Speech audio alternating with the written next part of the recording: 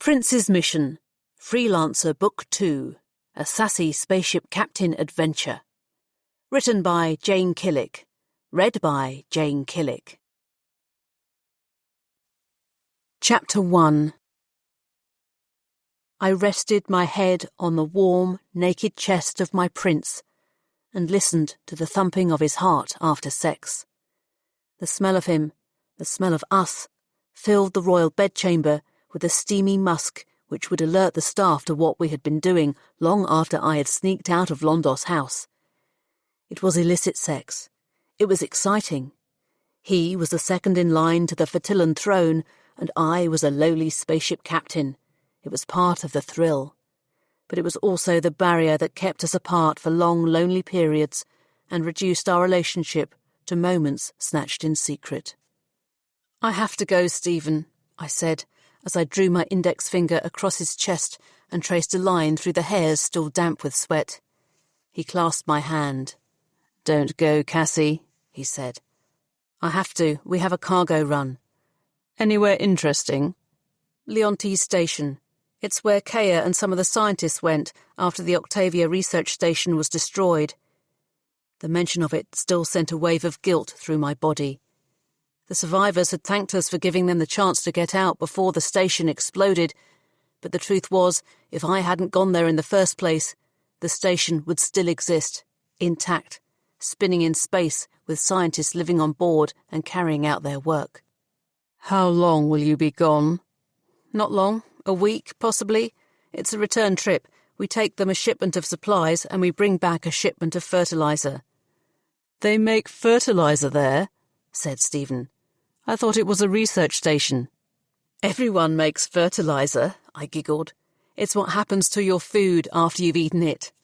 "Ah," he nodded, as if he should have known. "You're bringing back their waste. Delightful." "It's not that bad. By the time it gets to us, it's no more than dry granules. They extract all the water for recycling, and what's left can be used on farms on Fertilla. You should know that. Your family runs a farming planet." "That's my brother's business," he said. "He won't tell me what he's up to, even when I ask." "Then you'll have to take my word for it that it's a very important cargo of poo, and I have to go." I slipped my hand from his grasp and slid away from his smooth, comforting body, but he pulled me back close again with his other hand. "Stay a bit longer, Cassy," he whispered. I moaned at his touch as my nipple sat up straight as if begging for more. I sighed at the knowledge that I could not obey what my body wanted. "I can't be late, Stephen. If I'm not there to load the supplies onto my ship, they might not hire me again." Reluctantly, I prized myself away from him and stood naked at the end of his bed. I waited for a moment, enjoying the way he looked at me with raw desire, before I turned away and faced the pile of clothes on the floor where we had thrown them towards a chair and missed. The reality of the room where we'd had our illicit sex came into sharp focus. Back on my ship, my room had a chair moulded into a practical shape from some cheap artificial materials, whereas the chair in Stephen's bedchamber was made from real wood, varnished to a golden lustre that caught the light. Rifling for my underwear beside it, I became aware of the softness of the carpet under my bare feet. Climbing into my trousers, I estimated the large ornate room was big enough to fit my own bedroom inside it 4 times over. Even the bed, with its imposing frame reaching to the ceiling, could sleep a whole family. Stephen, however, seemed to command it, as he lay there with the sheets draped casually across his bottom half and watched me fasten the buttons of my shirt. I stopped myself from clambering back into bed and resting my head on his exposed chest, which had made such a sensual pillow only minutes before. Dropping my gaze and bending down to attend to my boots, a shadow fell across me, and I was aware of Stephen's presence. He had put on a robe of deep blue material that shimmered in the light. He offered his hand. I took it, and he pulled me up to standing. We faced each other, and the smell of him again begged me to stay. "I hate it when you go," he said. "It's only for a week." "A week this time, a month last time, who knows how long next time?" "It's my job." "I wish it wasn't." "Your job doesn't make things any easier, Your Highness." He looked away uncomfortably. "Don't call me that. The staff call me that." If you were an ordinary person, I wouldn't have to sneak in here like some kind of thief. If we made our relationship official, my family would have certain expectations of you, and you wouldn't like it. I don't think your family would like that I'm a lowly freelance." He pulled me close before I could finish and devoured my words with his lips. I returned the kiss, but he became distracted and pulled away. There was a mischievousness in his eyes. For once it wasn't motivated by sex. "Why don't you work for me?" he said. "In the royal household?" The whole joy of my job was I wasn't tied to any one place. I was absolutely a freelancer, with the emphasis on free. "I'm not being your scullery maid, if that's what you're thinking." "No," said Stephen. "I could hire you." "You're a freelancer for hire, aren't you?" "Yeah, but you already have your own spaceships and crews of Fertillan Guard." "I need someone who I can trust, who can operate in secret. My brother keeps wormholing off somewhere, and I need to know why." "I'm not spying on your brother." "Why not, Cassy? You could report back to me. It would give us an excuse to see each other, and I wouldn't have to worry about you going away on long, dangerous missions." I put my hand to his shoulder and felt its warmth. It was tempting to think I could take a job which would allow me to see him more often, but the last time my boss and my lover had been the same person, I was forced to watch his execution and stand helpless as his body was sent to burn in the nearest sun. "Sharing a bed and a business is never a good idea," I said. "I'll pay a top rate." "Money and sex are always tempting, Stephen, but—" "It'll be an honest job for an honest fee," he said, "like all your other jobs." "But it won't be like my other jobs," I said. "I thought that was the point." "Think about it, at least." I had thought about it already, but I didn't want to leave him on a note of rejection. "Sure," I said. "I'll think about it." I allowed my hand to fall away from his shoulder and walked across the plush carpet to the door. As I turned the handle, I considered looking back at him one final time, but our goodbyes had already taken too long, and so I stepped through the doorway into the unwelcoming chill of the corridors of the royal household. Chapter 2. Make an error travelling through a wormhole, and it would kill you. Inject too much graviton into the quantum entanglement drive, and it could explode. Inject too little, and the wormhole could become unstable. Choose to enter the wrong wormhole, and it could spit you out in the middle of a sun, or send you on a collision course with the planet. Every time we engaged the QED and jumped to a different part of the obsidian rim, I relied on Freddie to make the calculations.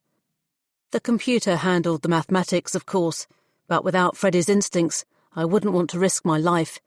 He had been living and working in space since I was a child.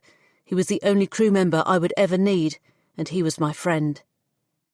Freddie made the calculations for the jump to Leonte's system, and I endured the physical pain of going through the wormhole because I knew we would come out safely on the other side. When it spat us out in normal space, Freddie pushed back the strands of his ginger and grey hair that had fallen over his face and gave me a satisfied smile. I breathed deep, free from G-forces on my lungs, and checked the data on my screen. We were sitting in uninhabited space, a safe distance from Leonte's giant red sun and its single gaseous giant planet. An automatic identifying beacon confirmed that Leonte's station was in orbit around it. "I'll send a message to say we're coming," said Freddie. "Computer," I called up to the ceiling, "what's the journey time to Leonte's?" 23 hours in normal space, said an unemotional, gender non-specific voice from the speakers above me. "Thank you, computer." I sighed and remembered the old voice that once spoke to me from above. I miss Ship. Ship was the name we had given to the personality that used to belong to the ship's computer system, although given was perhaps overstating it. We had called her Ship before we thought of a name, and it sort of stuck. "I miss her too," said Freddie. "I could bring her back if you want." Ship's voice and personality were a standard commercially available model, so I could find the right one and activate that. It would be a new ship, though, reset to baseline, without the memory of everything that we've been through together. "No," I said, That would be disrespectful, almost like raising the dead. Ship's personality and memories had been purged after a man had hacked into her systems and set in motion a series of events which would have caused the engines to explode and all of us to die. The purge saved our lives, but we were not able to save Ship. We should get a new personality, I said. Freddie nodded. I've been thinking about that. I've looked at what's available, and I think I've found something that will work. We should give the ship's computer a proper name this time. Yes, something friendly and feminine. I was thinking I'd like to call her Ellen. He watched me closely and waited for my reaction. Your wife's name? I thought it would be nice to have a little bit of her with me, in space. It had been many years since his wife died, and I knew the memory of her death still haunted him. Are you sure? I thought about it a lot. If I had lost the love of my life, I wouldn't want to be reminded of it every time I spoke to the ship's computer, but I could see in his face that the tribute was important to him. It's a good name. He smiled. I'll get on it. After we've conducted business on Leontes, let's sort out the cargo, see Kea, and then we can welcome a new computer. Yes, Captain. We turned the ship around and lay in a course for Leontes station. Course set, confirmed the computer from the speakers above. All systems now on automatic. The unemotional, gender-non-specific tone of its voice grated on my ears. It would be good to have a real personality back running things again. I knew it was just a machine, and its voice was merely a veneer, but when you travel through the vacuum of space, you need all the friends you can get. The giant metal bay doors clanged and hissed as they parted, and the seal was broken between our ship and the outside. A chink of light from Leontes station filtered through the crack, like a sun peering over the horizon of a planet, and fell on our faces. I squinted until the gap widened, the light was all around us, and I could see out into the vast hangar. It seemed so empty compared to the bustling spaceports where we were used to docking, but there were several people milling about in overalls who looked like they worked there. One of them beckoned me over and told me where they wanted our freight to go, while Freddie went back into the relative gloom of the ship's hold to unclip the travel harness which had kept the stack of crates in place during transit. When I returned, Freddie was already walking down the ramp, carrying one of the crates. He limped a little from the accident that broke his pelvis in his youth, but it didn't seem to hamper him.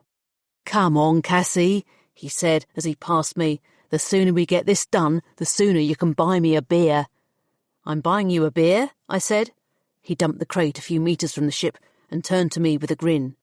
"That's very good of you to offer." "1 beer." I picked up the next crate from the stack. "Then we've got another cargo to load up." "Ah," said Freddie. "Moving poo. What a delightful job you've lined up for us." I smiled as I carried my crate over to where Freddie had put his. It was damn heavy, about on the limit of what I could comfortably carry. I would be needing a beer myself after unloading the whole shipment. It was after I had carried out the second crate that Kea came and found us. She stood at the edge of the hangar and waved to catch my attention. She looked immaculate as always. She wore scientist whites of crisp and clean tunic and trousers, with neatly applied makeup which enhanced her features with subtle shades. There was a healthy colour about her complexion, and her smile, when she saw us, looked genuine. "Cassy," she said. She opened her arms and embraced me in a friendly hug. I hadn't expected her to do that, but allowed myself to soften into the warmth of her body. Freddie put down the crate he was carrying and came to join us. "Freddie, it's so good to see you." She hugged him, and he stiffened until she let him go and he was able to relax. "How are you, Kea?" I said. She swayed her head from side to side as if she was unsure. "I live, I work." "Leontes Station is working out for you?" The project I was working on was taken away from me just at the point when we were ready to begin clinical trials, so I was a bit upset about that. But I can't complain. There was sadness in her expression for a moment before she forced it away with a smile. "Anyway, I didn't come down here to talk about that. I want to know all the gossip. What's going on with you and Stephen? Are you still together?" Every chance they get, said Freddie before I was able to answer. I glared at him. He was so indelicate sometimes. That's good, said Kea. I'm glad. Yeah, I said, doubtfully. Not good, suggested Kea. I sighed. It's difficult. He proposed that I work for him, as a freelancer, so we could see each other more often. Really? Said Freddie. You didn't tell me. Because I turned him down. It would be like being his paid mistress. Cassy. Kea reached forward and took my hand. You need to seize the opportunity for love when it comes your way. Take it from me.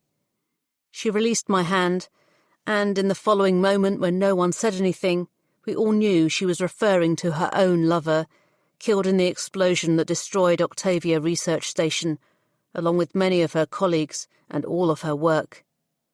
Anyway, she said, forcing away the moment with a smile, it was good to see you again. Yeah, said Freddie. Thanks for giving us the work, I said. No problem. Kea waved us goodbye and went back into the main part of the station. How many more crates have we got to get out of the ship before we can go for that beer? I asked Freddie. 8? 10? I frowned. I'll make a start on those if you like, said Freddie.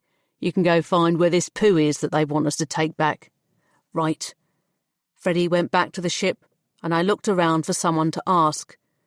The man in overalls I had spoken to earlier was on the other side of the hangar, but I had barely taken a step before the sound of someone saying my name made me stop. Cassy? A man stepped out from behind a stack of crates. He was plump and balding, with sunken blue eyes, and looked as though the tunic he was wearing was too thick and warm for him because he had a sheen of sweat across his brow. It's Cassy, isn't it? Yes, I said, warily. Remember me? I was on Octavia Research Station with Dr. Kea Sharma. There were a lot of scientists dressed in the same white uniform back on that station. After so many of them died, I made an effort to forget almost all of them. I'm sorry, Dr. Muna Raymond. He held out his hand to shake, then apparently thought better of it. He pulled his hand back again and wiped his sweaty palm across his tunic. Would you be interested in taking a passenger? I can't do a passenger run at the moment. We have a shipment of freight to take back to Fatilla. Sorry. I sidestepped round him as I saw the man in overalls heading for the exit. But Dr. Raymond hurried past me and stood in my way. Fatilla would work, he said. I don't want to work on a space station anymore. After Octavia, I get palpitations, you know what I mean? Not really, I said. I grew up on Prithee. It's a planet. I don't know if you know it. I need to be on a planet again. They're a lot more difficult to blow up, if you know what I mean. As I say, we've got this cargo run. I can pay the going rate, he offered. I'll be no trouble. Not many ships stop off here, you see, and I really want to leave. I thought about it for a moment. It was free money for no extra work. I suppose I could take you, but we're leaving in a few hours and you'll have to be ready by then. I can be ready, said Raymond. I'll see you in a few hours. He turned and rushed away, dodging between the crates in the hangar, and disappeared into the rest of the station. I pulled out my P-tab and ran a security check on Dr. Muno Raymond. His story checked out. He was indeed a scientist from the planet Prithee, an expert in molecular biology and virology, no less, and the image on his details matched the flustered man I had been talking to. What I didn't do was stop to question why he was so flustered, or why he had virtually ambushed me from behind a crate, or why he was prepared to leave with only a few hours' notice. On reflection, maybe I should have done. Chapter 3. I took first watch in the control room while my spaceship pulled away from the Leontes system on course for uninhabited space where we could fire up the QED. Once we were clear, I put all systems on automatic and went down to the engine room to find Freddie. The engine room was part of the ship I rarely set foot in, but on those rare occasions it always reminded me of the power at my command with the rumble of the engines that vibrated up through my feet and into my body. The last time I had been down there, it was to clean up the mess after the man who had tried to sabotage our computer received a well-deserved energy expenditure blast to the head. But although the blood had gone, the scars of our fight were still visible. Burns from EE weapons fire were seared into the walls, and one was streaked across the control panel like a comet shooting past a star field of green indicator lights. The workstation which allowed access to the hardware for the ship's computer lay opposite. I rested my elbows on top of it and peered over to where Freddie crouched beside an open inspection panel. "How's it going with the new computer personality?" I asked. "Nearly there." He glanced up. "How's our passenger?" "Sleeping, I think. He looked awful when I showed him to his room. I don't think he likes spaceships much." "The man doesn't like spaceships. He doesn't like space stations. What's he doing working in space?" "He's probably traumatised after what happened. Not everyone can paint over the cracks as easy as Kea." "I suppose." Freddie stood up from behind the workstation and wiped his hands on the seat of his trousers. "Right, the new personality is all ready to go. Do you want to be the first to talk to her, Captain?" "Are you sure?" He nodded. "She's waiting." I looked up at the computer speakers embedded in the ceiling. "Hello? Ellen?" "Hello, Captain Cassandra." The female voice was calm, matter-of-fact, and sounded more mature than I was expecting, but I liked it. "Just call me Cassy," I said. "Hello, Cassy," came her reply. Freddie looked at me nervously. "Is she okay?" "She's perfect." I caught a quick glimpse of his smile before he bobbed down again behind the workstation and began replacing the inspection hatch. In the relative quiet that followed, it seemed to me that the sound of the engines had changed tone. "Did the engines sound different to you?" I said. Freddie picked up a screw from the small pile next to his feet and pushed it into a hole in the inspection plate with a screwdriver. "They sound like engines. Listen." The pitch of their powerful rumble had shifted downward, and the vibrations running through my feet didn't feel as strong. Freddie paused with the screwdriver still in his hand. His expression changed as he heard what I heard, a steady loss of power. "We're slowing down," he said. He let go of the screwdriver and it clattered to the floor. "Ellen," I called up to the speakers, "what's happening with the engines?" "Engines are functioning normally," came her calm, matter-of-fact reply. "They sound like they're losing power," I said. "We are slowing ahead of full stop," said Ellen. Freddie stood up from behind the workstation. "It's still hours until we're far enough away from inhabited space to initiate Q-burst. Ellen, check the coordinates I set when we left Leontes station in case there are any errors." "I apologise, Cassy, that I cannot," said Ellen. "Those coordinates were overridden while I was offline." I glared at Freddie. "Don't look at me," he said. "I only disabled higher functions to install the new personality. It couldn't possibly have affected our flight path." "If I may," interjected Ellen from above, "the new coordinates were set from the control room. The control room is currently occupied by Dr. Muna Raymond." "Raymond?" I reached across the workstation and hit the communications. "Dr. Raymond, this is the captain. Please respond." I waited for a reply, but all I heard was the slowing engines. "Dr. Raymond, this is the captain. Respond." I took my finger off the communications control. "What the fuck is he playing at?" "We need to get up there," said Freddie, heading for the door. "Ellen," I called out, "restore engines to full power." "I apologise, Cassy, that I cannot. Engine commands have been locked down from the control room." Drac! I ran after Freddie. The ship shook as if the floor had been yanked from underneath me. I had to step sideways to regain my balance. "Must be reverse engines kicking in," said Freddie. "What's he trying to do?" I said. "Stop the ship or shake it to pieces?" I was starting to feel less angry that Raymond had taken control of the ship and more worried about what he was going to do with it. I broke into a run. Freddie's footsteps quickened behind me, But with his bad hip, he could never run as fast as me, and I reached the control room moments ahead of him. Coming to a halt in the wide space that was built for a crew of 5, I saw Raymond standing at the central console, my console, with its 2 screens. He turned to face me with 2 terrified, pale blue eyes. "Dr. Raymond, what are you doing?" "I have to get to Fatilla," he said, and broke into a fit of coughing. Spittle flew out of his mouth and dropped on the screen in front of him. "We're already going to Fatilla." "You said it would be hours," he wheezed. "Of course," I said. "We have to travel a safe distance from Leontes in normal space before we can fire up the QED." "But I can't wait hours." Freddie ran through the doorway and stopped at my side. "What's he doing?" he whispered. "Slowing down the ship to reach our destination faster," I replied. Raymond was shaking.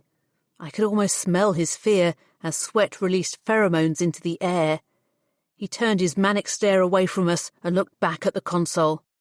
"Step away from the controls," I ordered.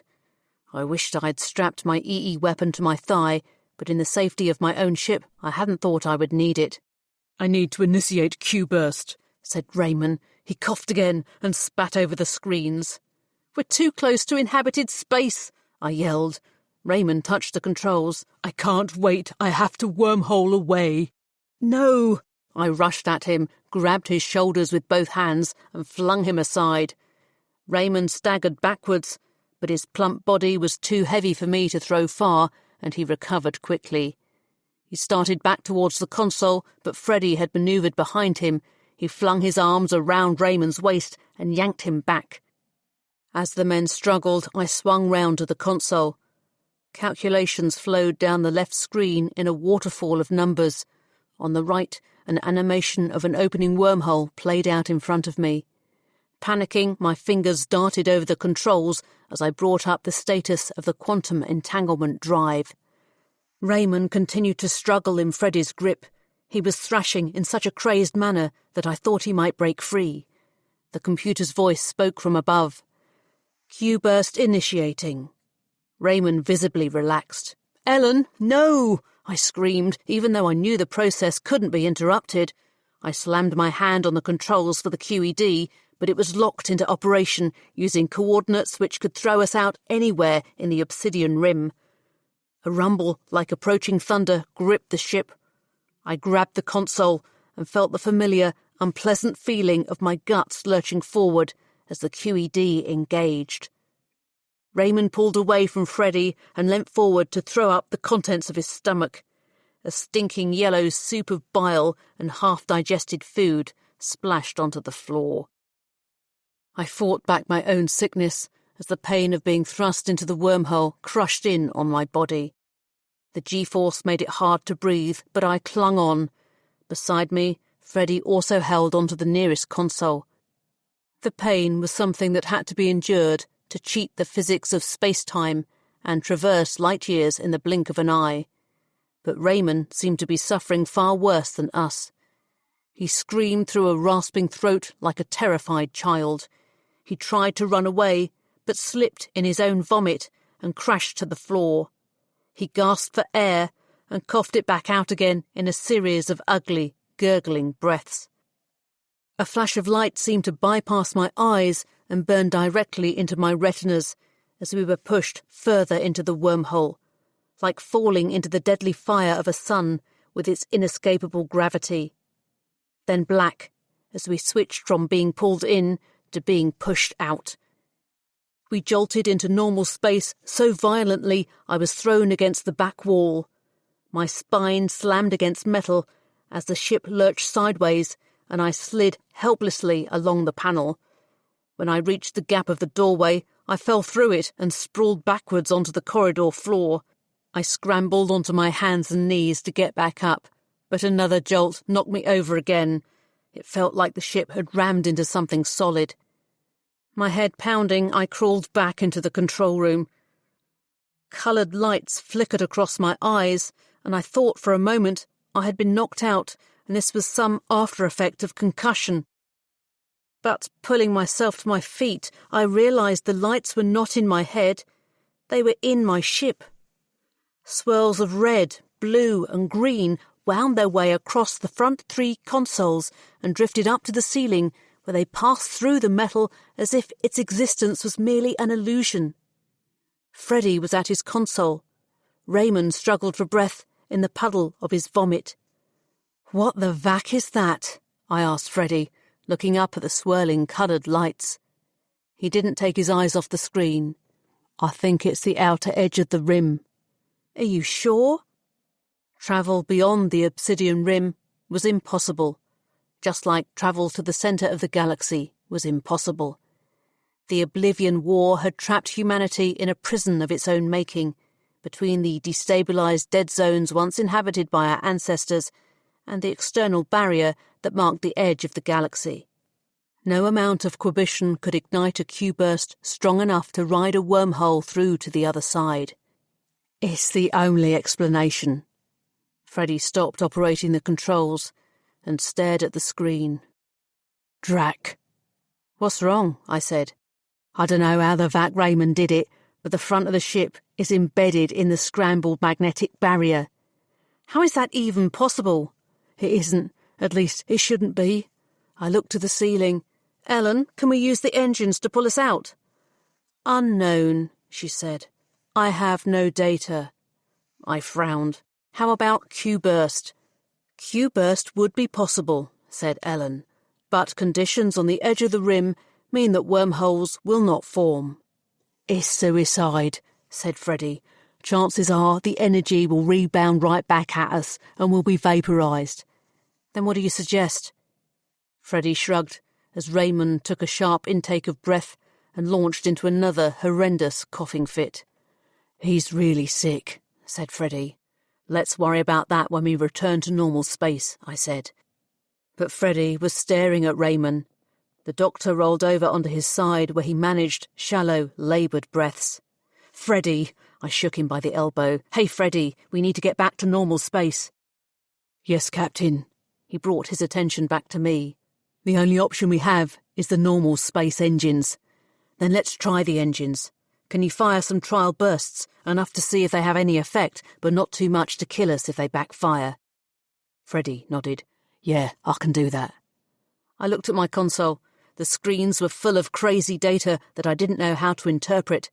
Everything was reading as outside its normal range, and some of the sensors were fluctuating so much it was impossible to tell if the reports were real or being sent haywire by the magnetic field around us. "Fire in a 1-second burst," said Freddie. "Now." The sound of energy rising beneath us quickly fell again. The ship shuddered, but I remained on my feet. The screens danced with data and then settled. "Did we move?" I said. "Not sure. Trying again." A brief, faint rumble beneath us, a slight shudder, a dance of data. The ribbons of light continued to swirl at the front of the control room, but there seemed fewer of them.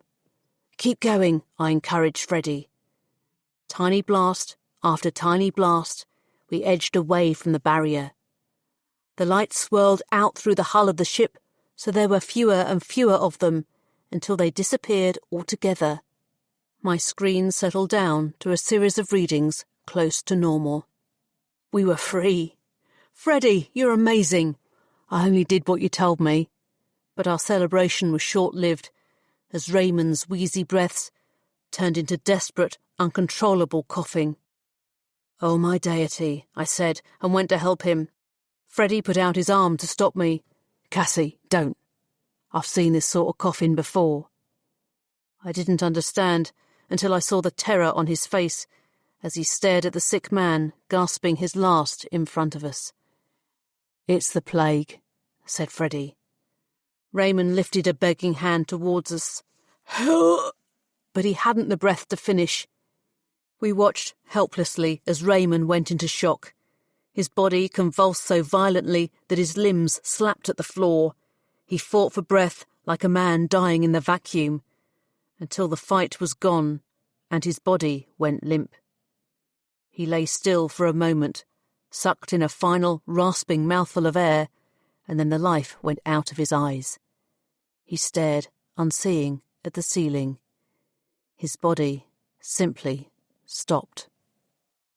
My boots had trodden in his vomit, which had run from its initial splash zone to other parts of the control room. I had used the console where his spittle had landed. I had touched him when I pushed him away, and Freddie had grabbed him with both arms. We looked at each other and realised, with horror, that we had both been contaminated. Chapter 4. We stood in airlock A and took off our clothes. I kicked each garment over to the outer hatch and stood naked before Freddie. I shivered. Not because I was embarrassed in front of my male shipmate, not because I was cold, but because I was scared. The plague had decimated my planet when I was a child. In a way, I was one of the lucky ones, in that I was too young to have watched a loved one die that horrible death. But I had grown up with the stories and slept with the nightmares. Nightmares that came true in front of me as the illness had filled Dr. Raymond's lungs with infected mucus until he drowned, surrounded by breathable air. Freddie kicked the last of his clothes over to the hatch. He wasn't shaking, but his nervousness showed in the pale colour of his skin.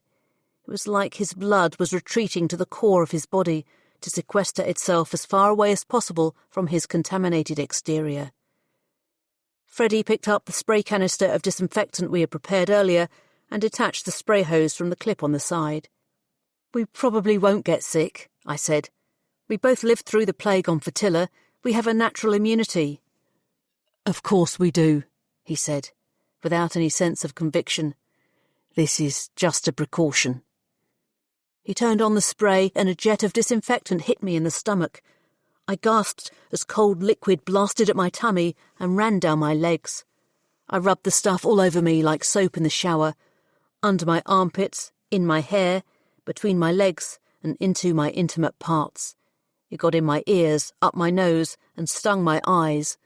By the time he had finished, the bitter taste of the disinfectant was in my mouth, and no matter how many times I swallowed, it wouldn't go away. Then it was my turn to decontaminate Freddie. He showed no emotion as he turned around in front of the jet, and the liquid ran down his body in little streams caused by the threads of his greying body hair and the deep scar on his back. When we were done, we climbed into the pre-sprayed spacesuits we had waiting for us and went back to the control room to collect Raymond's body. With me gripping onto his wrists and Freddie holding onto his ankles, we struggled with him down the corridors to the airlock. Inside, beyond the lip of the inner hatch, our clothes floated in the shallow pool of liquid left from our decontamination showers. Freddie must have seen my concerned expression through the helmet of my spacesuit. "I don't think it's a good idea to go wading back in there," he said over the communicator. "We'll tread even more of it into the corridor." "Agreed," I said. "We're going to have to throw him in." The weight of his corpse was pulling at my arms, and I could barely keep holding him, let alone throw him, but it was the best solution. "Shouldn't we say some words first?" I said.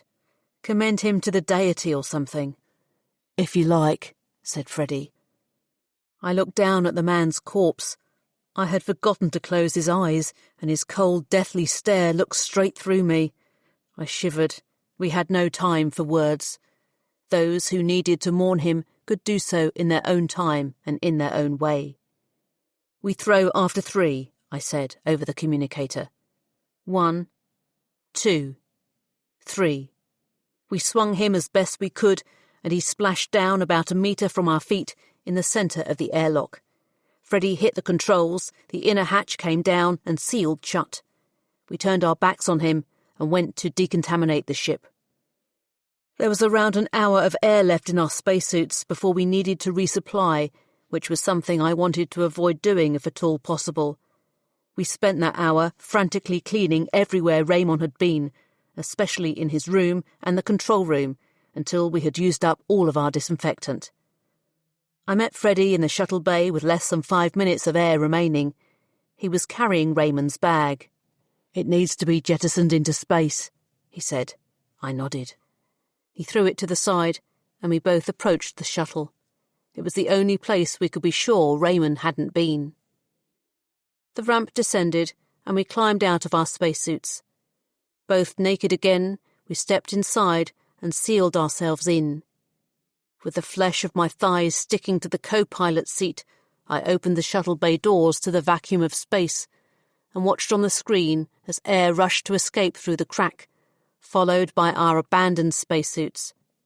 Raymond's bag tumbled towards the doors, got stuck in the narrow opening for a moment before the jaws widened and it was liberated into space. I assisted Freddie to manoeuvre the shuttle outside and stop it a short distance from the ship. I reached for the communicator.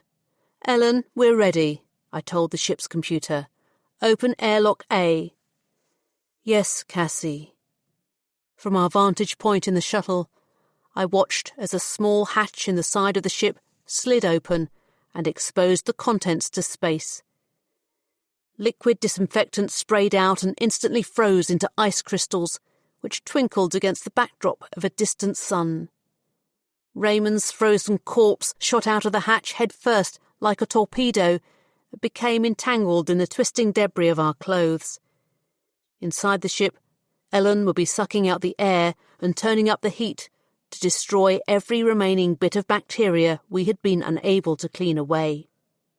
Until that was complete, Freddie and I would have to wait it out in the shuttle.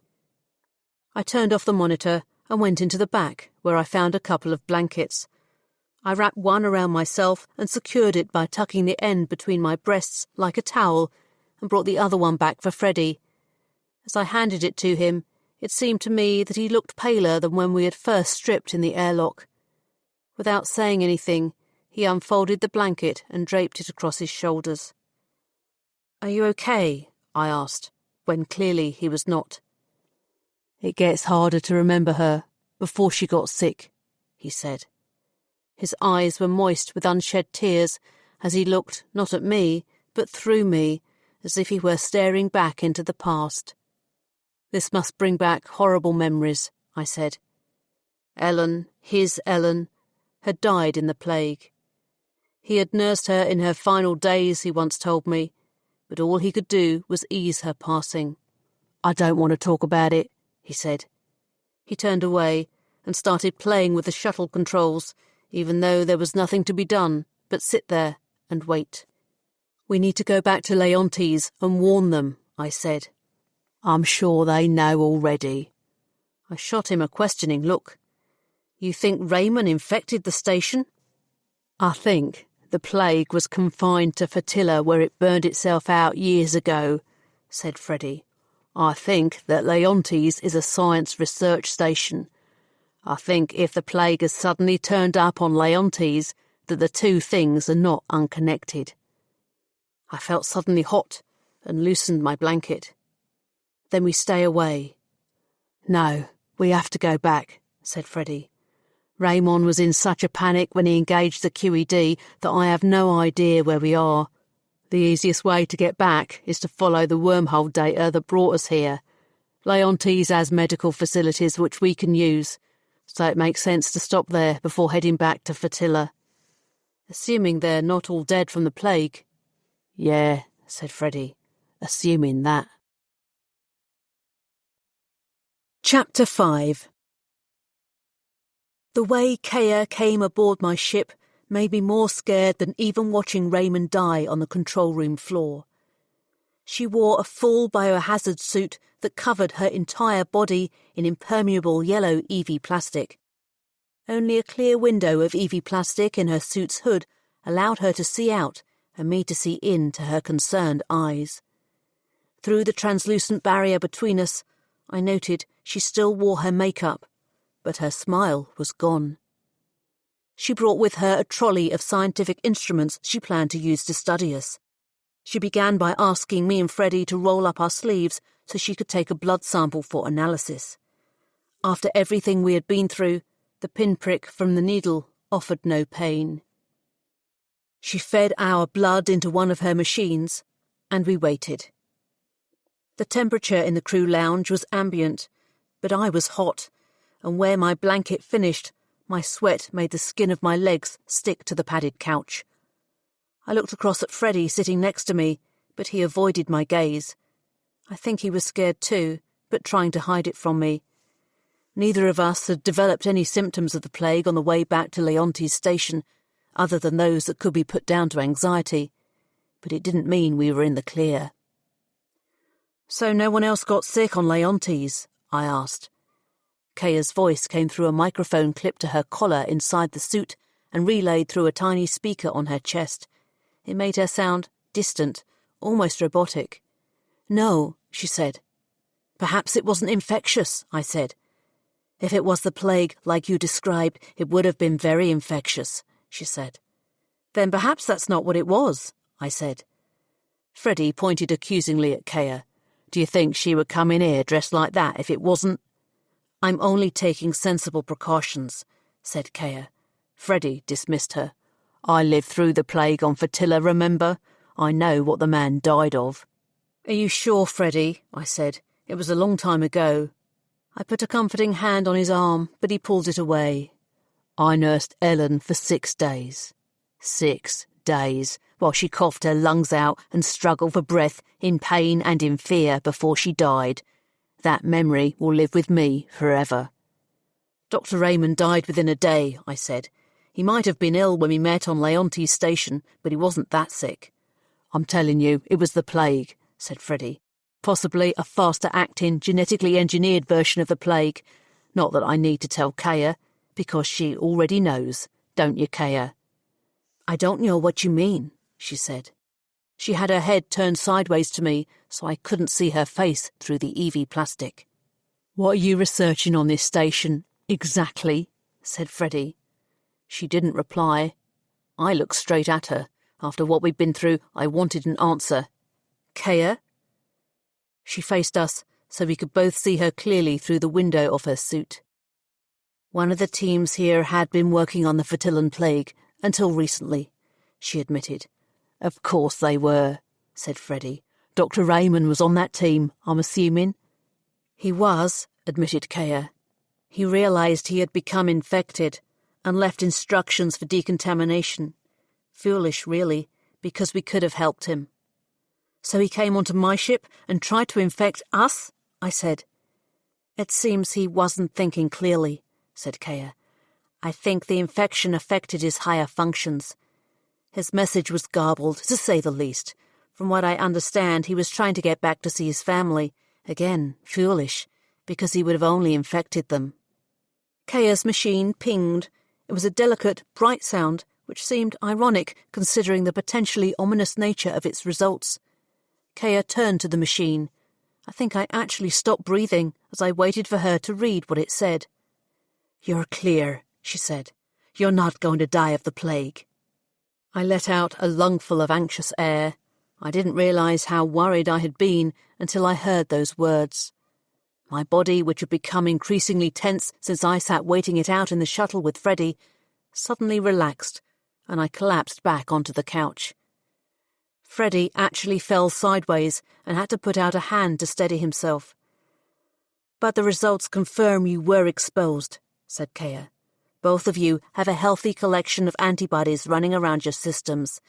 It suggests a natural immunity, probably dating from the original outbreak on Fatilla." She reached up to the hood of her suit and unzipped it. She prized back the EV plastic from around her face and breathed the air of my spaceship. "Why would anyone take the risk of playing around with the Fatillan plague?" I asked Kaya. "We can learn a lot from studying it." "You're not making a biological weapon," I said. "No, we're trying to make a vaccine." I searched her face, no longer hiding behind a translucent membrane, and believed what she was saying. "Why would you need a vaccine?" said Freddie. "Surely the plague died out." "As far as we know," she said. I shivered. The thought of thousands of people on a planet dying the same horrific death as Dr. Raymond was truly terrifying. "So, what are you going to do now?" asked Kaya. "Continue with the job we were hired to do," I said. "Deliver the fertilizer, then find another freelance job." "It needs to be a lucrative one," said Freddie. "We burned through 2 lots of quibition, going to wherever we went and back again, thanks to the mad infected doctor. A small job like a cargo run won't earn us enough." "Maybe it's time to take up your prince on his offer," said Kaya. "Let him hire you, and make sure he pays the top rate." Chapter 6. The Fertillan Guard uniform was scratchy and went right up to my neck, where it tightened around my throat like it was about to strangle me. "Stop fidgeting," Stephen said, as I squirmed inside the material. We were in his bedchamber, and he had decided that disguising myself as a member of the Fertillan Guard was a good idea. I disagreed. "This is never going to work, Stephen," I said, unbuttoning the top button so I could breathe again. "It's the only way to find out what James is up to, I told you." He reached up to the two sides of my collar and pulled them back to their strangulation-tight position. I put my hands over his before he could secure the button. "You're in charge of the Fertillan Guard. If you want one of the people on his ship to spy on Prince James, you could ask them." He did not release his hands, but stepped closer to me so our foreheads were nearly touching, close enough for me to smell the soap he used to wash with, mixed with his own alluring masculine scent. "The personnel assigned to my brother are more loyal to him than they are to me. I cannot trust them." "He's never going to accept me as a Fertillan." Stephen's face moved closer still and silenced me with a kiss. The taste of him was tempting, but I overcame my desire and pulled back. His fingers slipped from my collar and his hands fell away. "When you said you would hire me, I thought you would hire me and my ship," I said. "You told me Freddie was taking your ship to be checked for damage after your encounter with the edge of the rim." "That's not the point." I was angry now. He had lured me into working for him because of the money and because it would give us more of a chance to see each other. But I was beginning to think I was right in the first place. Bed and business don't mix.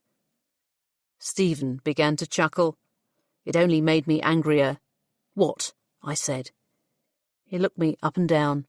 "I never thought it was possible for someone to look sexy in that uniform." "I don't look sexy. I feel ridiculous."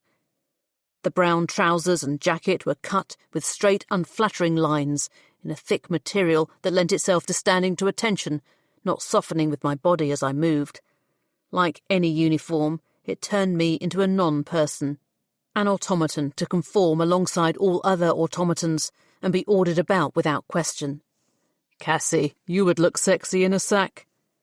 I could see he was making a compliment, and so I decided to take it at face value and calm myself down. "I still don't think it's a good plan."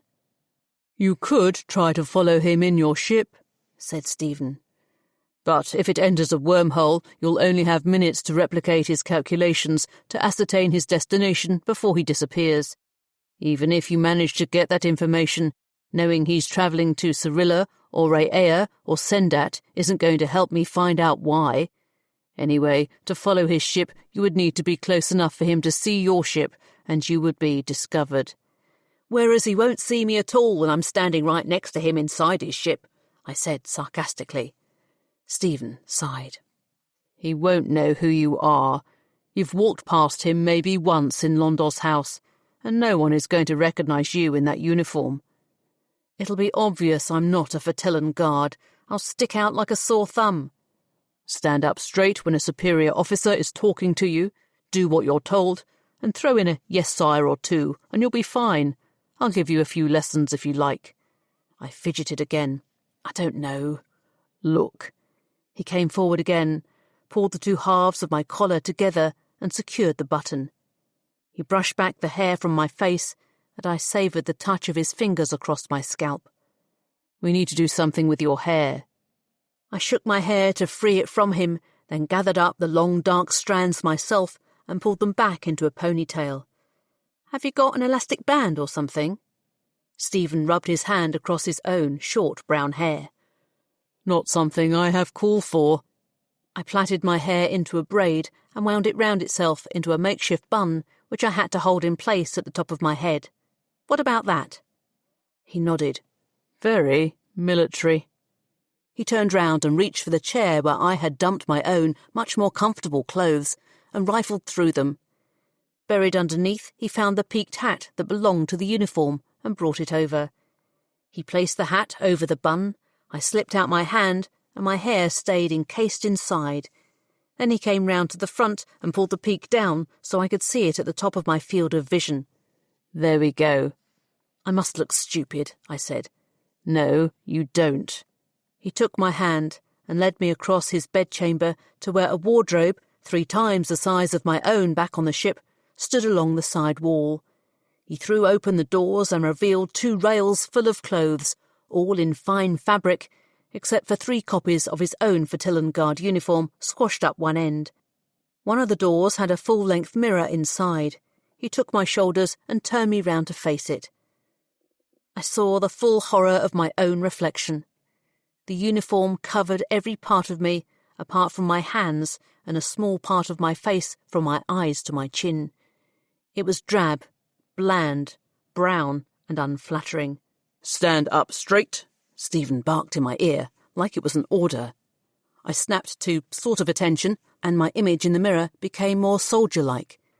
Only a few stray strands of hair which had escaped my impromptu bun hung down at my neck and gave me away. "See?" said Stephen. I turned round to face him and away from my hideous reflection. If Prince James has a detail of his own Fertillan Guard assigned to him, won't he realise I'm not one of them? "You'll be replacing one of his regulars who will be called away on other duties. It will all appear routine." "I'm not sure, Stephen. I'm not a spy. Just hang around his spaceship and report back what you see. I'm not expecting you to plant bugging devices or hack into his personal files, and if for any reason you're found out, then you can say you are working for me. But I am your trump card, Cassy. I would be grateful if you didn't reveal our connection unless absolutely necessary. James will tell King Richard, and that would be awkward." "Your other brother," I reminded myself. "He doesn't like me very much as it is. You know how brothers are." "Not really. I don't have any brothers or sisters." "Then you are lucky. My relationship with Richard is as fractious as my relationship with James, except being the king, he has more power." "So," I said, feeling that I was going to regret my words as soon as I said them, "when and where do you need me for this spying mission of yours?" He grinned. "You shall receive your orders in due course, guardswoman Cassandra." "Good. Now can I take off this vacking uniform?" I undid the top button and felt the blissful release at my throat. "Let me help you with that," said Stephen. He undid the second button. I loved it when he undressed me. With a surge of excitement, we both fumbled with buttons until I was free of the jacket. I threw it over in the vague vicinity of the chair, and Stephen propelled me backwards towards the bed as I pulled off the undershirt and he grabbed at the belt around my trousers. "I know I said you look good in that uniform," he whispered in my ear, "but you look even better out of it." I giggled as he finished undressing me, and we threw ourselves onto the neatly made bed where our sex unruffled the covers and left the sheets damp with sweat. Twice. Chapter 7. Prince James's ship was a personal transport, and small compared to my ship and most other QED-enabled vessels I had been on. It had no cargo hold, just a crew lounge, with a galley and a washroom attached, private quarters for the prince, and the main flight deck. I joined the other 4 Fertillan Guards, 3 men and a woman, on the flight deck, where we stood at ease to wait for Prince James to board. This involved standing looking straight ahead, with my feet apart, and my hands behind my back, giving the stance all the formality of standing to attention, with only part of the discomfort. I rubbed my finger around the collar of my Fertillan Guard uniform to let in some air around my neck. How Stephen wore his stiff jacket without complaint while he was on duty, I couldn't understand. Returning my hand to the small of my back, I resumed the full at-ease pose which he had taught me. "Are you okay?" whispered the female guard standing beside me. I turned to look at her, and between the top of her buttoned-up collar and peak of her hat that shaded her forehead, I saw the light reflected in her eyes, and she suddenly became a real person to me. "It's a new uniform," I explained in a half-lie. "I think they got my size wrong." "I know what you mean," she said. "They're so stiff when you first wear them, but I think they stretch after you've worn them for a bit. Either that or you get used to it." I didn't think I would ever get used to it. The woman tensed at the sound of a boot on metal just outside the flight deck, and she turned abruptly away from me, snapping her feet together and bringing her arms stiffly by her sides to stand to attention. I rapidly followed suit as another footstep brought Prince James into our presence. I had seen James before, at a distance, and remembered how he resembled Stephen with the same wide Ragellan family nose, blue eyes, and brown hair which he grew longer than Stephen's military style.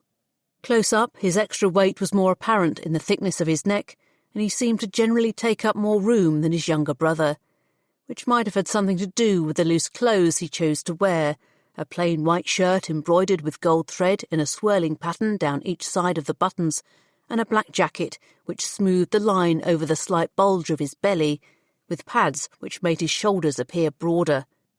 The protocol of standing to attention wouldn't let me look down at his shoes, but I knew the reason he appeared taller than Stephen was because he wore heels a little higher than most men.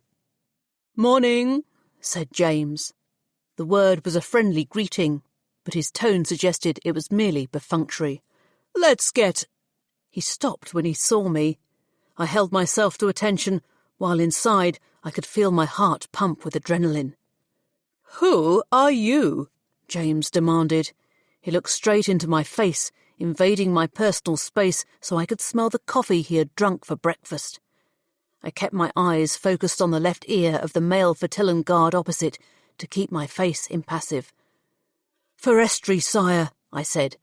It was the name Stephen had given me when he had faked my credentials. James looked around at the others as if taking a mental roll call, then stared back at me. "Where's Zelensky?" "Temporary assignment, sire," I said. "Temporary assignment to what?" "I wasn't told, sire. I was just told to report to you, sire." I hoped I hadn't overdone the sire bit. Fortunately, James didn't seem to notice and shrugged it off as he went over to his command chair. "Let's get out to where we can fire up the QED. I don't want to be late." "Yes, sire," chorused the others. For a moment I thought I should have joined in, but I realised that even if Forestry was a real Fertillan guard, she would have been new to the team, and being left out of certain things was going to be fine. Prince James took up position in the central command chair, while the other 4 went to their stations, which were built into the 3 forward walls of the flight deck. It left one remaining station free, which I assumed was for me. I sat down in front of it as if I had known it was mine all along, and familiarised myself with the controls. If there's one thing I do have expertise in, it's spaceships, and the console seemed little different to any other I had used. It had access to all the data of the ship's systems, although its designated role was to control the regular engines. That meant it was my responsibility to get us far enough away from Fertilla in normal space to engage the QED. "Know what you're doing, Forestry?" asked Prince James from his command chair. "Absolutely, sire," I said, relieved I was being asked to do something so simple, and laid in a course similar to one I had used on my own ship many times. The engines fired smoothly. We eased away from the gravitational pull of Fertilla and headed out of the system. Once the ship was on course for uninhabited space, the computer was left to control the basic systems, while one of the guardsmen, not me thankfully, was left to monitor things on the flight deck. I was dismissed to the crew lounge along with the other 3 guardsmen. I was the first to make it to the washroom where I could finally relax. I locked the door and leant back against it with a sigh which I kept quiet enough so as not to be heard. Resting my head against the door, I found it pushed against the rim of my hat and lifted it up. The relief of not having it pressing down on my head so the relatively fresh air of the spaceship was able to drift across my hair was bliss. A couple of the others had taken their hats off once they commenced their duties, but I had kept the brim of mine pulled down as far over my eyes as I could get away with. I reached down to the gun holster at my thigh, where the Fertillan Guard-issued personal EE weapon was clipped securely. It gave me some comfort to know it was there, ready to use in case I got into trouble. Of course, all the other guards and Prince James also had EEWs, so I had to hope that, if it came to it, I wouldn't have to face them in a gunfight. The washroom was a welcome retreat, but I couldn't stay in there forever. So I used the toilet, made sure my hat was straight in the mirror, and reluctantly left. A guardsman queuing outside acknowledged me as I passed. I responded with a quick half-smile and averted my eyes. I needed to interact as little as possible with the rest of the crew, which wasn't easy in the crew lounge, which was a cramped room consisting of a couple of tiny tables, 5 upright chairs, and what the others called a galley, a grand name for something which was barely even a kitchenette.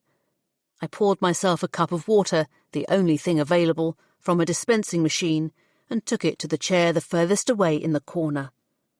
The woman guard, who was sitting 2 chairs down, saw me alone and came to join me. "Hello," she said with a smile. She took off her hat, revealing short black hair underneath, laid her hat on the table, and gave her head a good scratch.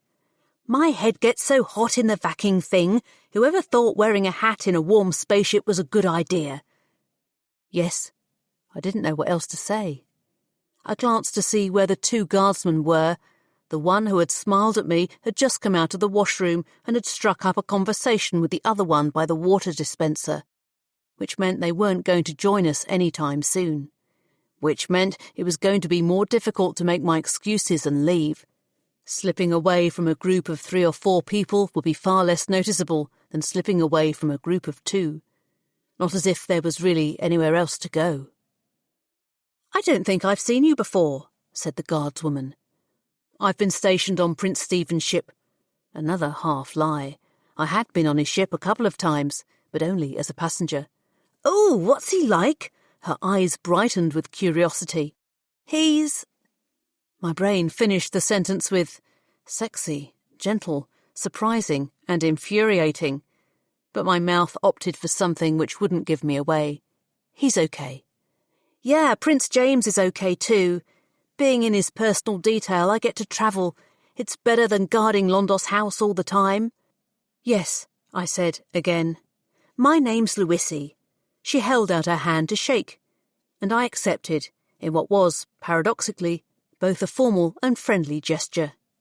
"Isabet," I said. Isabet had been my mother's name, and Stephen agreed it could be part of my undercover identity. "Do you know where we're going?" I asked Louisi.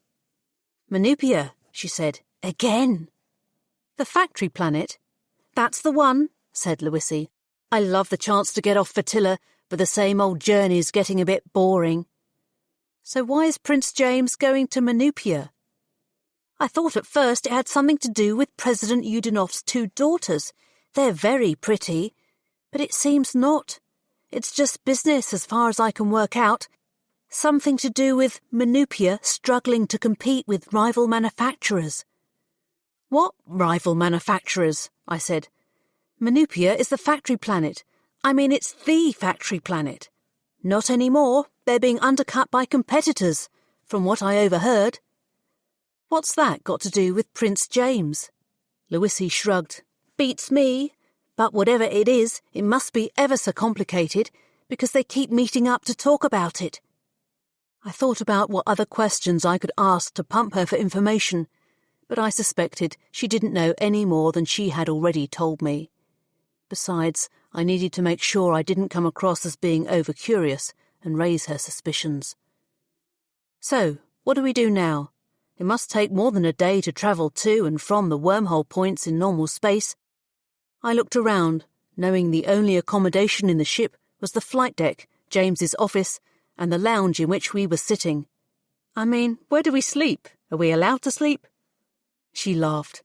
It was a joyful little girl's laugh that didn't at all fit with the formal uniform she wore. "We sleep here." I looked around. There were still only the 2 tables and the 5 chairs. "On the floor?"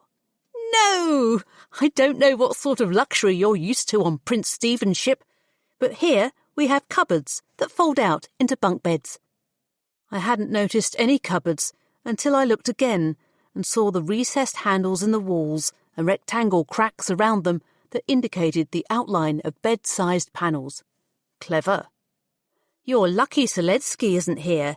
She has to be the worst snorer I've ever bunked with," said Louisi. "You don't snore, do you?" "No," I said.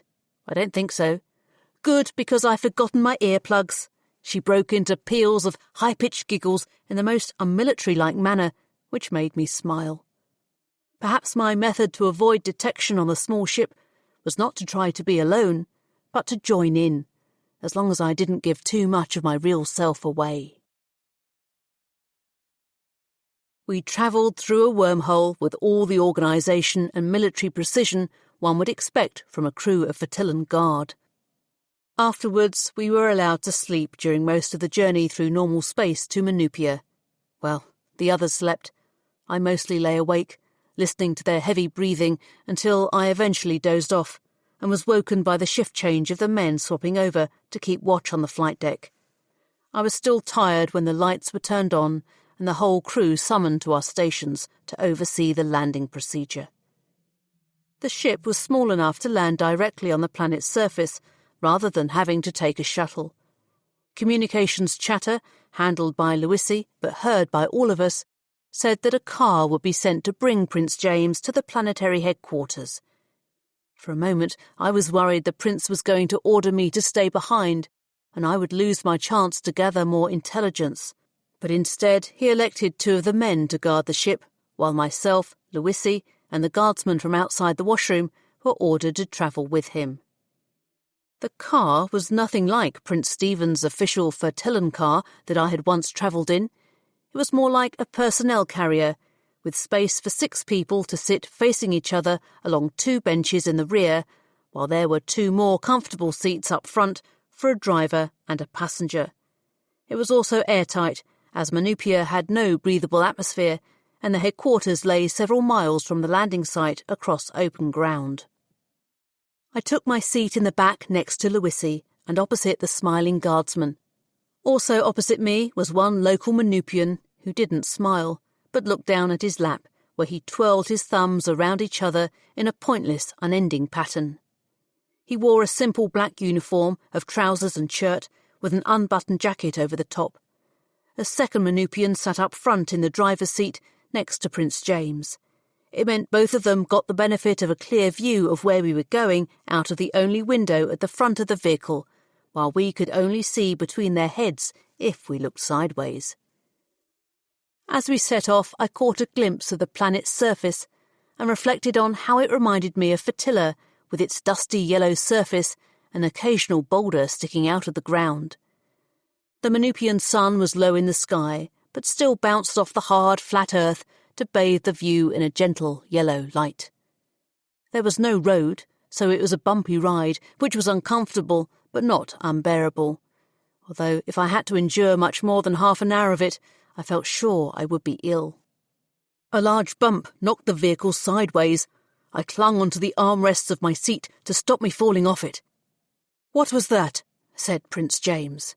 "Must have been an exceptionally large rock," said the driver. "I'll try my best to avoid them." But the Manupian sitting opposite me had stopped twiddling his thumbs and looked up, suddenly alert. The vehicle was knocked again, this time from the other side, and it definitely wasn't something under the wheels. Something large and solid had banged against us. The Manupian opposite stood up. "We're under attack!" He reached up to an overhead bin and pulled out a breathing unit. The sight of it scared me, and I gulped a mouthful of air as if it were suddenly a rare commodity. The Vertillan guards pulled out their EEW sidearms. I reached for mine and held it ready in my lap with my finger on the trigger. Adrenaline readied me to shoot something, even though there was nothing to shoot. I turned to look out of the window, but all I saw was more dusty yellow planet and the grey mound of the headquarters in the distance. "Are you sure?" Prince James bellowed. "Out here, in the uninhabitable wasteland?" As if to answer his question, a metal spike pierced the panel behind me, slicing close to Louisi's ear. She screamed, leapt off her seat, and looked back at the makeshift spear which had nearly killed her, stuck half in and half out of the vehicle. Air hissed out from the breach around it. The Manupian tossed more breathing units at each of us as the car picked up speed, and the electric motor moaned like a wounded animal as it struggled at full capacity. The male Vertillan guard clambered up front. "Sire, he said to Prince James. "I would advise you to step back into the centre of the vehicle as far away as possible from any external attack." The driver passed a breathing unit to him as he got up. "Here, take this first." In the moment of distraction, a large object, too dark and fast for me to see what it was, loomed at the window. The vehicle swerved and I was thrown from my seat. The back end skidded and slammed straight into something solid. The impact sent me sprawling to the floor. I banged my chin, and the cries all around me turned to shouting. "Breathers on! Breathers on!" We had stopped dead. The skin of the vehicle was intact, other than the breach around the metal spike, but still I hurried to put on the mask of the breathing unit and strap the canister of air to my belt. It was a small emergency supply that could last, I estimated, up to half an hour. A nagging thought at the back of my mind wondered if there were any spare if it ran out. Scrambling to my feet, I saw Louisi and the other Fertillan guard standing next to Prince James with their weapons drawn. A line of fresh blood ran down Louisi's face from a nasty-looking gouge at her temple, but otherwise they appeared uninjured. Another bang on the side of the car reverberated around us and was followed by heavy and repeated strikes. Battering was on every side, shaking the vehicle back and forth, but nothing banged down on the roof. It seemed our attackers were people on foot, and they were all around us. The Manupians pulled 2 EE rifles from an overhead bin and stood at the back exit with their weapons aimed outwards. The one who had been sitting with us lifted a security panel next to the doors and laid his hand on the internal release. With his other hand on his face mask, he turned to look at us. "Ready?" he said. I put my hand up to my own mask, and the others did the same, as we anticipated what was about to happen. He pulled down the handle of the control. The doors clunked open a crack. Air hissed, and I felt the atmosphere rush past me as it escaped out onto the planet, and the icy cold rushed in. I opened my mouth to breathe, but there was no oxygen. I gasped at nothing and panicked as I realised I hadn't turned my breather on. I desperately fiddled with the controls until the canister released some of its precious contents into my mask, and I sucked the air deep into my lungs. Something flashed past the gap between the doors. A person? The gap grew wider, and the Manupians opened fire. Bright white light flooded my vision, while the blasts, barely an arm's length away, sounded distant in the atmosphere barely thick enough to transmit the sound waves. The Manupians jumped out onto the planet's surface, firing as they went. Louisi and the other Fertillan guard took up protective positions, weapons ready, in front of James. I moved to the open doors to stand guard as the first line of defence. Stepping forward, I saw that the Manupians' weapons fire had struck 2 men whose bloodied bodies lay on the dusty ground. One was clearly dead from a gaping wound in his chest, but the other was still alive. A blast had severed his arm at the elbow, and a second had taken a chunk out of his side. His surviving hand and legs were floundering helpless, like a baby too immature to crawl away. The man would be dead soon, either from the blood loss or shock.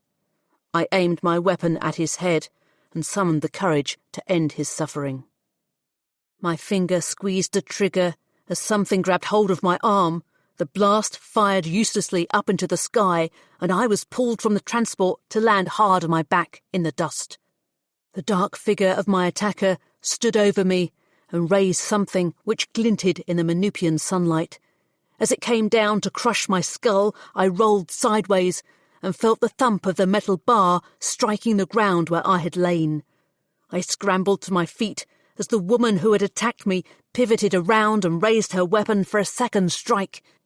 Hatred stared out of her eyes over the top of a breather mask, which was attached by a line to a canister far larger than my own on her back. She ran towards me with the bar lifted high, but I sidestepped and parried, turning back to her with my EEW raised. She came in for another attack, but stopped as she saw my gun. "Drop it." My words hardly travelled in the thin air, but I indicated with a nod what she should do, and my message was clear. She lowered her arms, and let the weapon go limp in her hands. It fell to her feet with a silent puff of dust. I stole a quick glance behind me and saw no sign of fighting. There was only one of the Manupians who had sat in the back with us, walking towards me with his EE rifle held casually at his side. I held the woman at gunpoint and waited for him to arrive. He could take her into custody and question her if he wanted. Whatever the reason for the attack, it wasn't my fight, and I had no need to take responsibility for her. As he closed in on her, I thought he was going to grab her arms and secure them behind her back. But at the last minute, he grabbed at her mask and yanked it from her face. Her expression of defeat turned to terror as her means of life was snatched away. She reached out for it, her mouth opening and closing in silent pleas, as he grabbed the air line with both hands and snapped it in half. The woman fumbled for the end of the line, which was still attached to the canister, and pulled it towards her mouth, but the end was too short to reach. Her eyes widened in panic. The Manupian stood with the woman's useless face mask still in his hand, watching her as she sank to her knees and clawed desperately at the buckle of the harness that held the canister on her back. Horrified, I stepped forward to help her, but the Manupian put out his arm to stop me. So I stood by as her clumsy, panicked fingers managed to free the harness and the canister hit the ground. Gasping repeatedly for oxygen that wasn't there, she pulled at the snapped line and brought it to her lips. But as she sucked desperately, I knew there would be no life-saving air. The valve that released the air from the canister was part of the face mask that the Manupian had ripped from her.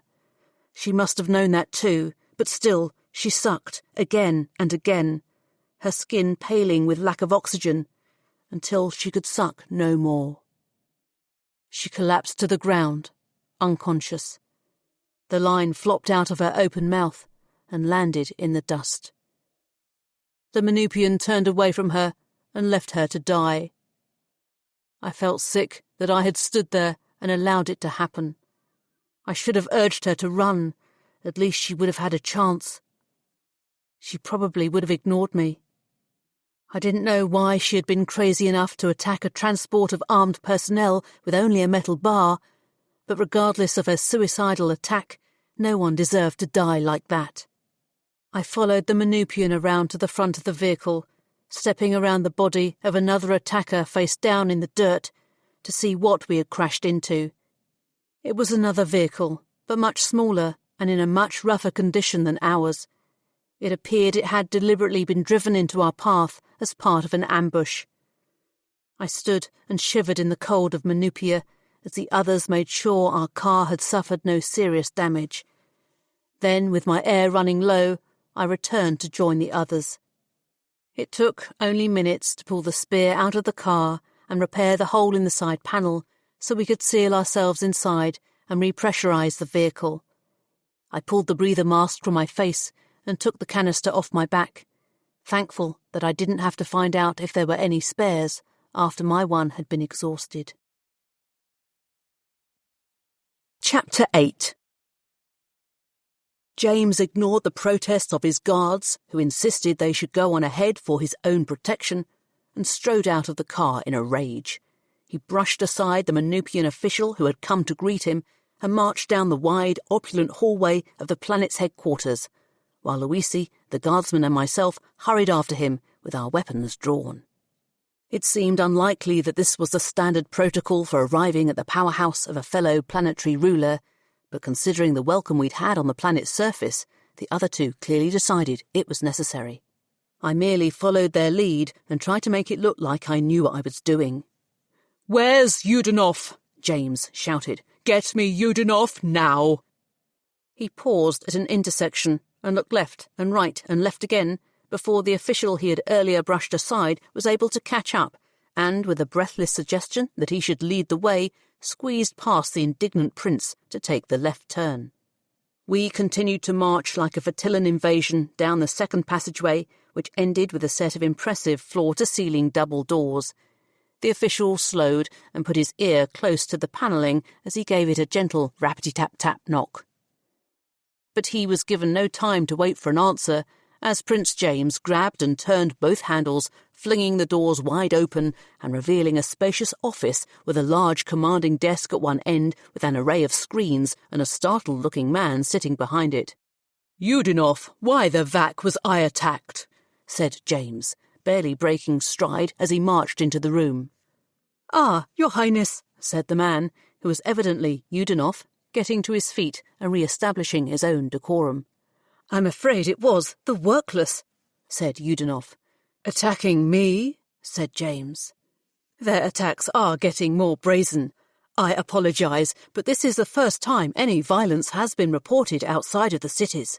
"You need to keep a handle on this, Udinoff. We're not ready to proceed." "Yes, we have a lot to discuss," said Udinoff with remarkable smoothness. "Let me fetch you some refreshments, and we can get down to business." James approached the open doorway, glowered at the three of us and the hapless official, then firmly pushed both doors shut in our faces. The latch secured itself with a subtle but definitive click. The official quietly slunk away, while Luisi about turned with a military step and stood to attention to the left of the double doors. I did the same and stood on the right. The guardsman marched to the end of the corridor, where he stopped and took up position to watch from there. I tried listening to what was going on behind the doors, but the material was thick and I couldn't hear anything. After many long minutes in which I thought I might topple over or faint or both, Luisi changed her stance to being at ease. I followed suit, and we stood there like that, looking straight ahead and saying nothing, for a couple of hours of extreme tedium. The opening of the double doors pulled me out of my daze. Luisi instinctively brought herself to attention. I did the same, and felt the blood stir into pins and needles in my left foot. James and Udinoff walked out in a more jovial mood than when they had entered.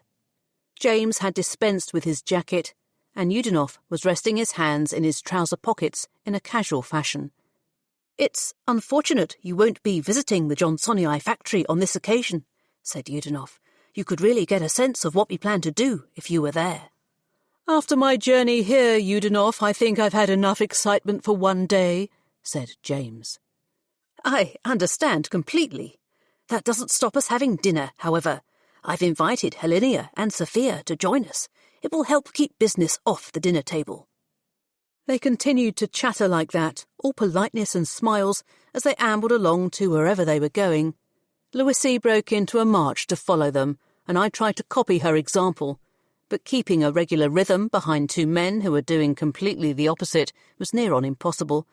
I was only able to stay close enough to eavesdrop, but it did nothing to forward my information-gathering mission, as all they talked about was dinner, which made my stomach complain.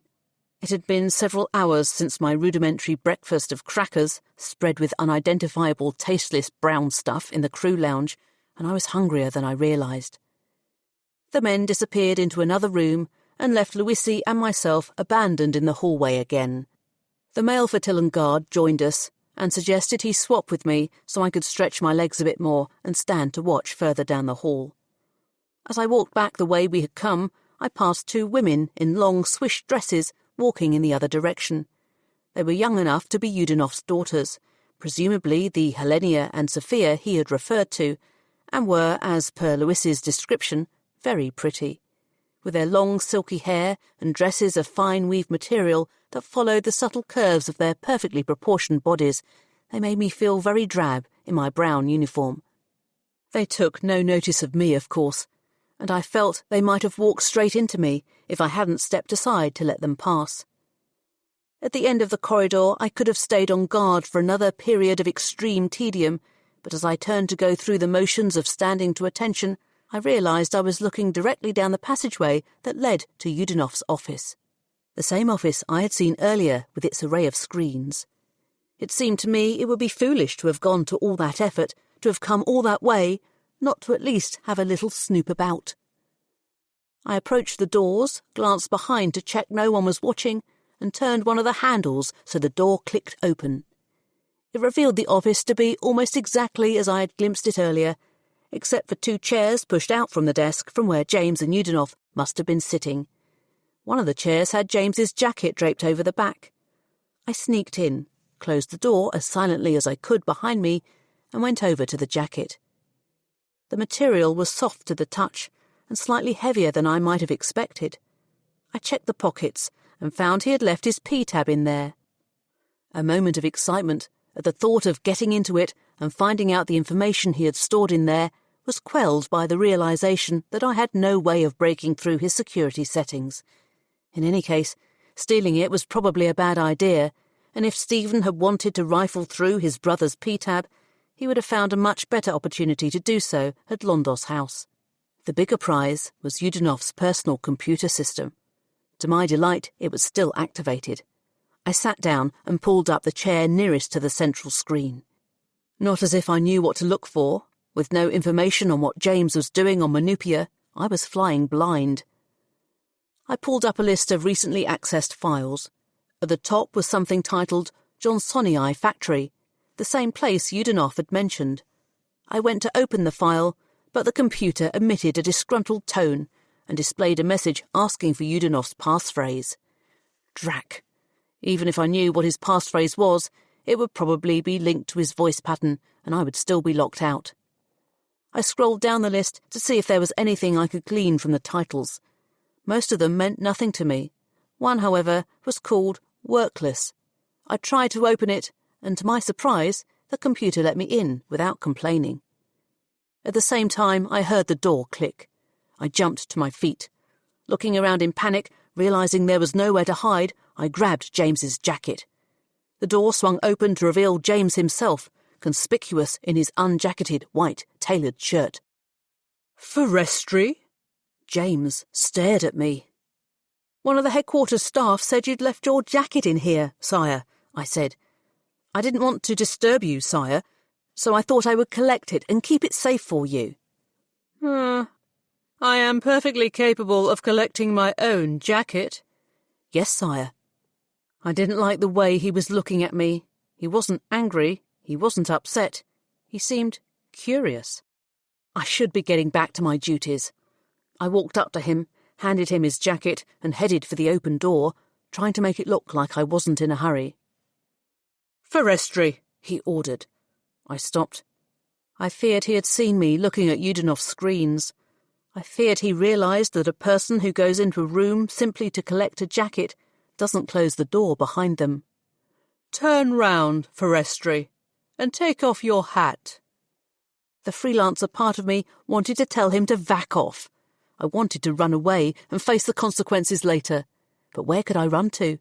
My only way off the planet was in Prince James's ship. I turned. I removed my hat. The protective brim that kept part of my features hidden was gone. "I've seen you somewhere before," he said. "I thought as much when I came on board the ship, but I dismissed it because I've seen a lot of Fertillan guards." "Perhaps on duty at Londos House, Your Highness," I suggested. "I thought that was the case, which is why I dismissed it. But without your hat—" He stepped forward and lifted his hand. I flinched, but he didn't hit me. He reached round to the back of my head, where I had tied my hair into a bun, and pulled out the pins that secured it. My hair fell down around my shoulders.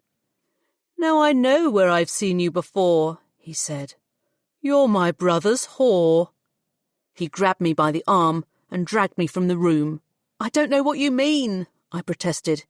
But if he really recognised me from our only brief encounter in Londos House, then nothing I said would make a difference. Louisi and the guardsmen were waiting outside, having obviously followed him down the hall.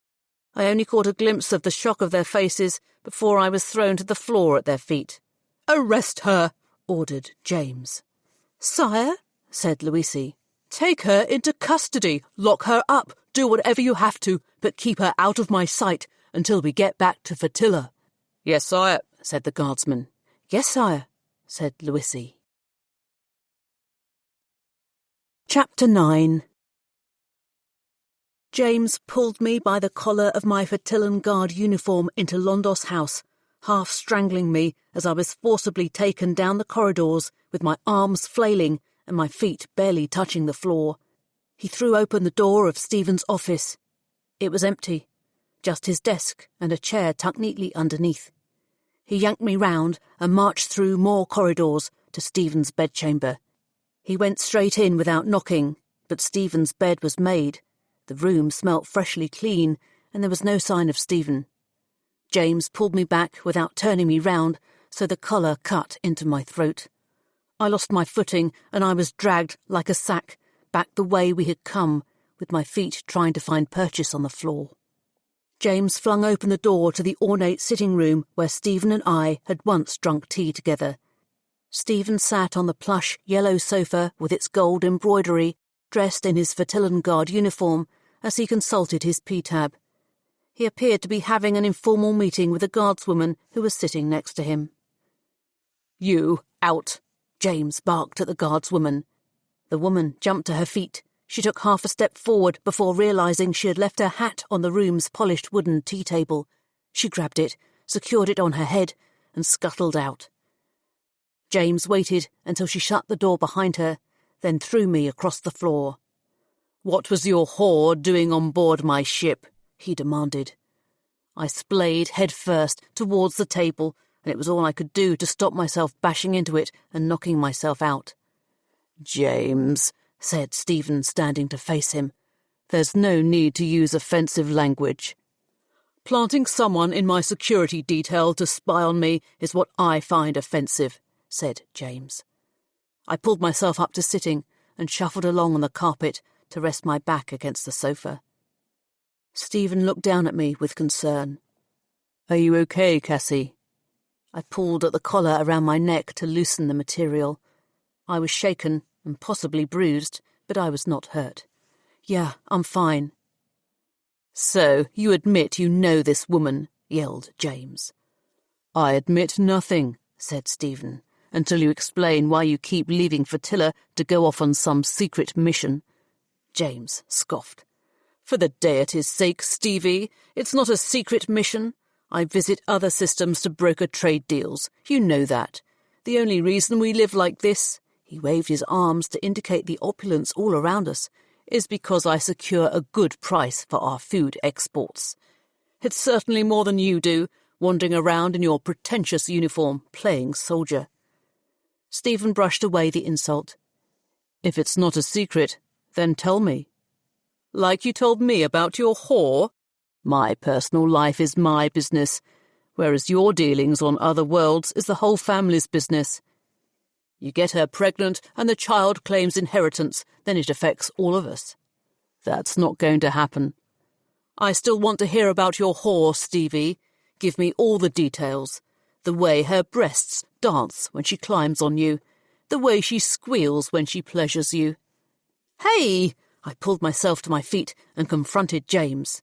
With both of us standing, it reminded me how much taller and physically stronger he was than me, but I was angry and insulted. "I don't care who you are, you don't get to talk about me like that." Stephen turned to me with a stern face, and it was difficult to tell who he was annoyed at, me or his brother. "Sit down, Cassy." "No." "Please." "Having trouble keeping your whore in check, Stevie?" Stephen stepped towards James so unexpectedly that his brother flinched. "You keep your mouth in check, James. You have a problem with me, you sort it out with me. Don't take it out on innocent women." "Innocent?" James scoffed. "She was spying on me." "What option did I have when you won't tell me what you're doing?" James leant right into Stephen's face. "You keep your nose out of my business, and I'll keep my nose out of your bedroom." "My business is the security of the planet," said Stephen. "If you keep disappearing without saying where you're going, then that puts our security at risk." James's composure fell away and his face reddened with anger. "What endangers Flotilla is sending an untrained whore to guard the heir to the throne while he's on another planet. I'm sure Richard will agree with me when I explain all this to him." "You're only heir to the throne until Richard has children. From what I hear about his love life, that might not be too long." James took in a long breath and allowed it to inflate his chest. "King Richard will be informed. You have my promise," he said. "Meanwhile, you will keep your love life out of my business." He turned his back on his brother and headed for the door, where he stopped and looked back, but not at Stephen, at me. "And you, individual Cezanne Cassandra," he spat out my name like it was dirt. "You should watch yourself and think about what happened to your mother." I went cold. My mother's death was no secret, it was on my file, but to use it against me like some kind of threat was cruel.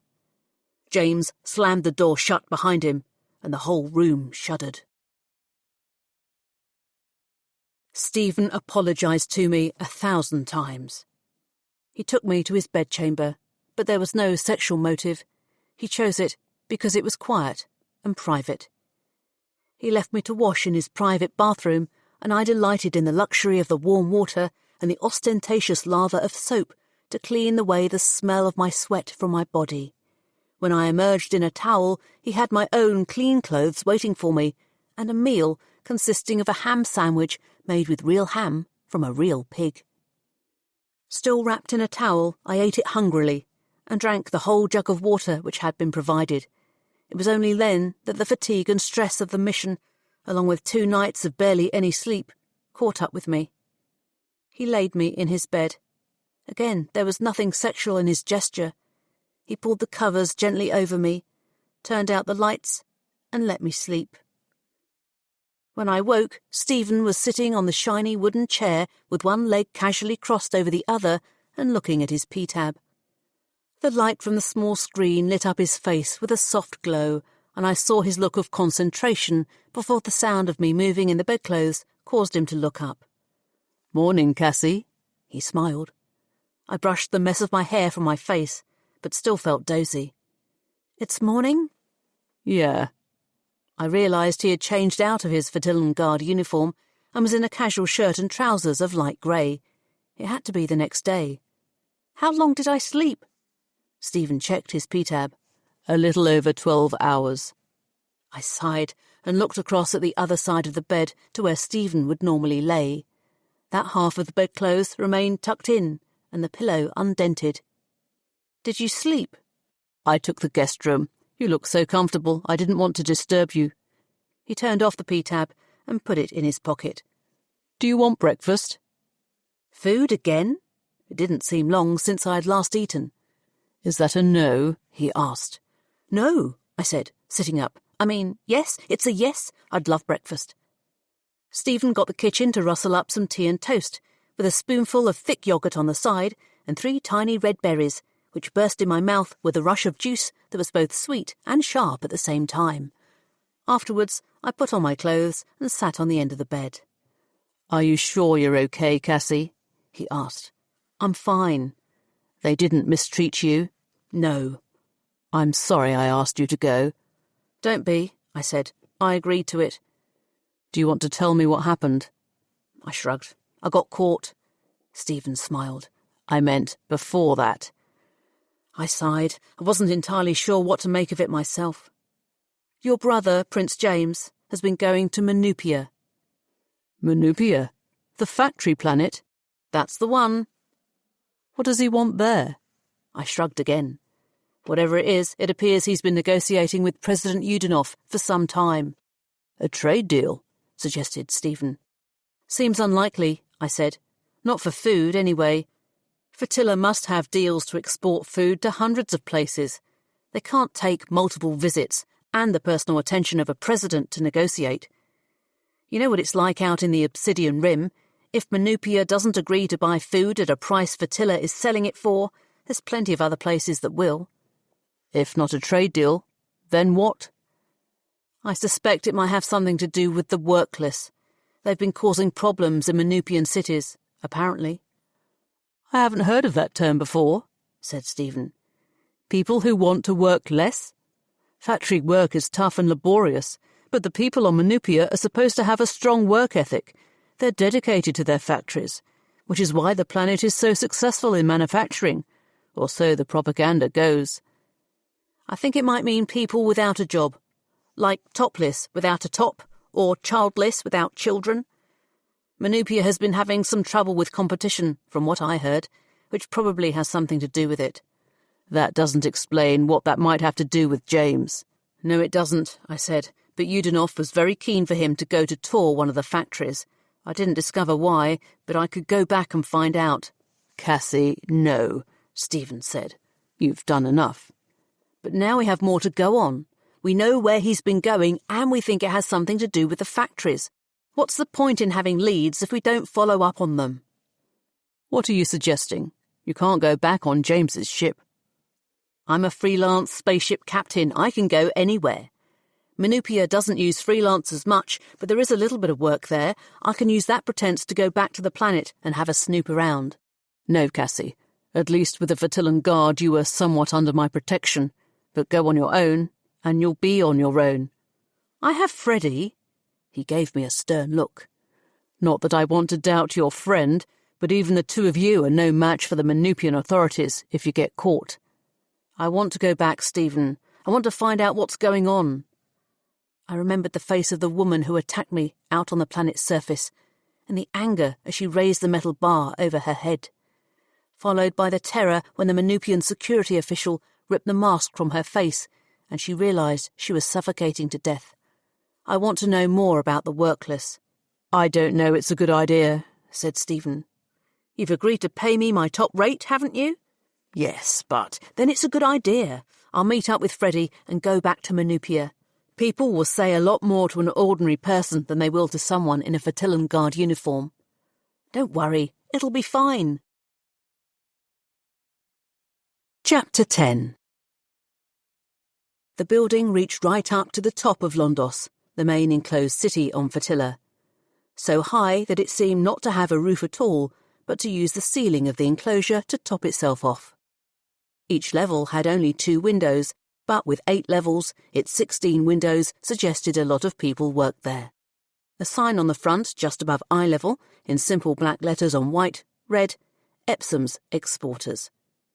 It was an office building, almost certainly an administration centre for the food export industry.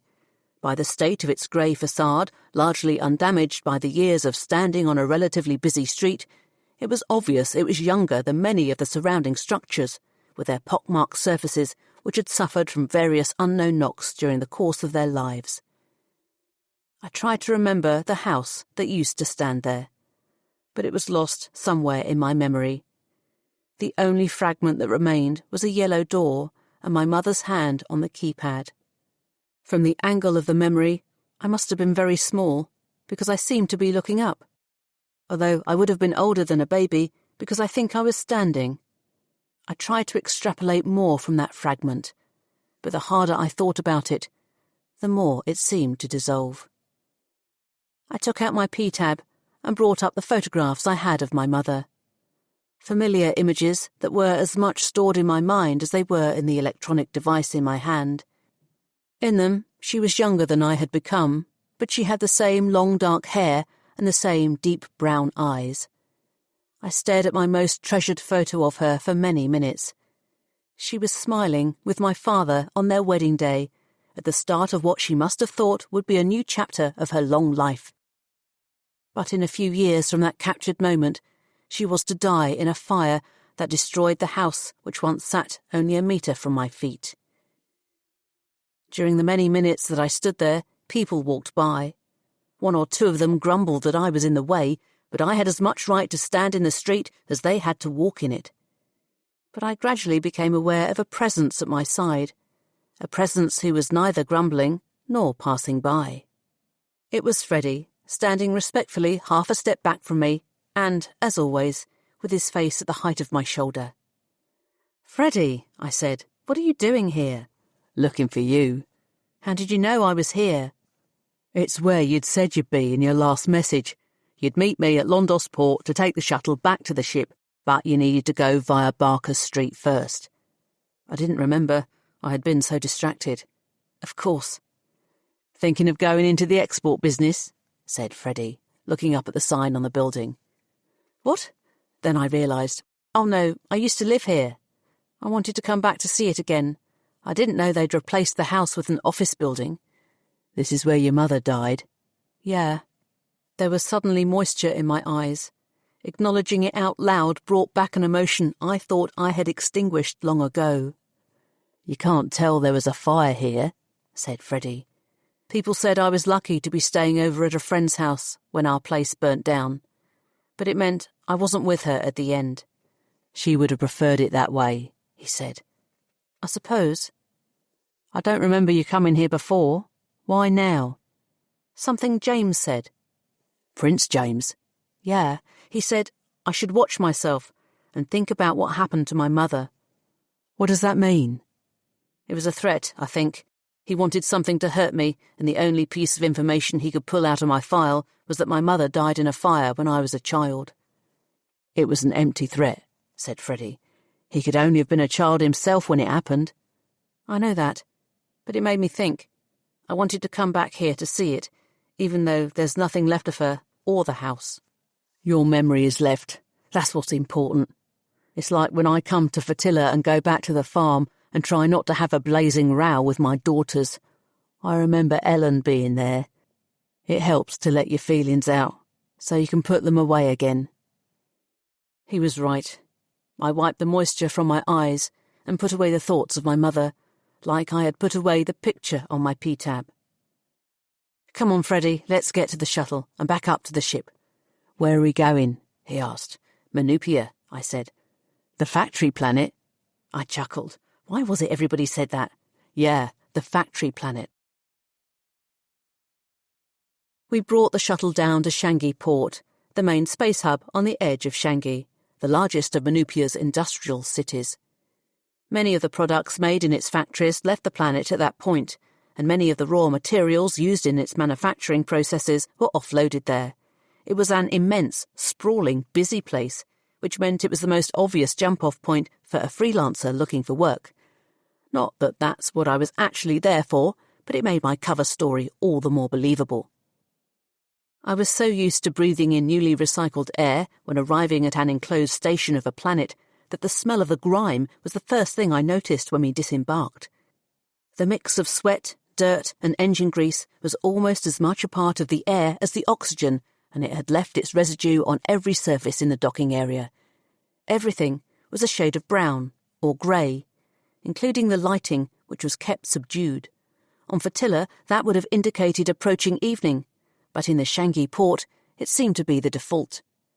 Ships big and small, from shuttles like our own to larger freight vessels, were lined up in a regimented pattern, while the crews that serviced them and the cargo that was due to be loaded and unloaded was stacked up in piles everywhere.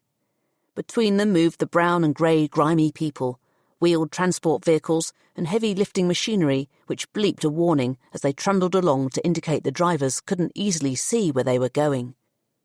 Freddie and I made our way through the dull environment, looking at each trader or contractor that we passed. Some of them looked back at us, mostly in a suspicious and unfriendly way, while the majority ignored us. "We need to find a bar," said Freddie. "It's everywhere we go about drinking beer for you," I asked. He frowned. "It's a good place to talk to the locals." I certainly didn't fancy my chances of getting into a friendly conversation among all the cargo. I jumped at the sound of a horn behind me and leapt out of the way of a wheeled lifter which had trundled towards us from out of nowhere. I nearly careered straight into a stack of containers almost as tall as I was and stood nervously as they wobbled with alarming instability. The lifter moved past us, and even though neither Freddie nor myself touched the stack, somehow the turbulence from the machinery caused enough disturbance for the top few containers to topple over. Freddie pulled my arm and yanked me out of the way as they clattered to the ground at the very spot where I had been standing. Whatever metal pieces were inside them clanged together like the peal of broken bells. "Hey!" called a gruff female voice from the other side of the toppled stack. "Get your hands off my cargo." I raised my hands up defensively. I didn't touch them. It was the draft caused by the wheeled lifter. "A draft? In here? Don't be a vackass." She came round the other side of the stacks to reveal herself to be dressed in even darker clothes than the grim shades of the rest of the docking area. The drabness of her clothes was made even more noticeable because she was topped off with a head of short, unkempt hair, which she had bleached bright white. "I'm sorry," I said. "There wasn't anything breakable in there." "Lucky for you, no," she said. Freddie picked up the container nearest to him. "Here, why don't we help you stack them up again?"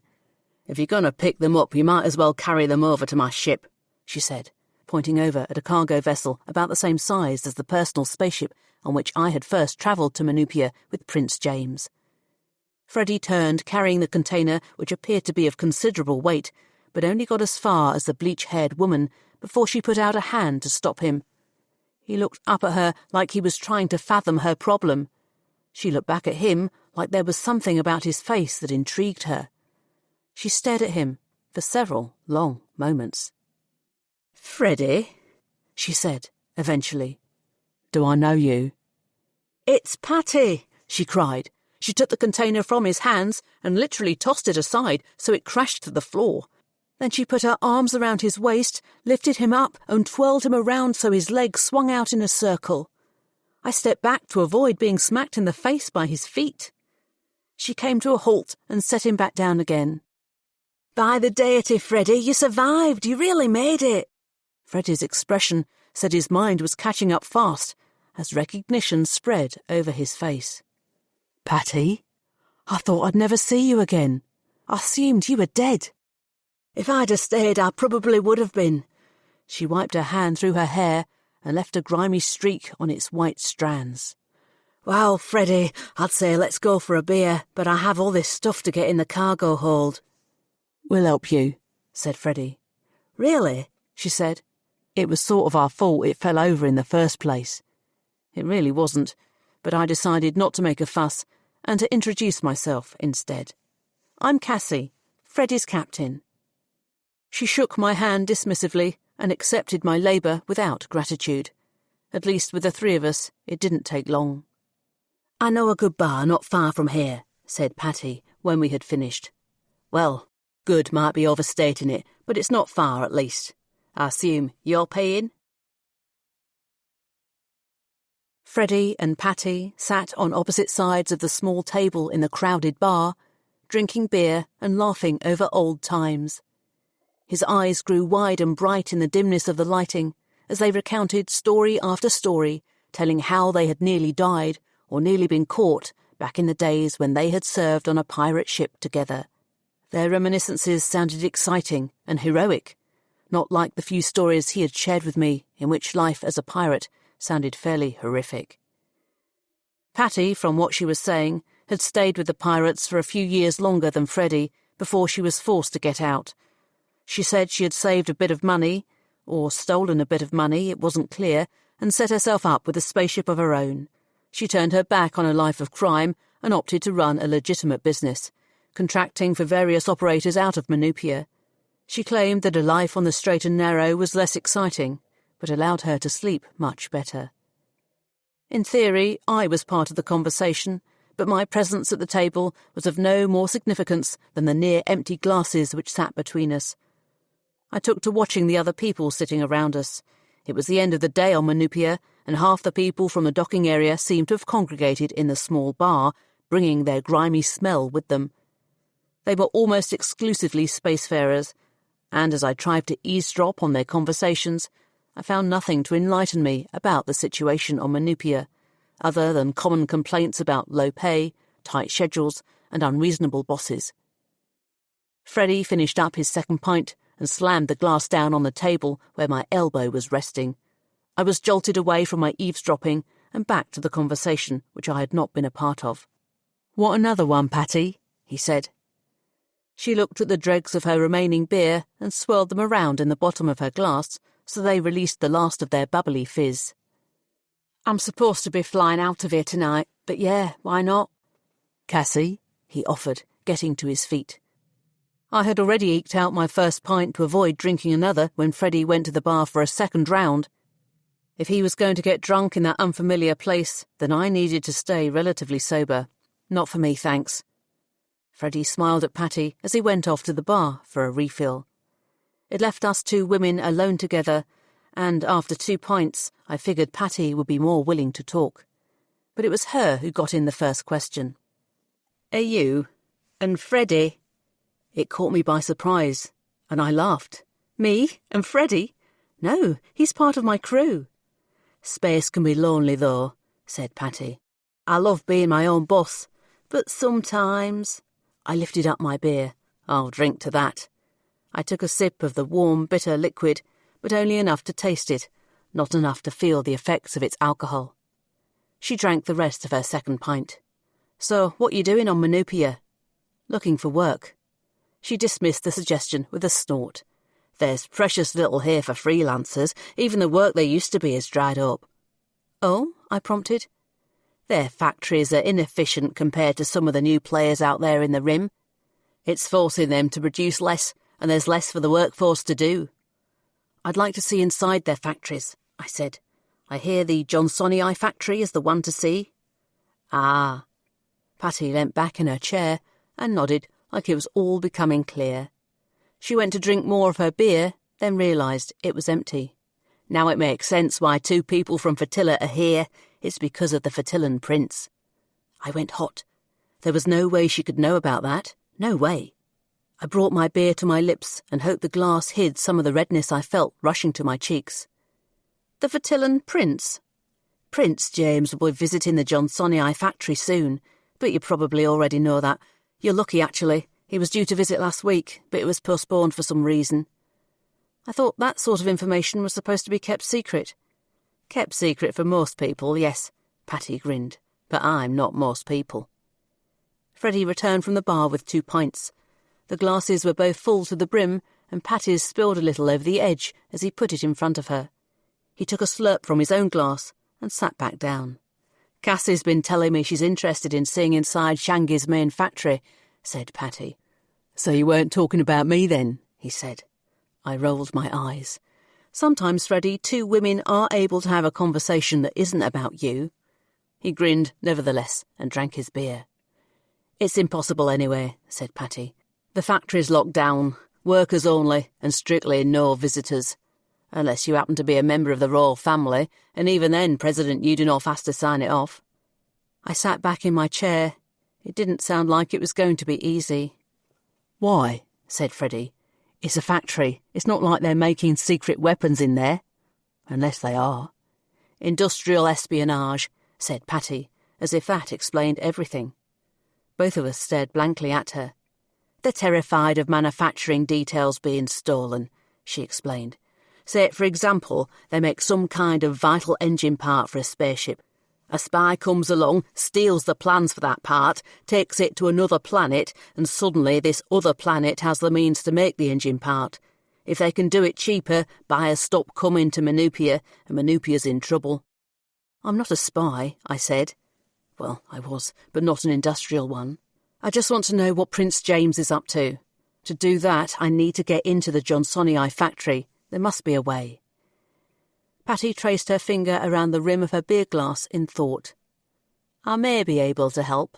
For a price. I leant across the table and kept my voice low. I'm interested. Patty did the same. Getting into the factory when you don't work there, without breaking in and causing a scene, of course, is virtually impossible. The answer, therefore, is to become one of the workforce. You can get me a job, I said. Not exactly, said Patty. Menupia used to be a planet where no one was out of work, but not recently.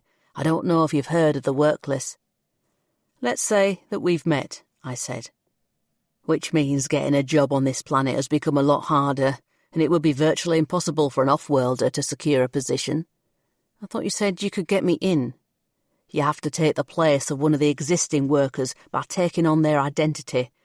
I happen to know a few people who are leaving the planet before the situation here gets worse, and I could arrange for you to take the place of one of them. It's not cheap, however, as clearly the other workers will know you aren't that person and will need to be bribed. Not to mention you'll be taking your cut, Freddie suggested. Naturally, said Patty. I didn't much care. Stephen was paying. Do you know when Prince James is coming? No, but from the talk I hear, I would expect him within the next week. I can get you in the factory before then, but you may have to do a few days' work before he arrives. How are you at factory work, Cassy? I thought about it. Terrible, probably. I'll let you know afterwards. Chapter 11. The transports and freight ships were silent. The men and the women who loaded and unloaded their cargo were locked inside for the Menupian night. Surrounding the ships, sat crates of raw materials ready to be moved out in the morning to serve the factories of Benupia. Above, in the artificial sky that enclosed the docking area, dim lights barely glowed, like dying stars casting soft and eerie shadows on the grimy floor around us.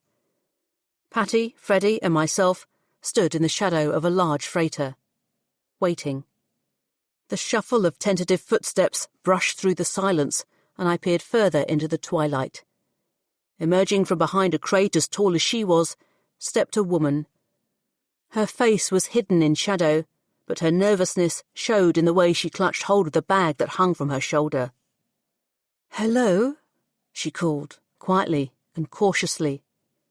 Patty broke away from our hiding place and stepped out into full view. I followed, with Freddie at my side. The woman seemed to gain confidence and stood tall to face us. She was older than me, in her midlife, with short, scruffy brown hair kept back from her face by a band of bright blue material. She wore bib and braces overalls of a more sombre blue and stood with her hands plunged deep into two generous pockets at her hips. "Hello, Mel," said Patty. "Is everything arranged?" "It is," said Mel. "This is the person who you'll be taking into the factory." Patty nodded across to me. I felt a sudden trepidation, like I was about to embark on something very dangerous, when, in fact, I was only becoming part of an ordinary workforce for a brief period of time. I had taken on freelance jobs much more dangerous than that, and yet the feeling persisted. "Do you have the payment?" Mel asked. Patty reached into the pocket of her jacket and pulled out a bulging brown envelope and offered it to Mel, who snatched it from her, peered inside, seemed satisfied, resealed the envelope and stuffed it into the pocket of her overalls. Only then did she look across at me. "Done any factory work before?" "No," I said. She frowned. "Even more important that you listen to what I say, do what I tell you to do, and keep your head down. Understand? Mistakes can get you dead." "I understand," I said. Freddie leant in close to me. "Are you sure you want to do this? Have you got a better plan?" "Go back to the ship, fly off and find a proper freelance job." "You back out now," said Mel, "and I keep the payment. Making arrangements doesn't come cheap." "I'm not backing out," I said, firmly. I took out my P-tab with everything that could identify me, my official ID, my money, my messages, and held it up to show her before I passed it to Freddie for safekeeping. Mel looked down at where my EE weapon was strapped to my thigh. "You can't take that, either."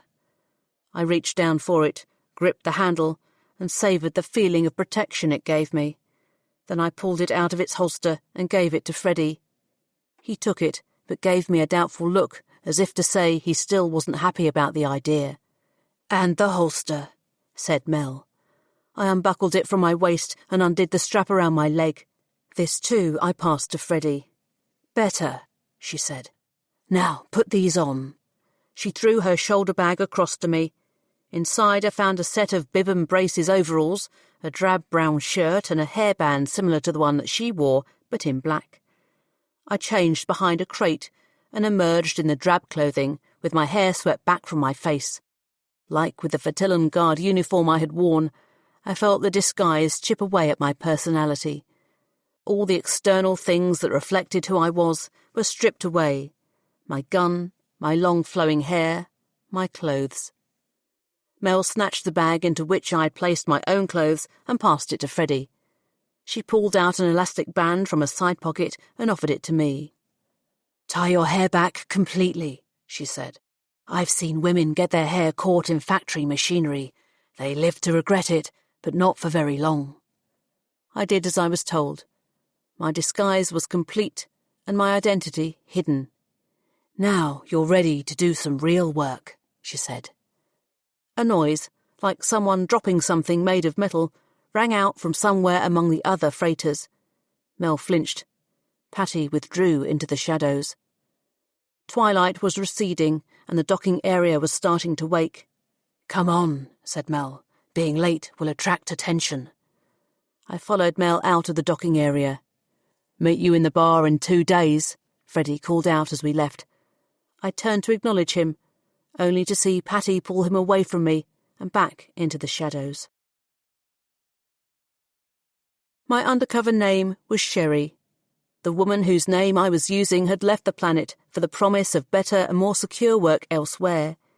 It was something the supposedly dedicated factory workers were not supposed to do, and so she left under a veil of secrecy. It meant her employment had not been officially terminated, and so her security pass, which Mel handed to me, should have been enough to get me in and out of the Johnsonii factory. The only way to the centre of Shanghai for pedestrians was via public transport, a pressurised, tube-like train which ran the short distance across the Manupian wasteland to a transport station inside the city itself. From there we walked to the factory. It was a long walk, more than a person who lived on a spaceship was used to, and I was tired before I had even begun the day's work. The building was monstrous, an immense facade of black that rose up to the full height of the artificial sky and spread twice as wide. It not only marked the end of the street, it was the end of the street.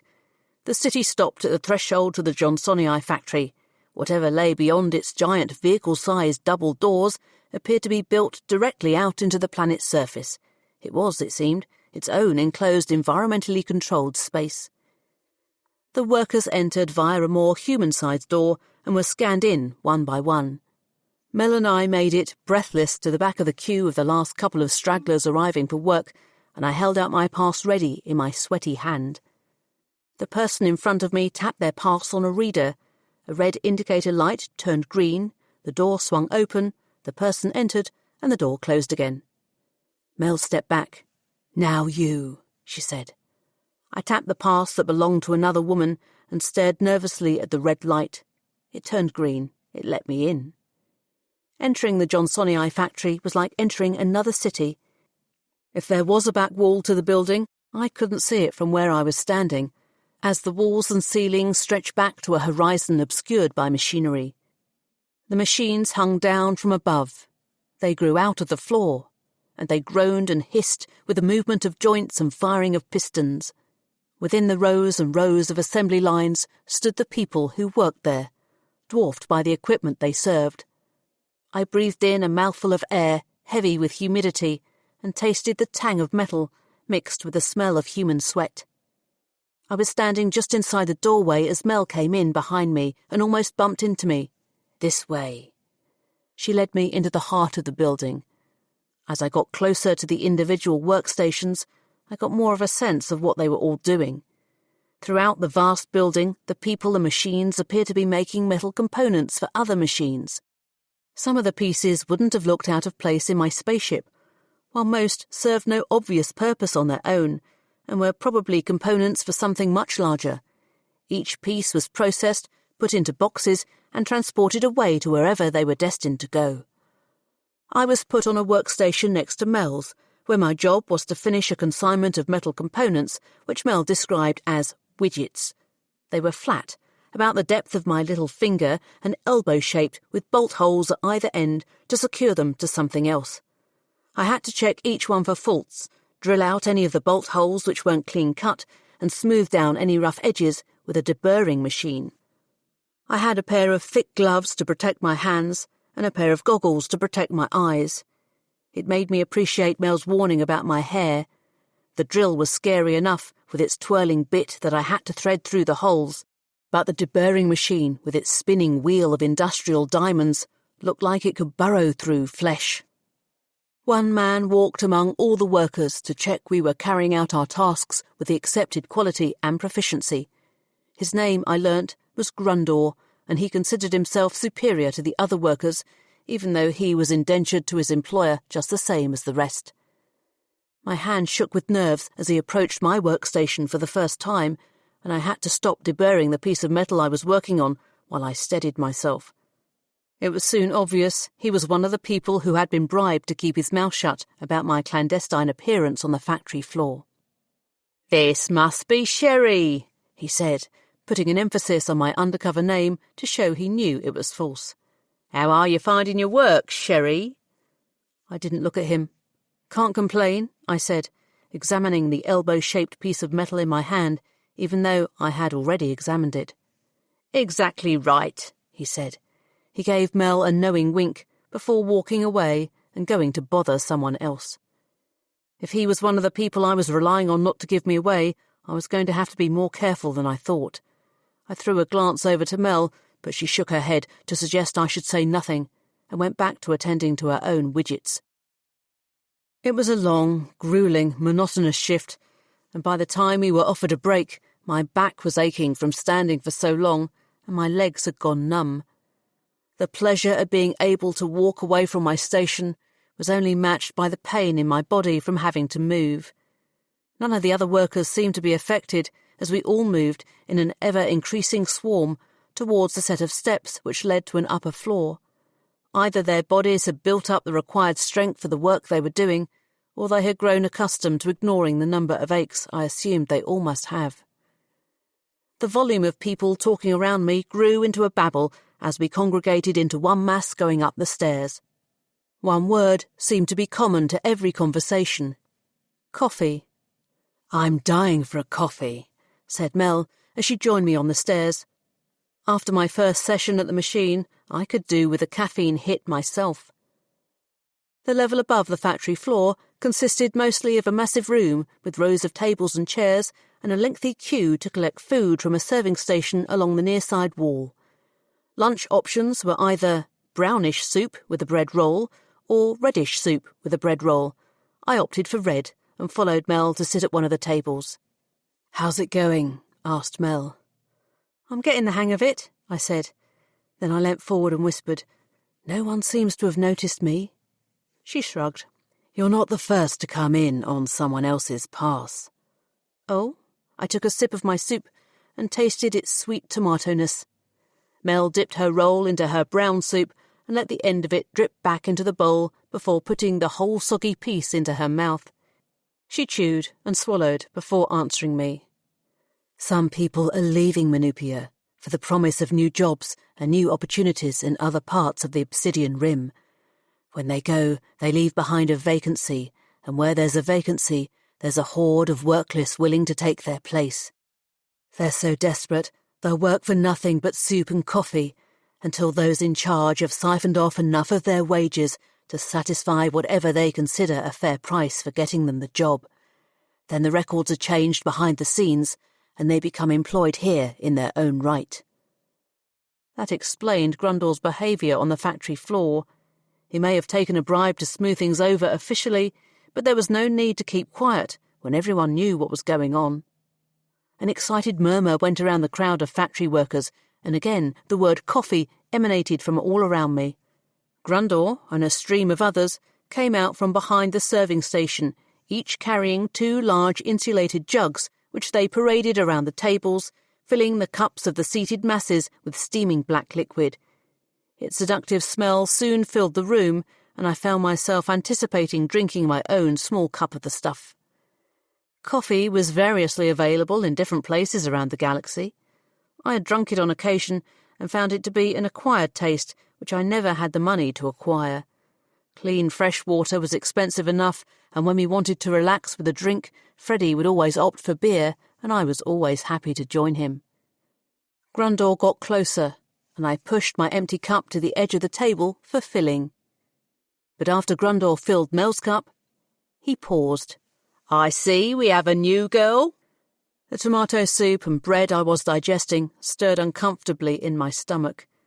I quickly glanced around and realised there were maybe 50 factory workers between me and the way out if I needed to make a run for it. Instinctively, I clutched at my thigh where I usually kept my personal EE weapon, but all that I touched was the fabric of my overalls covering my bare leg. Grundle waved at someone near the service station, and they ran off through the door to what I assumed to be the kitchen. "On your feet, new girl," bellowed Grundle. The hubbub in the canteen quietened, and the factory workers turned to look at me. If I had next to zero chance of making an escape before, then the odds had just crashed into the minus. I looked across to Mel for help, but she sat back in her chair and folded her arms. It was then that I realised my folly in paying everyone up front. Whatever happened to me from there on in, they would still get their money regardless. "On your feet," bellowed Grundle again. I was shuffling to prise myself off my chair when he grabbed my sleeve and pulled me to standing. A chant started behind me. "Fight! Fight!" they seemed to be saying. It radiated out from where it started like the ripples of an explosion until everyone around me was demanding, "Fight! Fight!" Mel was grinning and stamping her foot in time to the rhythm. So this was it. I was going to die in a factory brawl on an alien planet under an assumed name. The person who had run behind into the kitchen came back holding a large ceramic mug as big as a beer glass, which he brought directly to Grundor. I felt myself blush as I realised the people around me were not chanting "fight," but "pint." "Pint, pint, pint," they chanted as Grundor took the mug, placed it on the table, and filled it with steaming black liquid. He said quietly to me, "You must drink it all in one go, or they won't be satisfied." Mel nodded as I picked up the mug by its handle. The rich smell of coffee was intoxicating. The workers clapped their hands in time with the rhythm of their chant. "Pint, pint, pint." I brought the mug to my lips, hoping the liquid wasn't too hot, and drank. Gulp after gulp. "Pint, pint," barely tasting as I swallowed and breathed, feeling it burn my throat with its heat and its dark sweetness until it was all gone.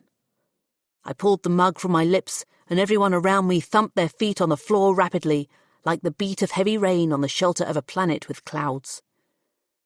Grundor snatched the mug from my hand and held it above my head. The rumble of feet intensified. He turned the mug upside down, and the minutest drip of coffee fell to the floor. The place erupted into a cheer. Only for a moment, and then their entertainment was over. Heads turned away from me one by one as I ceased to be of interest, and they went back to their own meals. Grundor continued on his rounds, delivering more modest cups of coffee to the people who were still waiting.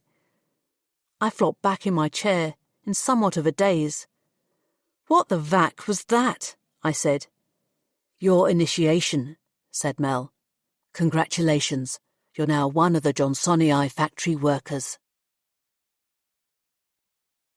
Chapter 12. I was wired for the rest of the shift. I was buzzing so much I had to force myself to concentrate to not drill a hole in my hand instead of one of the elbow-shaped pieces of metal. Even so, the lift the coffee gave me helped me get through the day and forget my aching back and legs. I could see why it was so much the topic of conversation when people took their break, although I wish I hadn't drunk a whole pint of the stuff. As we left, Grundor and several helpers stood by the door and handed out little sachets to everyone. I looked curiously at mine. It was about half the size of my palm, and rattled when I shook it. "What's this?" I said, holding it up to the light to see if I could see through the small sealed envelope. "Dried coffee," said Mel. "What for?" "You put it in hot water and drink it before work. Trust me, in the morning you'll want it." "If you say so." I stuffed it in my overalls pocket. When we emerged into the street, the noise of the factory was replaced with the noise of people shouting. There weren't many of them, perhaps around 20, but they yelled louder when they saw us. "Give us jobs. We can work. What gives you the right to work when we don't?" I glanced round to see red, angry faces peering out from a mob of brown clothing. Men, women, some almost young enough to be children, and a few older and frail. Some of the workless. Not as desperate as the people who attacked our car out in the wasteland, maybe, but not far from it. They were being held back by 5 men in the black uniform of Manupian security. Their faces leant through the gaps between the security barrier created by the linked arms of the officials and stared at us with jealousy. "Jobs, jobs, jobs." Mel pulled me away from them and hurried down the street. I said nothing. She said nothing. She ignored them like they weren't there. It was like they were non-people. As we walked and the chants of the workless became distant, I got the feeling that someone was following us. I slowed my pace and listened to the footsteps closing in. I stopped suddenly and turned. The woman behind us, a factory worker, jumped almost out of her skin and yelped. Mel turned also. "Denny, what are you doing?" The woman, petite, timid, and much younger than the two of us, looked at me uncertainly. "Don't worry about her," said Mel. But still, Denny leant towards Mel and whispered, "I have the money." "Are you sure?" said Mel. "You can look at my account if you want." Denny pulled a P-tab from her pocket, but Mel waved it away. "That's not what I meant. Are you sure you want to leave? It's tomorrow night." "I'm too young to be workless, Mel." "They're not going to make you workless, Denny. Not someone like you." "You don't know that." Mel turned to me. "You go on ahead. I'll catch you up." I tried to protest, but she was having none of it. "I won't be long." It was agreed that I should stay at Mel's home during my undercover operation, rather than risk drawing attention by taking a transport to the docking area to sleep in the shuttle. Except I had no idea where Mel's home actually was, so I walked down the street enough to give her privacy and waited for her there. Looking back, I saw what on any other part of the Obsidian Rim might have been a drug deal going down. Both Mel and Denny huddled close to each other to hide the exchange on their P-tabs. Then they parted and walked in different directions, as if they didn't know each other at all. Mel's expression was impassive as she came towards me, but we both knew what she had been up to. It made sense that Mel was the one arranging for people to get off Manupia. She must have arranged for Sherry to leave, which was why she was able to give Sherry's security pass to me. Mel lived in a row of identical houses that lined one of the identical residential streets of Manupia's largest city. There were no gaps between the houses. It was one long wall with doors and windows spaced at regular intervals to form a snaking terrace. The only way to distinguish each dwelling from the other was the colour of the door, and a number stencilled at eye level. Mel stopped at a dark blue door with a number 185 and let us in. It was only then that I saw that the house was actually two dwellings. One was accessed at the top of a set of narrow stairs directly inside the door, and the other, Mel's home, was through a second door on the right. On other planets where people lived in an assigned complex inside a single structure, people referred to living in apartments. On Manupia, it seemed, they were called flats. It was an apt description for a dwelling which was on one level, street level, with no stairs up or down. Everything in it was brown, casting a sepia tone across the whole of her living space. Mel led me into a small sitting room which had a hard floor, softened with a faded rug and plain walls devoid of decoration. The only splash of colour was in the face of an old man sitting in one of the frayed fabric-covered brown chairs. "Hello, Dad," said Mel as she entered. "This is my friend, Sherry." I stood in the doorway as he narrowed his eyes to stare at me. "Don't you have another friend called Sherry?" he said, in a throaty voice which sounded like it had degraded with age. "It's complicated," replied Mel. She pulled Patty's envelope from her deep overall pocket and took it over to him. He opened the envelope and peered in. "Oh, coffee." He made a play of rubbing his hands together while licking his lips. "I'll make you some," said Mel, and she went through another door at the far end of the room, leaving me alone with her father. Come in, he gestured me forward with an impatient wave of his hand. "Sit, sit." I sat down in one of the worn chairs as the seductive smell of coffee filtered into the room. Mel's father smelt it too, and his eyes widened with anticipation. Mel returned with a small cup, about half the size of the ones the workers had drunk from at the factory. "Oh, lovely." "Careful, it's hot," she said. He frowned at her and restricted himself to taking in the aroma by holding his nose a fraction above the rim of the cup. "Old codgers like me used to be able to take on smaller jobs to keep us busy and keep us in coffee as we get less able," he said. "But now they would rather get rid of us, and I'm forced to rely on my daughter for coffee." "Our guest doesn't want to listen to politics," said Mel. "I don't mind," I said. "I keep telling Milani to get out while she can," Leave me, find new opportunities, find a man even, but she's stubborn. Dad, let's not talk about this now. Why not now? We have a guest. She threw her gaze across to me and then stared pointedly at her father. Perhaps our guest can talk some sense into you. Dad, Mel scowled at him. I'm just saying, don't waste your whole life looking after me. It's not a waste, Dad, she said. You drink that while I make dinner. She went back through the internal door, which, I assumed, led to the kitchen. The old man took a grateful sip of his coffee, savouring the liquid for a moment before closing his eyes and swallowing. When he opened his eyes again, it was to stare right at me. Milani's a good child, but she let herself get sucked in, he said, leaning forward and lowering his voice to a whisper. You may feel privileged to secure yourself a job working in the factory, but I'm warning you not to let yourself get sucked in. The factory feels like your family, but they are really your masters. You give them your loyalty, you give them your life, and then they spit you out again like a lump of mouldy bread. They will own you, and when they have taken everything from you that they can, they will throw you away. He said nothing else to me after that. He merely drank his coffee, eking it out until Mel brought dinner for the three of us, and the conversation turned to trivial things. I understood what Mel's father meant about the factory being like a family. The next day, no one looked at me like an outsider. I became accepted as one of the workers, and when we broke for lunch, we all sat around talking and laughing until the signal came to return to the machines.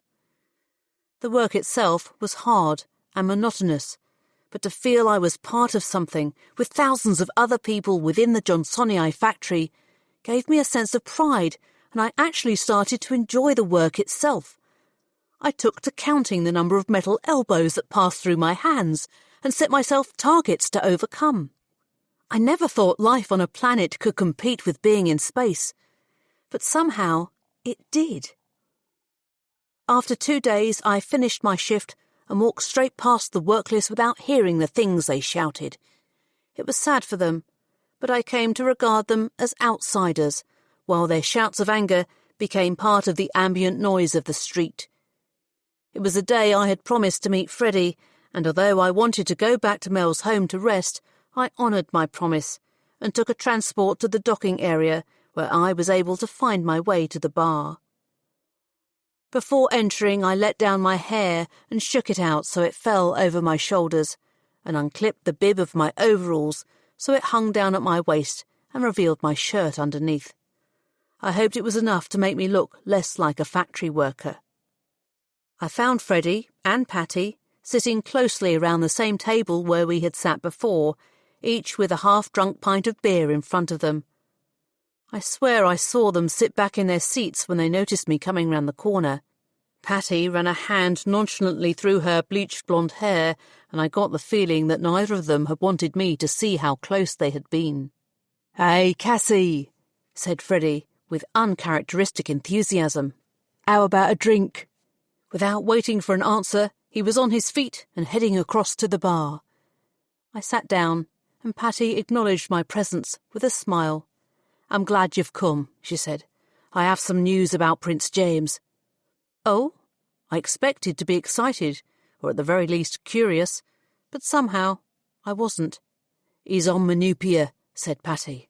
"Looks like he'll be staying the night and touring the factory tomorrow." "The Johnsonii factory? Are you sure? I've heard nothing on the factory floor." "That's my information. It's one of the biggest factories on Manupia and the easiest to get to from headquarters, so it makes sense." "When you say touring the factory, that's all I know. He could walk around and talk to the workers. He could slip through the back and disappear into a back room where you won't see him. He could do both. He could do neither. How am I supposed to come up with a plan to find out what he's up to?" "That's up to you," said Patty. "I wasn't paid to come up with a plan. Plans cost extra." Freddie returned from the bar carrying 3 pints, one in each hand, and a third wedged precariously between the other two. I took the third one from him before he either dropped it or spilled it on me. "What's it like working at the factory?" said Freddie, handing out the remaining pints to himself and Patty. "Pretty good, actually," I said. He laughed and downed the last of his previous pint of beer, which he had left on the table. "No, really," I said. "The camaraderie of the place is amazing. We have a laugh and a joke, and we have competitions to see how much work we can get through in a session. It's fun." He stared at me with wide eyes, holding his empty glass in front of him like he had forgotten to put it down. "Fun." "It's lonely out in space. Sometimes it's nice to be with people." Freddie looked across to Patty. "Is she joking? While I was at the bar, did you two plan to wind me up?" "She's gone native," said Patty. "I haven't." Patty didn't even look at me. "There's a reason why Manupia has a reputation for having a strong work ethic." Freddie reached out his hand and clasped it around my fingers. "Are you all right, Cassy?"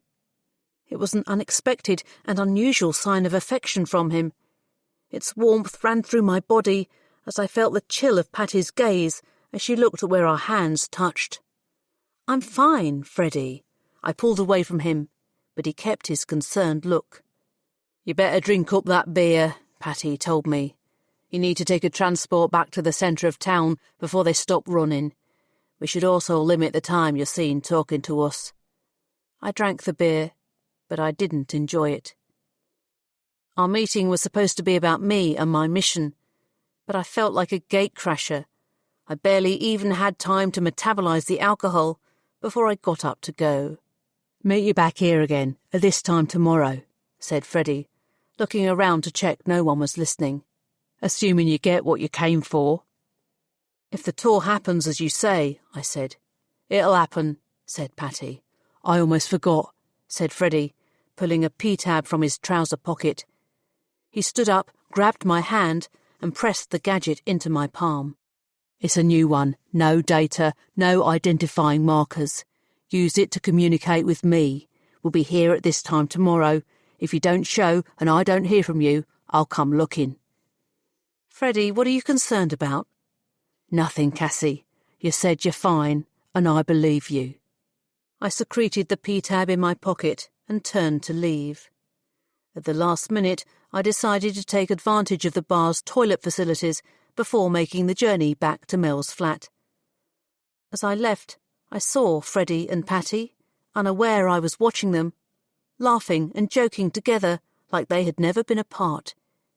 It was good to see him happy, but it gave me an uncomfortable feeling.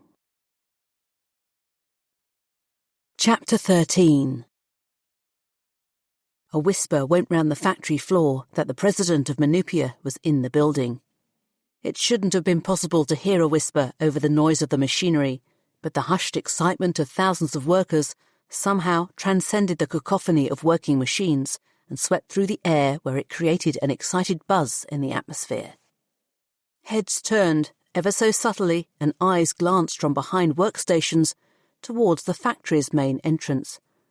I followed their example to see President Udinov being led by a very pleased-with-himself Grundor onto the factory floor, with Prince James behind and a following entourage of 2 Fertillan guards and 2 Manupian security officials. Patty's information was right. I tensed with anxiety. It was time to do what I came to Manupia to do, although how I was going to do it, I didn't know. The spinning wheel of my deburring machine tugged at my glove. In a moment's inattention, I had let my hand drift towards the machine. I yanked it back and looked at where the industrial diamonds had worn a hole in the fabric. I went hot at the thought of how close I had come to losing my fingers. I switched off the wheel and glanced over to where the delegation were making their way down one of the rows of workers. They were talking to each other, but I was too far away and the factory was too noisy to hear what they were saying. I leant across my workstation towards Mel. "What do you think they're doing?" She pushed a thick piece of material under the gnashing cutting arm of her machine. It chomped at the material with hungry teeth. "Is that Prince James with President Udinov?" "Yes." She peered over the heads of her fellow workers. "Looks like they're taking a tour," she said. I nodded. "I need to find out why." "There's a meeting room upstairs by the canteen. I imagine they'll discuss it in there." That was all I needed to hear. I pulled off my gloves and took off my goggles. "What are you doing?" said Mel. "Cover for me." "No," she said, as I crouched down to make myself less conspicuous and scurried down the row of workers. Everyone else either had their attention on their work or were looking at President Yudenov, so I was able to reach the door and slip through to the stairs unnoticed. I had never paid attention to the second door which led off the landing at the top of the stairs before. In the few days I had been working there, I had always been propelled into the canteen by the momentum of the other workers hungry for soup and coffee. This time there was only me at the top of the stairs, and a stern-looking Manupian security officer standing in front of the second door, which Mel said led to a meeting room. As I looked at the sidearm strapped to his thigh, I felt him staring at me and knew I wasn't going to get through that door without a good excuse or an EEW, neither of which I had. Feeling the security official's stare intensify, I turned to the canteen, as if I had intended to go in there all along. But someone was coming out at the same time, and I nearly walked straight into her. The young woman, who wore a white catering tunic and trousers, was carrying a tray of neatly cut sandwiches with bread so fresh that the smell made my stomach rumble. She stopped suddenly when she saw me, and the tray tipped sideways. Its yummy contents almost went tumbling to the floor, but somehow she managed to stabilise it, and disaster was averted. "Careful." "Sorry," I said. She grimaced and carried her tray up to the security official. He opened the door which led to the meeting room, and she went through with a polite "thank you." Realising I had just witnessed an example of a good excuse, I hurried into the canteen. The room was big and echoey without a horde of workers inside of it, and I felt very conspicuous. I looked across to where the entrance to the kitchen lay behind the serving area and dashed over to it.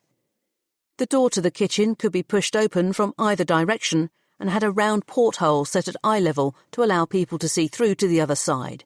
Its purpose, I was sure, was to avoid a clash like the one I had nearly had with the tray of sandwiches. The other advantage of the porthole was that I could check if the coast was clear before I went in. No such luck. There was a man in catering whites inside. He was facing away from me at the sink, which ran along the back wall of the kitchen. Not that it was like any kitchen I had ever been in. Everything was so much bigger. The worktops were long and Spartan, with an array of large pans and cooking utensils hanging from hooks above them. There were 3 oversized ovens, the massive sink, and a fridge so large that it looked like several people could fit inside it. The man turned round holding a jug of water, and I pulled myself back from the porthole. I pressed my back against the wall by the door and tried to come up with a plan. Attacking the man, knocking him out and stealing his uniform would cause too much noise and attract attention.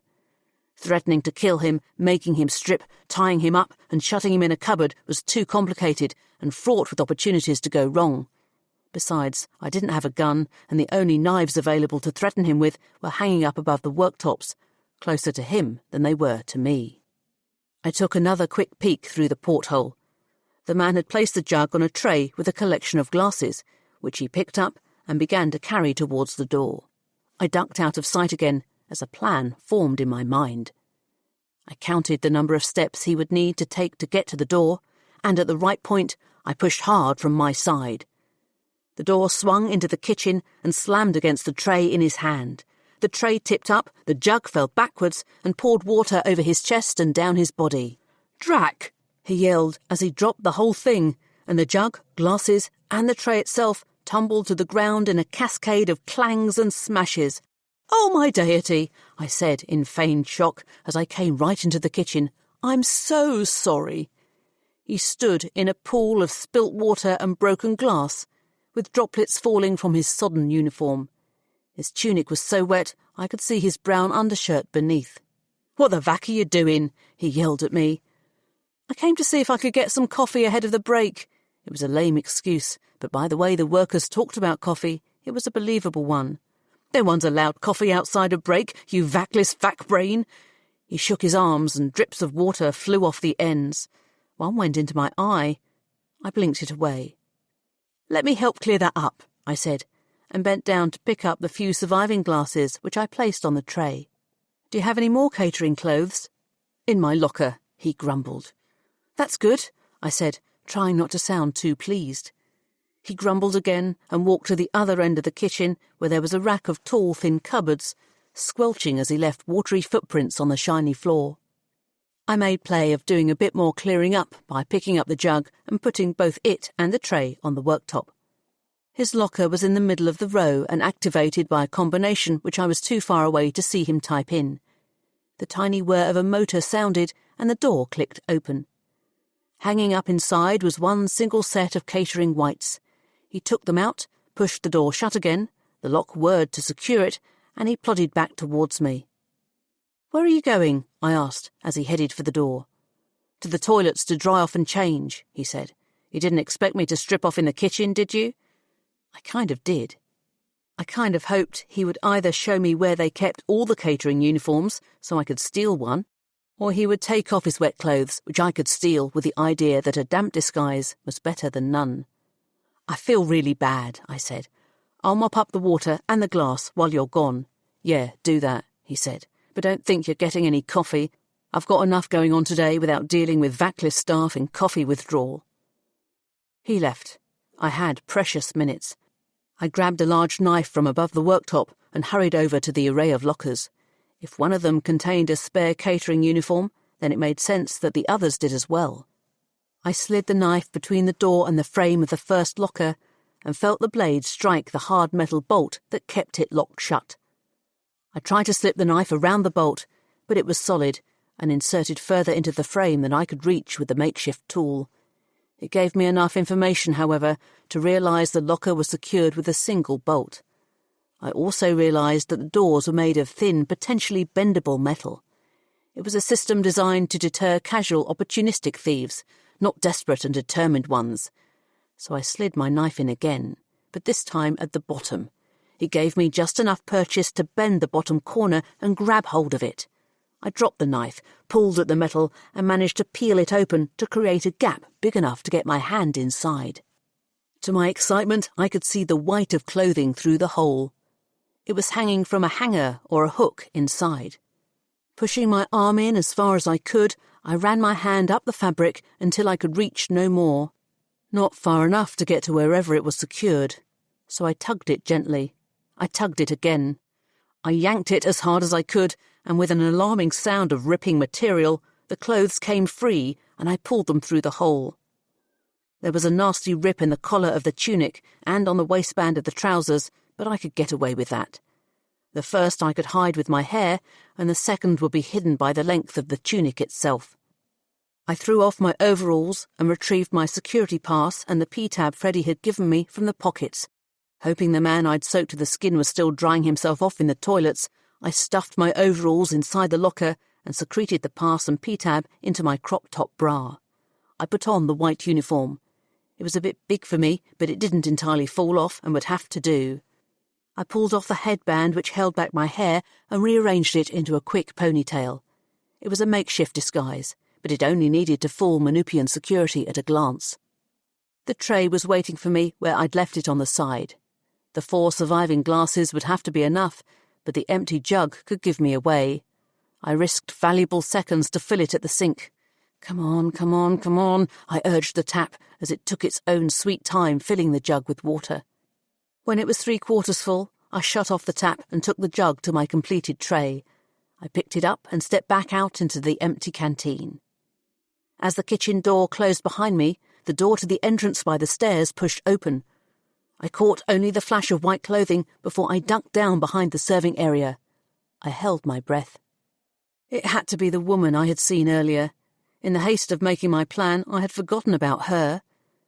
I listened to her soft footsteps as she came closer, went past and into the kitchen. I bobbed up from my hiding place, only to see the door to the staff toilets at the back of the room open. I ducked down again and listened to heavier footsteps of the man walk past me, followed by him pushing open the kitchen door with a hard shove. Inside, he would see that I hadn't mopped up the spilled water and broken glass like I had said. If both of them looked across at the lockers, they would see the door to one of them bent back on itself and the gaping hole I had left. Knowing I was now on borrowed time, I came out from my hiding place and headed for the landing where I would have to test my disguise against the professionalism or otherwise of the Manupian security official. Chapter 14. The Manupian security official opened the door for me, and I carried the tray with its jug of water and glasses through without a problem. I muttered a thank you, and I was in. I was faced with an empty corridor consisting of 4 doors down the left-hand side. None of them had porthole windows like in the kitchen, and all of them possibly had people behind them, which was a potential problem. I listened at the first door. I heard nothing. I turned the handle and walked in. 2 women sitting at desks in a small office looked up. "The meeting room's 2 doors down," snapped one of them. "Sorry," I said, and closed the door behind me. Everyone was fooled by my catering uniform and my tray of props. It was amazing how stupid people could be. I counted 2 doors down and stopped at the 3rd door. Again I listened. Again I heard nothing. Preparing myself for whatever lay beyond, I opened the door. The room was unoccupied and lit by bright overhead lights. They shone down onto an elongated table which ran down the middle and was surrounded by 6 chairs, 3 placed on either side. The centrepiece was the tray of sandwiches the catering worker had carried up earlier. I placed my tray of water next to them and avoided the temptation to help myself to one of the sandwiches. This had to be where James and Udinoff would sit after their tour of the factory and discuss whatever private business they had. If I was to find out what they were up to, I needed to be a fly on the wall of the meeting. But I was a very large excuse for a fly, and the room had literally no hiding places. There was 1 table, 6 chairs, and a blank display screen on the wall. I took out the P-tab from where I had stuffed it into my bra and brought up the recording mode. It would have to be my substitute digital fly. I untied my ponytail and used the hairband to fasten the P-tab to the central leg of the table. I set the recording to trigger when the device registered sound. "Testing, testing. Hello, can you hear me?" "I can hear you," said a voice. I was so startled, I jumped up and whacked my head on the underside of the table. There was no one else in the room with me. Puzzled for a moment, I rubbed my head. "Computer?" "Yes," said the same voice, a female, unemotional voice. "What are your instructions?" There were no speakers in the ceiling like in my ship. The computer's voice seemed to be coming from the blank screen on the wall. "Do you know what's going to be discussed at the meeting?" I asked. "I have no information," said the voice. The brief moment of excitement faded to disappointment. "Thank you, never mind," I said. Strictly speaking, using pleasantries when talking to a rudimentary machine was not necessary, but the line between artificial intelligence and dumb programming was blurred, and I always tried to avoid pissing off a computer whenever possible. "There is a presentation ready to be displayed," said the computer. "Would you like me to display it?" "Yes, please," I said, calculating how long I dare stay in that room before I was discovered. I probably should have already left. "Presentation commencing." The black of the display screen turned a dark blue, and letters appeared in yellow. Johnsonii Factory. "Turn up the sound," I instructed. "This is a silent presentation," said the computer, as the letters faded away and video of the factory in operation filled the screen. The images were almost certainly recent, as it looked no different to the factory floor I had just left, except the video was taken from a different angle to the one I was used to seeing from my workstation. The image froze, and statistics were superimposed on top. Factory workforce, 6,324. Support staff, catering, cleaning, payroll, etc., 157. Sick days, circa 15,000 a year. And so it went on. I drummed my fingers on the table. I really didn't have time to hang around for the presentation to get to the point. And without the script which was supposed to accompany the images, there was no guarantee it would ever get there. I grabbed a sandwich and stuffed it into my mouth to quell my anxiety. Salty protein paste squeezed through the bread with each bite, while I rearranged the sandwiches on the tray to hide the gap I had created. The screen changed into a schematic of the factory floor. The bird's-eye viewpoint marked out every workstation and every piece of machinery in a line drawing which showed how massive the factory was. A headline in red lettering, "Wasted Space," appeared at the top. Red cross-hatchings drew themselves over the top of walkways and staff toilet blocks.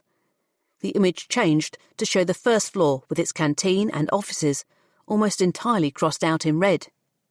So far, so uninteresting. Until the images faded away and were replaced by a computer-generated vision of a new-look factory. The shape of the old factory floor was still visible, but the workstations, the walkways and the toilet blocks were wiped out. In their place were machines, vast, shiny machines everywhere, linked by conveyor belts. The static image morphed into animation, and the machines began to move, as plain grey boxes of unidentified products were carried on the conveyor belts from one part of the factory to another. Words in optimistic yellow scrolled over the top. Machines need no toilets, take no lunch breaks, don't get sick, work without sleep.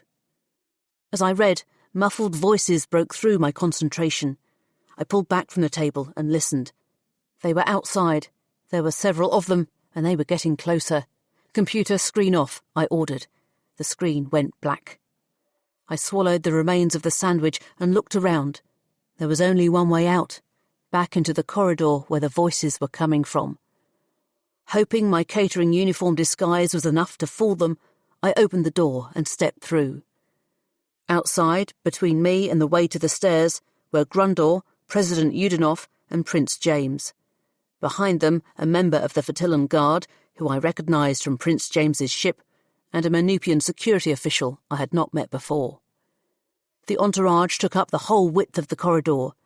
They would have to step aside to let me pass. They would have to look at me, and 3 of them knew what I looked like. I turned away.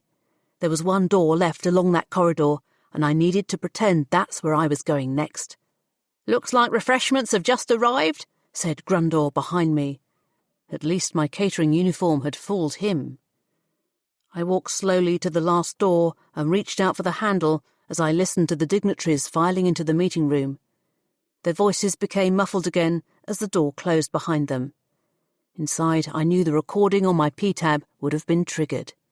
As long as it wasn't discovered, it would be a simple matter to come back and retrieve it when all the security was gone and I could discover the truth about their meeting.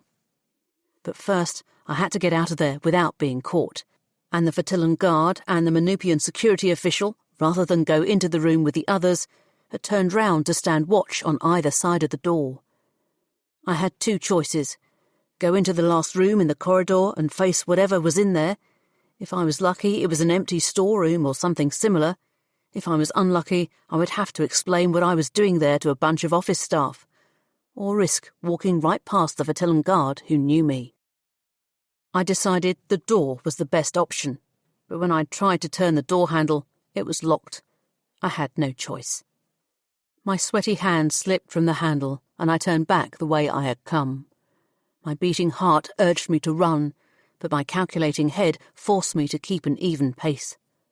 I looked straight ahead and kept my gaze directly on the prize of the door at the end of the corridor. Holding my breath, I passed the guards flanking the meeting room. Their eyes didn't falter from staring straight ahead. It was as if they looked straight through me. I allowed myself a silent sigh as I passed. I estimated I had 5 more steps before I reached the door. 5, 4, 3. The door opened. A man in white catering uniform came through. It was the same man I had soaked back in the kitchen. In his hands was a clean tray with a new jug of water and a fresh array of glasses. He stopped as soon as he saw me. His recognition was instant. "You!" he shouted. "What the vac do you think you're doing?" Behind me, I heard the click of guns being pulled from their holsters. I swung my hands up under the tray and catapulted the whole lot into the air. Without waiting to see the man soaked with water again, I charged for the door. The security official on the other side, who had so politely let me in minutes before, turned to block me, but he wasn't quick enough, and I rammed into his shoulder to push him out of the way. "Stop," he ordered. but I was running down the stairs, away from the sound of smashing glass and shouts of confusion. An EE blast zoomed past my ear and struck the wall next to me. A warning shot. I kept running. "Stop or die!" I vaulted over the handrail as a second shot cut through the air where I'd been standing and seared into the wall. I landed, my knees bent to cushion the impact, and my hands slapped on the floor to stop me falling forward. With the sound of chasing footsteps echoing in the stairway, fear pulled me to my feet, and I crashed through the door onto the factory floor. The cacophony of machinery and people was suddenly loud, and must have prevented anyone outside hearing the EE blasts on the stairs, including the Fertillan guard and Manupian security official who flanked the doorway I had just come through. If they hadn't been there to stop people going through the door instead of coming out of it, I wouldn't have got away. But I was running before either of them realised what was going on. As I ran past her, I looked directly into the eyes of the woman in the Fertillan guard uniform and saw that it was Louisi. She recognised me, and I saw her eyes widen with astonishment before I dashed into the throng of workers and their machines. The official who had fired at me on the stairs must have come through after me because the light of an EE blast sailed overhead. Screams erupted from the workers. One man stepped back from his machine as I was running behind him and knocked me sideways. I glanced back and saw the Manupian security official was at the door with his EEW drawn. Louisi and her Manupian counterpart pulled their weapons from their holsters. I kept running. Down to the walkway on the far side of the building. Glancing behind, I saw the security official from the top of the stairs was only meters behind. He aimed the barrel of his gun right between my eyes. I cut sideways into another walkway and put workers between me and his line of sight. I hoped he wasn't stupid enough to fire and risk hitting them. The exit was 20 metres ahead, but the Manupian security official from the door was coming round to cut me off. Louisi ran towards me from the other side. All three of them were armed. I had no weapon, and I was wearing a crisp white catering uniform in a room full of people in drab clothing. The only thing that would make me more visible was a flashing light on my head. On the wall ahead was the fire alarm. I swung my elbow into the protective cover and struck the button underneath. Sirens wailed all around. Workers groaned and looked for the source of the fire. The clanking, roaring and grinding of working machinery was steadily replaced by a mass of questioning voices as workers turned off their machines and asked each other if they really had to evacuate. In isolated pockets, they began to move back from their workstations, along the rows and towards the exit. Like sheep, others followed. Soon the whole factory floor was on the move. I lost sight of Louisi and the security officials as people came towards me. I ripped off my tunic, literally tearing off the buttons rather than take the time to undo them, and dropped it to the floor, where it was trampled by factory workers filing out. I joined them, trying to hide myself among the masses, even though my dark-coloured crop top and the white catering trousers didn't camouflage me as much as I would like. I nestled myself within a group of burly men all taller than me and shuffled along towards the one exit. If there had been a real fire, the volume of people, the single exit, and the resulting panic would surely have killed hundreds, if not thousands. No one else seemed to be bothered. They were just moaning. "It can't be a drill," one of them was saying over the sound of the alarm. "Not with Yudenov here, surely." "I think the weapons fire must have set it off," said another. "If some idiot's done it for a laugh, I'll strangle them with my bare hands." I hunched my shoulders and bent my head forward as I tried to be inconspicuous among them. I reached out my hand to a workstation as I passed and grabbed a half-welded metal bar. I grasped it tight and held it against my thigh in case I needed it. The lurching masses slowed even more as we got closer to the exit. A Manupian security official had somehow managed to get himself to the head of the queue and was working his way down, checking everyone. Very soon, he would be checking me. I gripped the metal bar tighter and tried to think of a way out that didn't involve surrendering myself. He looked through the crowd and fixated on me.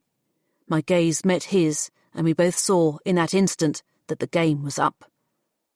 I switched back and bulldozed my way through the group of men behind me. They shouted protests as, head down, I ploughed through gaps between their bellies and elbowed my way through. "Stop her!" cried a voice from behind. An EE blast ripped through the air above. Screams erupted and bodies surged as panic set in. 2 more gunshots zoomed over my head. People around me realised I was a target and staggered back out of the way, crushing complaining people behind them. It made getting through them easier, but it also made me more visible to my pursuer. I pushed through the last of the people to the back of the throng and into the clear space beyond. Turning to see the official still making his way through the massive evacuees obeying the fire alarm, I knew I had vital seconds to escape. At the back of the factory, crates of completed components were stacked into towers ready to be transported to their next destination. Somewhere behind them, there had to be another way out. Weaving myself in and out of the crates, using the towers to shield my body, I came up against the back wall of the factory. Cut into it, at hip height, was a closed, airtight hatchway just big enough for a crate to get through. Or a crouching person. I slammed my fist on the open-close button beside it, and a warning siren struggled to be heard over the fire alarm. The door to the hatch began to rise, slowly. 2 vacking slowly. "Stop!" I tensed. The Manupian security official was clear of the workers, and his EE weapon was pointing straight at me. "Turn round, slowly." I obeyed. "I don't mean President Udinov any harm," I said. "Don't care," said the official, pacing towards me, his gun ready to blow out my brain with a squeeze of the trigger. I glanced to the hatchway to see the door had opened to reveal a conveyor belt which led into darkness. If only I could reach it. "Hands up!" I raised my hands, slowly, my heart pounding so hard that I was shaking as I fought the urge to run. The metal bar was still in my hand, a useless weapon against the power of his EEW. "Drop it," ordered the official. I lowered the metal bar and held it out as if I was about to let go. At the last moment, I swung it round, struck the open-close button, and jumped into the open hatchway. He let off an EE blast. It streaked through the space where my head had been and struck the wall behind. My bum landed on the conveyor belt, and the door began to close. He let off a second blast, but it hit the closing door. I looked along the conveyor belt into what was a long, shallow drop, into wherever the finished components of the factory ended up. The gap behind me was no longer big enough for a person to get through. I rammed the end of the bar into the mechanism, hoping it was enough to disable it and stop anyone following me. Then I slid down the chute into the unknown blackness. Chapter 15. I landed on my feet, in darkness, at the bottom of the shaft. Lights turned on above me, one after the other, in a cascade of brightness which illuminated a hangar with a ceiling as high as a house and filled with a row of transport vehicles. If the lights were triggered by motion sensors, it meant I was the only one there. It was likely anyone who had been in what appeared to be a loading bay had evacuated when the fire alarm went off. I stepped forward and tripped over the corner of a crate that must have come down the chute before me. I stumbled myself upright and crunched on a thin film of yellowish grit like the natural dust of Manupia. I supposed the giant airlock on the other side of the transport vehicles led directly out onto the planet's surface, where it was easy to take the crates to another factory to be assembled or to a spaceship to be taken off-world. All of which explained why the hatchway on the factory floor was airtight. It protected the rest of the building when the airlock in the loading bay was open. I tried the driver's door of the first transport vehicle, but it was locked. If one was locked, then I suspected they all were. Looking around for somewhere there might be keys, I saw evidence of the people who worked there. On one wall was a shiny whiteboard where someone had written what looked to be some kind of rota or shift pattern with a list of names, dates and times. Alongside it was a line of hooks with 4 breathers hanging from them. On the other side was a standard door, which I suspected led into an administration centre and probably the rest of the factory. I tried the handle, but it was also locked. I went back to the transport vehicles in the hope that someone had forgotten to lock one of them when they evacuated. As I tried the third locked vehicle, the fire alarm suddenly ceased.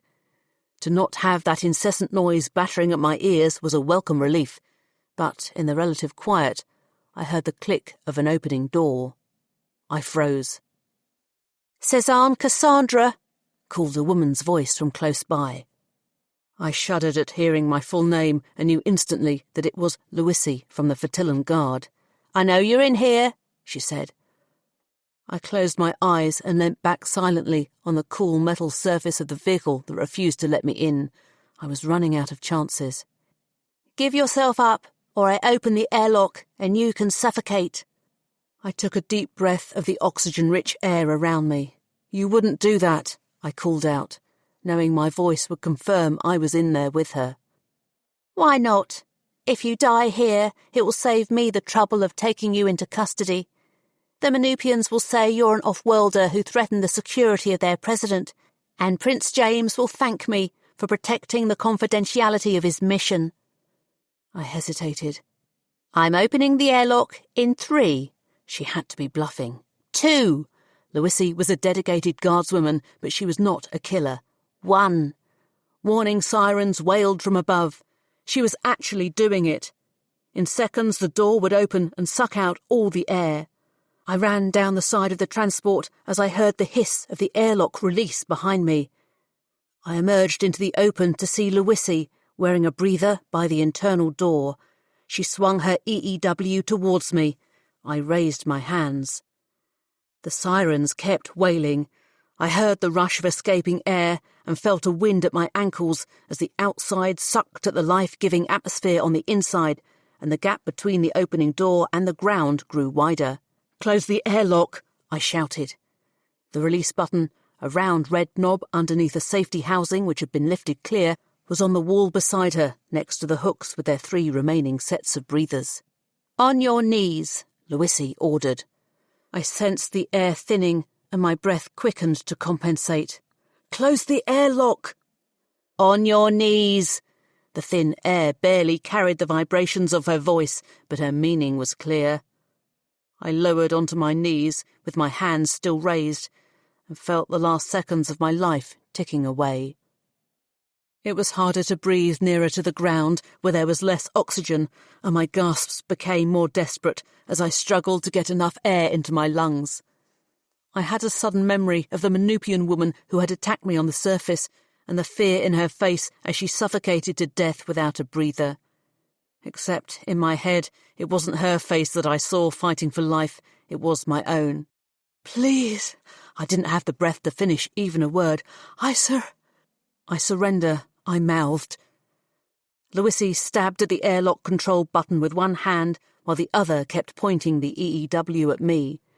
Wheezing through the pain in my chest and the pressure on my eardrums, the air gradually returned. I heard the final clang of the airlock close and the click of the seal shutting us off from the outside. I tried to breathe deeply, but my body took desperate, quick, shallow breaths as the dizziness from lack of oxygen subsided from my brain. I looked up at Louisi. She had been wearing her breather the whole time.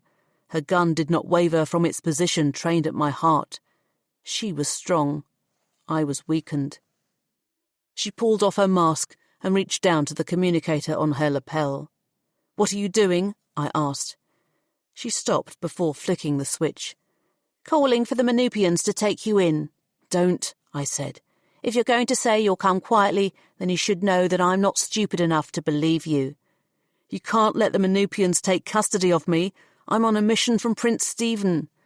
My loyalty is to Prince James."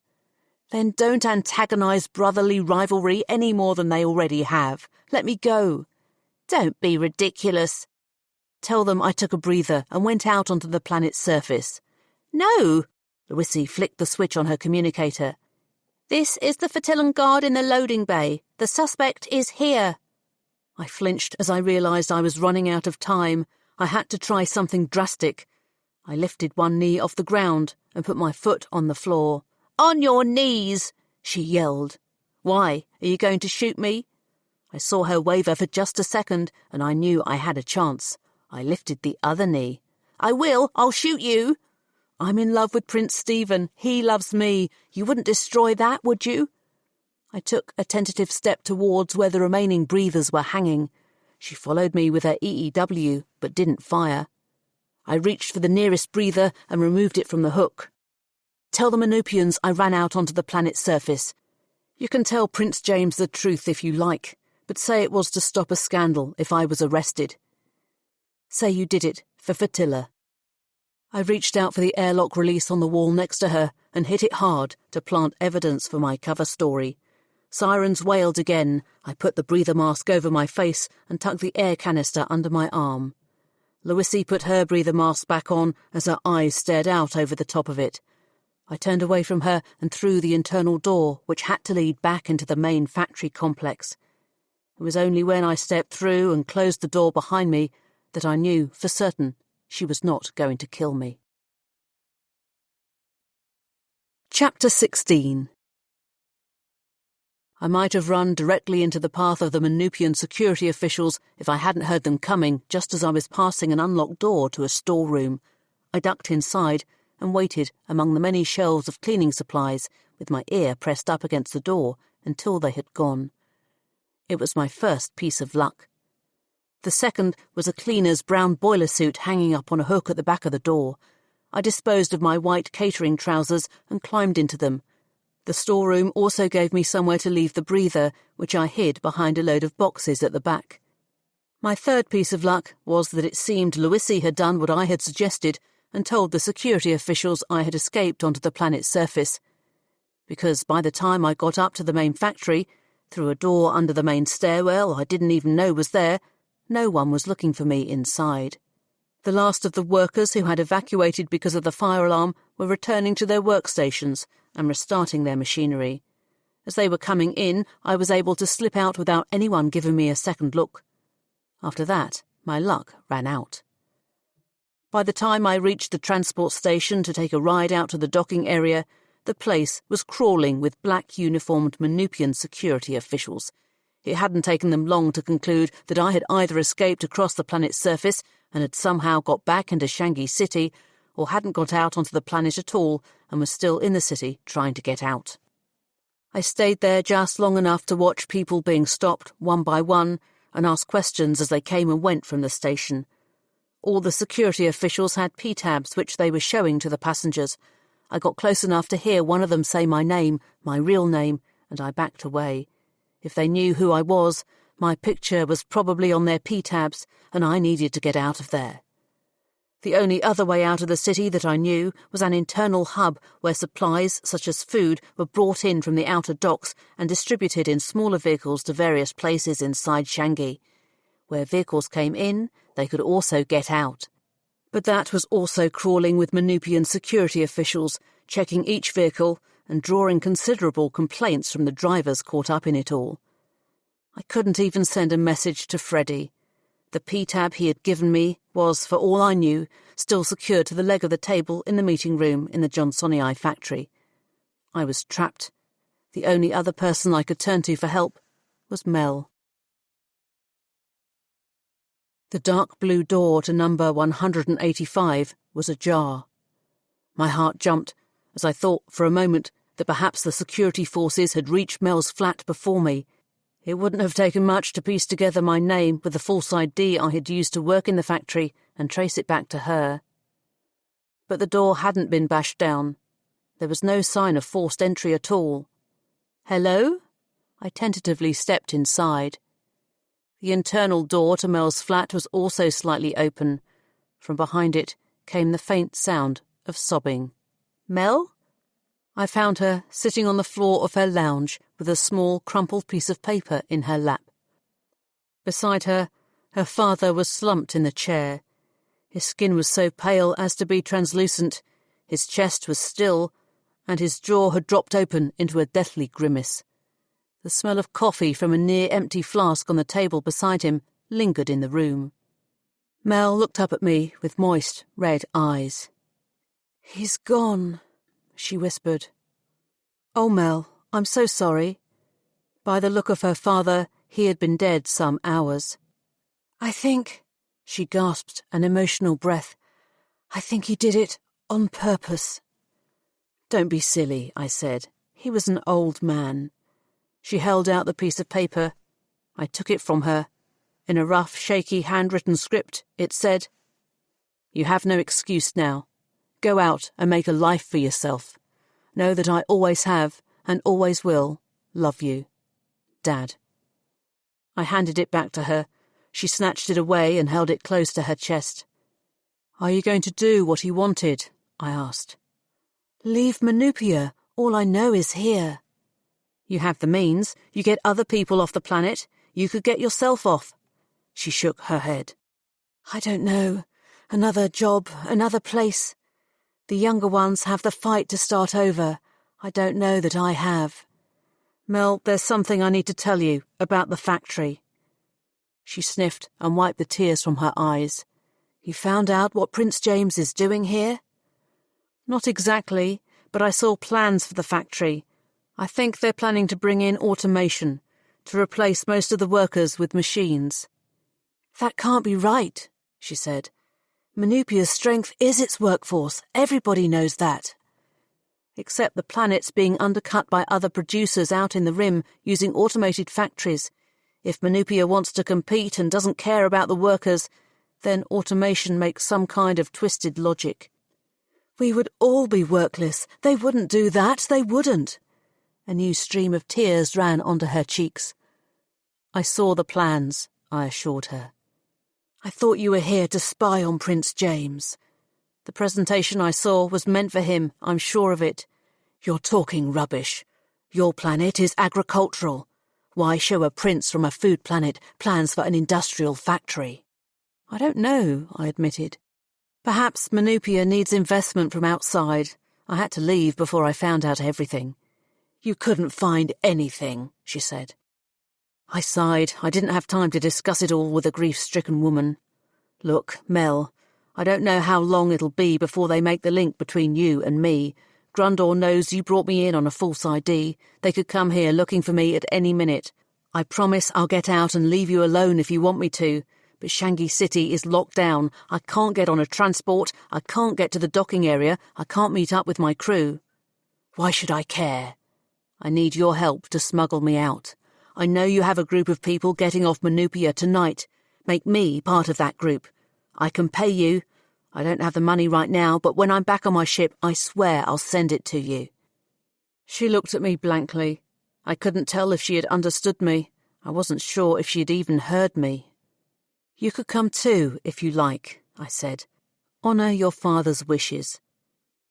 She reached across and squeezed her dad's hand. She sat like that for what seemed to be many minutes, as I anxiously waited for the security services to burst in and arrest me. "Okay, Dad. I'll do what you want, you stubborn bastard." She stood and leant over to kiss him on the forehead. "I'll miss you." Her final words to him cracked with emotion, but when she turned towards me, she seemed to find a new strength, and the last of her tears fell from her face onto the floor. "Are you ready?" I asked her. She nodded. "Dad made me pack a bag for this day. I've always been ready." Chapter 17. Mel took me to an abandoned factory on the opposite side of the city. The factory floor was half the size of Johnsonii, but its emptiness made it appear vast. Apart from a few remnants of metal frames welded to the floor, the workstations had been stripped out, and what was left was cavernous nothingness. The lights which had once lit the space for thousands of workers had been turned off, removed or broken, and so the only light came from the open doorway. It cast long shadows like tombstones as it hit the few metal struts sticking out of the floor. Our footsteps echoed around the nothingness. They seemed to draw out other footsteps, which shuffled in the dark. Faces appeared in the dim glow of the light. The faces of 2 women and 1 man. The younger woman I recognised instantly as Denny, the woman who had spoken to Mel after we left the factory the previous day, and the other 2 I didn't know. "Mel, what's going on?" said Denny. "We've been waiting," said the other woman. "No one came," said the man. Mel held up her hands to stop their questions. There was some sort of security breach surrounding the visit of President Yudenov and the Fertillan Prince, which has snarled up all the transport in the city. There's been a delay, that's all. We're still going, aren't we? Asked the older woman. We have to, said Denny. I've sold everything I had, made arrangements. I'm not going back to the factory. Mel nodded, somewhat too vigorously to be entirely reassuring, and pulled her P-tab from her pocket. She had been exchanging messages constantly since we had left her home. She checked it again. Denny looked across to me. Hi, I'm Denny, she said, then introduced the woman as Vendra and the man as Kendorf. Hello, I said, nodding at them all. The others acknowledged me, but said nothing. They looked too nervous. Denny, it seemed, was working out her nervousness by talking. Are you coming too? Yes, I said, and Mel. Mel, really? Said Denny excitedly. I thought you said you had family ties keeping you on Manupia. Mel looked up from her P-tab. Things change. Distant footsteps echoed from deep within the factory. Who's that? I said. The footsteps were getting closer. Our ride, said Mel. I hope. Out from the darkness emerged a man. He was tall and broad, not like the native people of Manupia, and walked with a long stride that tapped on the solid floor with a firm, confident heel. As the light from the doorway fell on his face, it revealed only a pair of small green eyes set deep into their sockets. The rest was hidden under a scarf that covered his nose, mouth and chin, and by the hood of his top, which he had pulled across his head and down over his forehead until it reached the ridge of his eyebrows. "Which one of you is my contact?" he said, coming to a stop in front of us. "That would be me." Mel stepped forward. "You don't want to reconsider?" he said. "Only if you don't want the money you were promised." He chuckled, and the material of his scarf fluttered with his breath. "I want my money as much as the next man, but I don't want to get involved in any local trouble." "There's no trouble to get involved in," she said. "What trouble?" said Vendra. The hooded man turned to her. "I was stopped by local security before I got here, twice. They turn a blind eye to people cargo as a rule, but something's got them rattled." "It was a factory visit by our president and a visiting dignitary," said Mel. "Increased precautions, nothing more than that. As I told you in the message, you must be willing to take us or you wouldn't be here." I couldn't see his mouth under the scarf, but the way his eyes softened suggested he was smiling. "You must be willing to pay the extra, or you wouldn't have come." "You'll get it, I promise." "As long as you understand you can't travel as passengers among the cargo like the others I've taken. They're checking the transports for people. You'll need to travel as part of the cargo." "What do you mean?" she said. "I'll show you." He turned on his firm heel and walked off the way he had come. He called back, "Come on, if you're coming." We followed into the dark. As we went deeper into the factory, the light from the doorway dissipated into virtually nothing. Up ahead, a beam of light suddenly cut a path through the factory. It made me catch my breath for a moment until I realized it came from a torch carried by the hooded man. It bobbed along as we followed him, never getting closer, never getting further away. As we walked, I heard the sound of things scuttling from the light. "Do you think that's the workless?" said Kendorf. "I heard some of them moved in here when the factory stopped production." I shivered at the thought of people living in that desolate darkness for the rest of their lives. The abandoned factory, although smaller than Johnsonii, had substantially the same layout, and I recognised the route we were taking as leading to the loading bay, which was confirmed when we stopped at the airlock. "The seals on the exterior door to the loading bay have decayed over time," said the hooded man. "It's no longer airtight. We'll need breathers." He shone his torch along the wall beside us where 4 sets of breathers hung from hooks. He took the first one and strapped the belt with its air canister to his waist. "There's 6 of us and only 4 breathers," said Mel. "I think there's more inside," said the man. Some of you will have to share until then." "You think?" I said. "If you're not happy with that, you're free to leave, but there's no refunds from here on in." He reached for another breather and handed it to Kendov. The final 2 were to be shared between Denny, Vendra, Mel, and myself. At least the power to this part of the factory was still in operation. The hooded man lifted the safety cover, pushed the button, and warning sirens sounded around us. Moments later, the door began to open, and I felt the draft of air move past my ankles as it escaped from the fully pressurized environment of the abandoned factory. The rush of air wasn't as great as when Luisi had threatened to suffocate me back at the Johnsonii factory, which suggested it wasn't entirely exposed to the planet's atmosphere.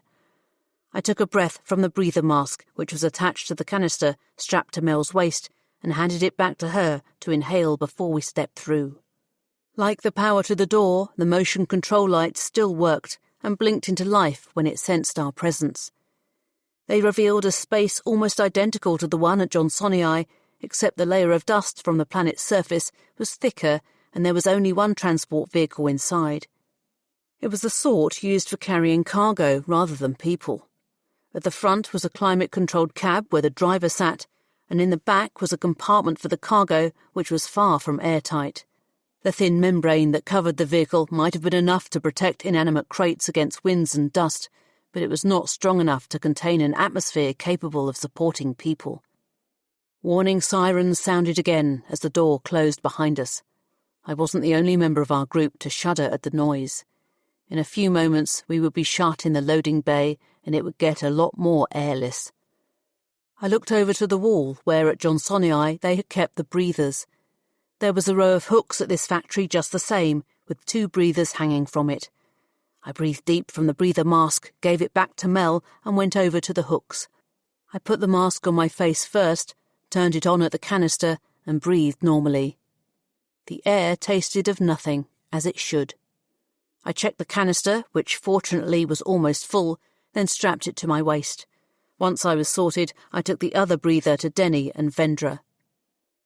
The hooded man had opened the back doors of the transport to reveal it was stacked with crates, some of them as small as the ones which I used to place my finished pieces of elbow-shaped metal components, but some much larger, about double the size.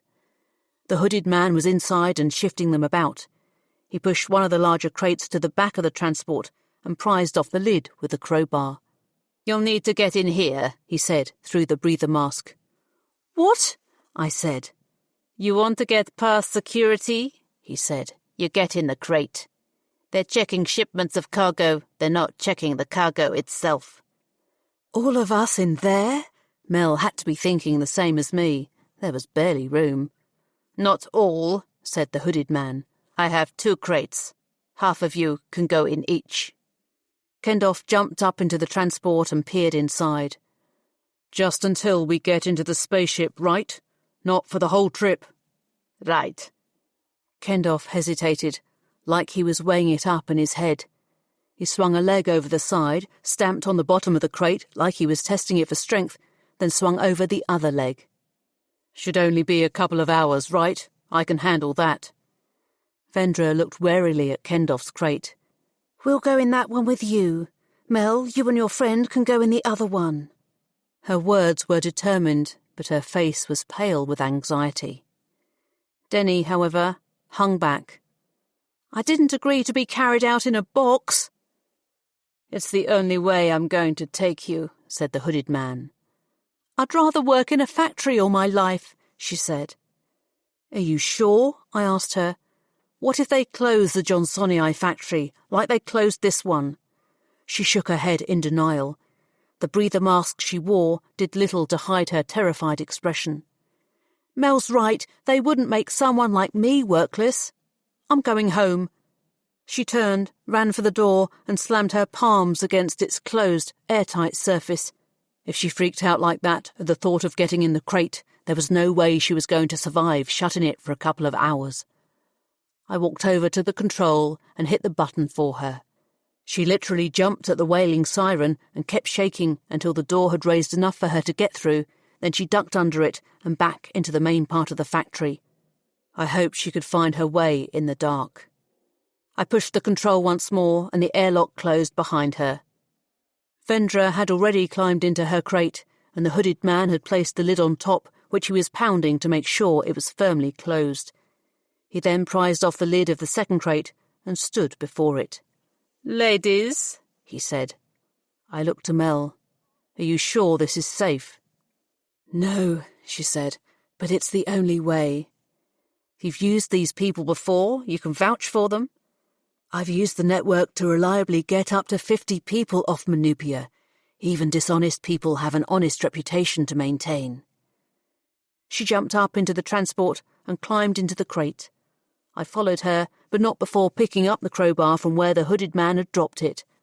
"I want to make sure I can get out again," I told him. "Only when you're safely on board the ship and it has taken off. Come out before that, and you risk getting all of us caught." I nodded. I sat in the crate with my bottom in one corner and my legs stretched out across the middle. Mel sat with her bottom in the opposite corner and laid out her legs beside mine. The lid was put on top and we were plunged into darkness. My breath sounds quickened through the breather mask. Then several heavy blows thumped down from above, shaking the whole crate as the hooded man secured the lid on top of us. I got a bad feeling that I had just done the most stupidest thing in my life. I prayed to the deity I didn't believe in and hoped I had not just been sealed inside my own coffin. Chapter 18.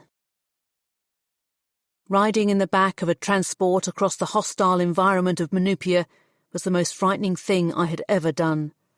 I had been in worse places in my life, but this was the first time I had ever trusted myself to a stranger. In other situations, I had always been able to talk or fight my way out of trouble, but shut in a box, relying on maybe only half an hour's air in the breather's canister, being knocked about and thrown against the sides as the transport bumped over the uneven planet's surface, was something I just had to endure. The cold from the planet leached in through the membrane of the transport and into our crate. Mel pulled out all the spare clothes from the bag she had brought with her, and we huddled under them the best we could.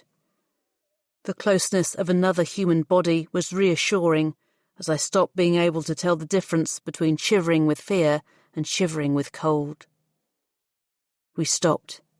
"Are we there?" whispered Mel. "Not sure." I listened. In order for us to hear whatever was going on outside, the noise had to travel through the thin atmosphere of Manupia into the membrane of the transport and past walls of the crate where we were incarcerated. It was an unlikely prospect. The more I tried to hear, the more I became aware of the pumping of my heart. "I don't think I have much air left," said Mel. Her breathing was laboured. She should have at least another 5 minutes by my reckoning, but our fear had caused us to be greedy with our oxygen supply, and we had probably both breathed too quickly and too deeply. She had also started using her breather before I put mine on, which meant if she had already begun to get low on oxygen, I was going to feel it soon. "What's that?" said Mel. I listened again. Quiet but clear was the sound of sirens warning of an opening airlock. "We must be at the docking area. Hold on." "I can't." The thinning air was causing Mel to panic, and the panic was causing her to fight for breath that wasn't there. "Here, share mine."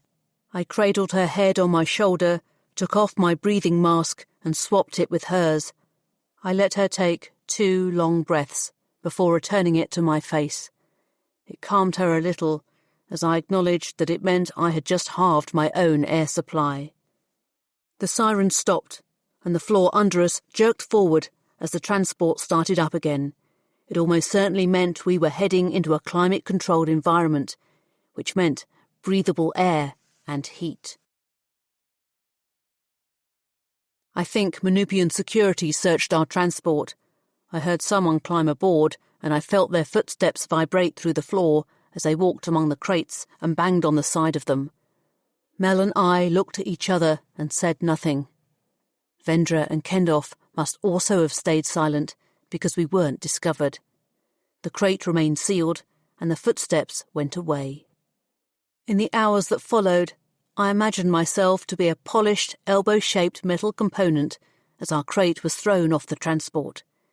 We rattled around, hitting the sides and hitting each other as we were moved unceremoniously from unseen place to unseen place. At one point, Mel's breather canister flew up and hit her in the face. We had to stuff our mouths with clothes to stop ourselves screaming out. From the jobs I had had moving freight, I knew we were being put onto a cart which trundled through the docking area where we were thrown off again, carried onto the spaceship and thrown down into the hold.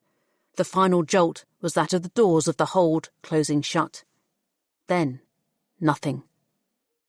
I waited as long as my impatience would let me, then I got to my feet and half hunched myself, half crouched in the restricted space of the crate.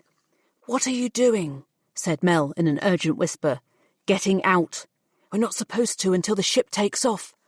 "It's fine, we're safe. I'm not staying in here any longer." I put my back up hard against the lid of the crate and pushed.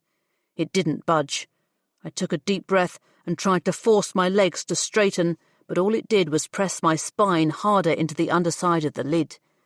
I reached for the crowbar and wedged it at the corner where the lid and the side of the crate met. There was no gap to lever it into, but I levered anyway. I kept pushing and prizing the bar until I found purchase. I jammed the end into the tiny gap and twisted until the lid popped open. The dim glow of the outside seemed bright after our incarceration. I climbed out to see that the hooded man had been good to his word. We were in the cargo hold of a spaceship, much like my own, and it was full of crates, so although it was a large space, there was not much room to move around. I helped Mel to climb out, and we went round to the other crates, knocking on the sides of the larger ones, until we got a response from Kendoff and Vendra. I took the crowbar to their crate and got them out. Kendoff had a large gash down his arm from where he had been injured in transit, but the blood had dried and he was otherwise fine. Vendra, like the rest of us, was a little bit shaken, but we had all made it through intact. "This is the inside of a spaceship?" said Vendra, looking around at our unglamorous surroundings with childlike wonder. "A not very impressive part," I said. "It's a cargo hold."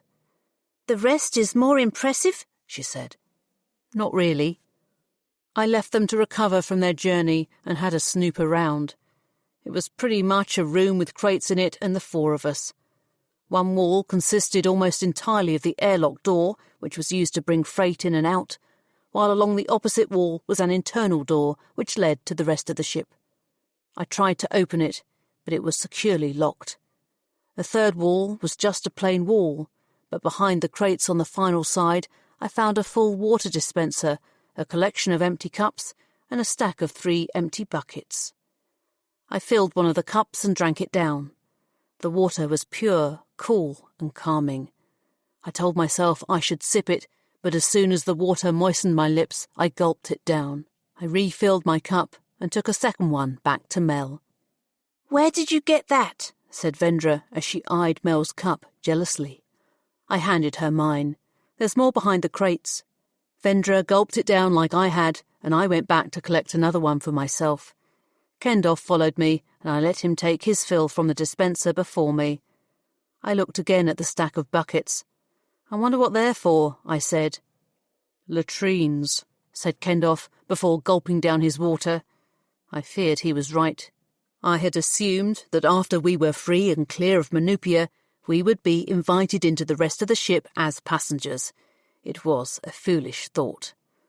I imagine the money the others had paid Mel was well below the rate I would have charged for passengers.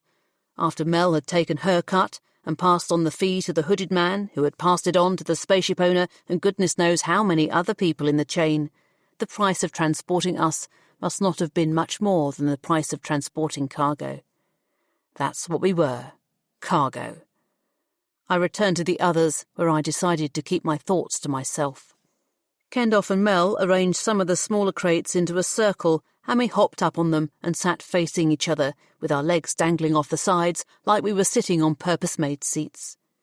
The ship stirred underneath us. "What's that?"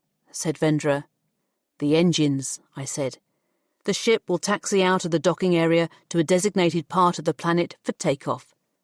"Will it hurt?" said Vendra. "No, there'll be some G-force, but it won't hurt."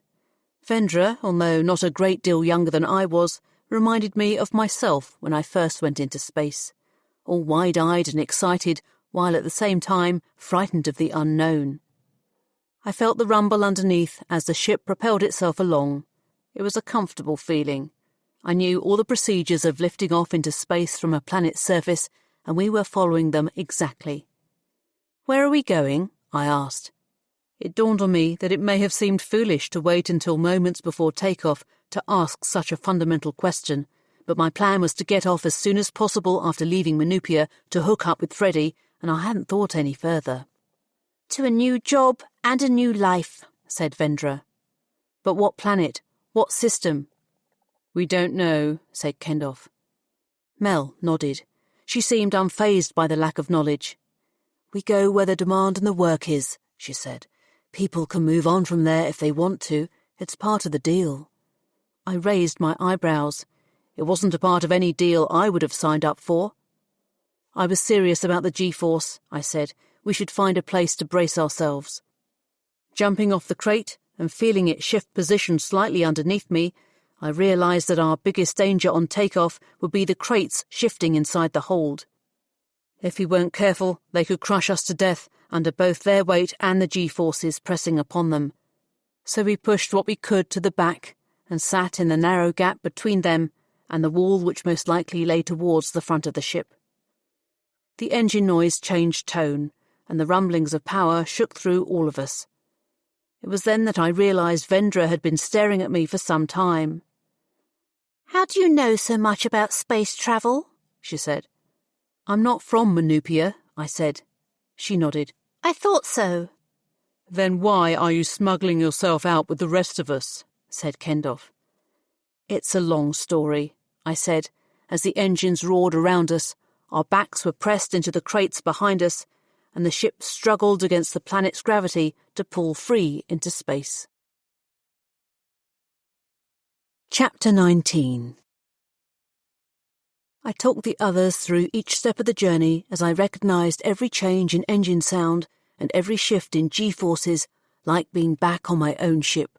We pulled away from the gravity of Manupia and cruised through normal space to where I assumed we would reach uninhabited space, a wormhole away. But I couldn't wait for that to happen. I needed to get out of there and to signal to Freddie before we left the Manupian system. I needed a plan. As I was trying to think of one, the fatigue caught up with me, and I fell asleep. I was woken by the unlocking of the internal door. Dazed, I got to my feet as a masked figure entered.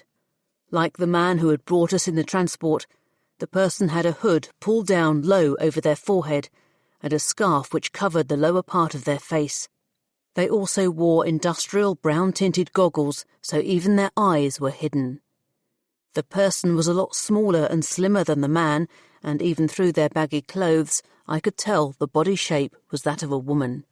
"Excuse me," I said, walking towards her. "I need to send a message to my ship to pick me up before we leave the Manupian system." She turned to face me, and that's when I saw the EE weapon in her hand. It was a small personal handgun, but it was deadly enough, and it was pointing right at me. I held up my palms to show I was unarmed. "I don't want any trouble, I just need to contact my ship, then I'll be on my way." Her expressionless, goggle eyes stared at me. I searched for the humanity beneath their brown tint, but there was none. She chucked 3 small, dry bread rolls onto the floor with her other hand. They bounced away like children's playing balls. Backing away with her gun still trained on me, she stepped through the door. "No, wait!" I ran to the door as the barrel of her EEW disappeared through it. The door closed and locks clicked into place. I pulled at the handle, but it was unyielding. "Hey, come back!" I shouted, slamming my palms on the door. "I need to get off this ship now!" I screamed out with frustration. I spun around and threw my back against its locked surface.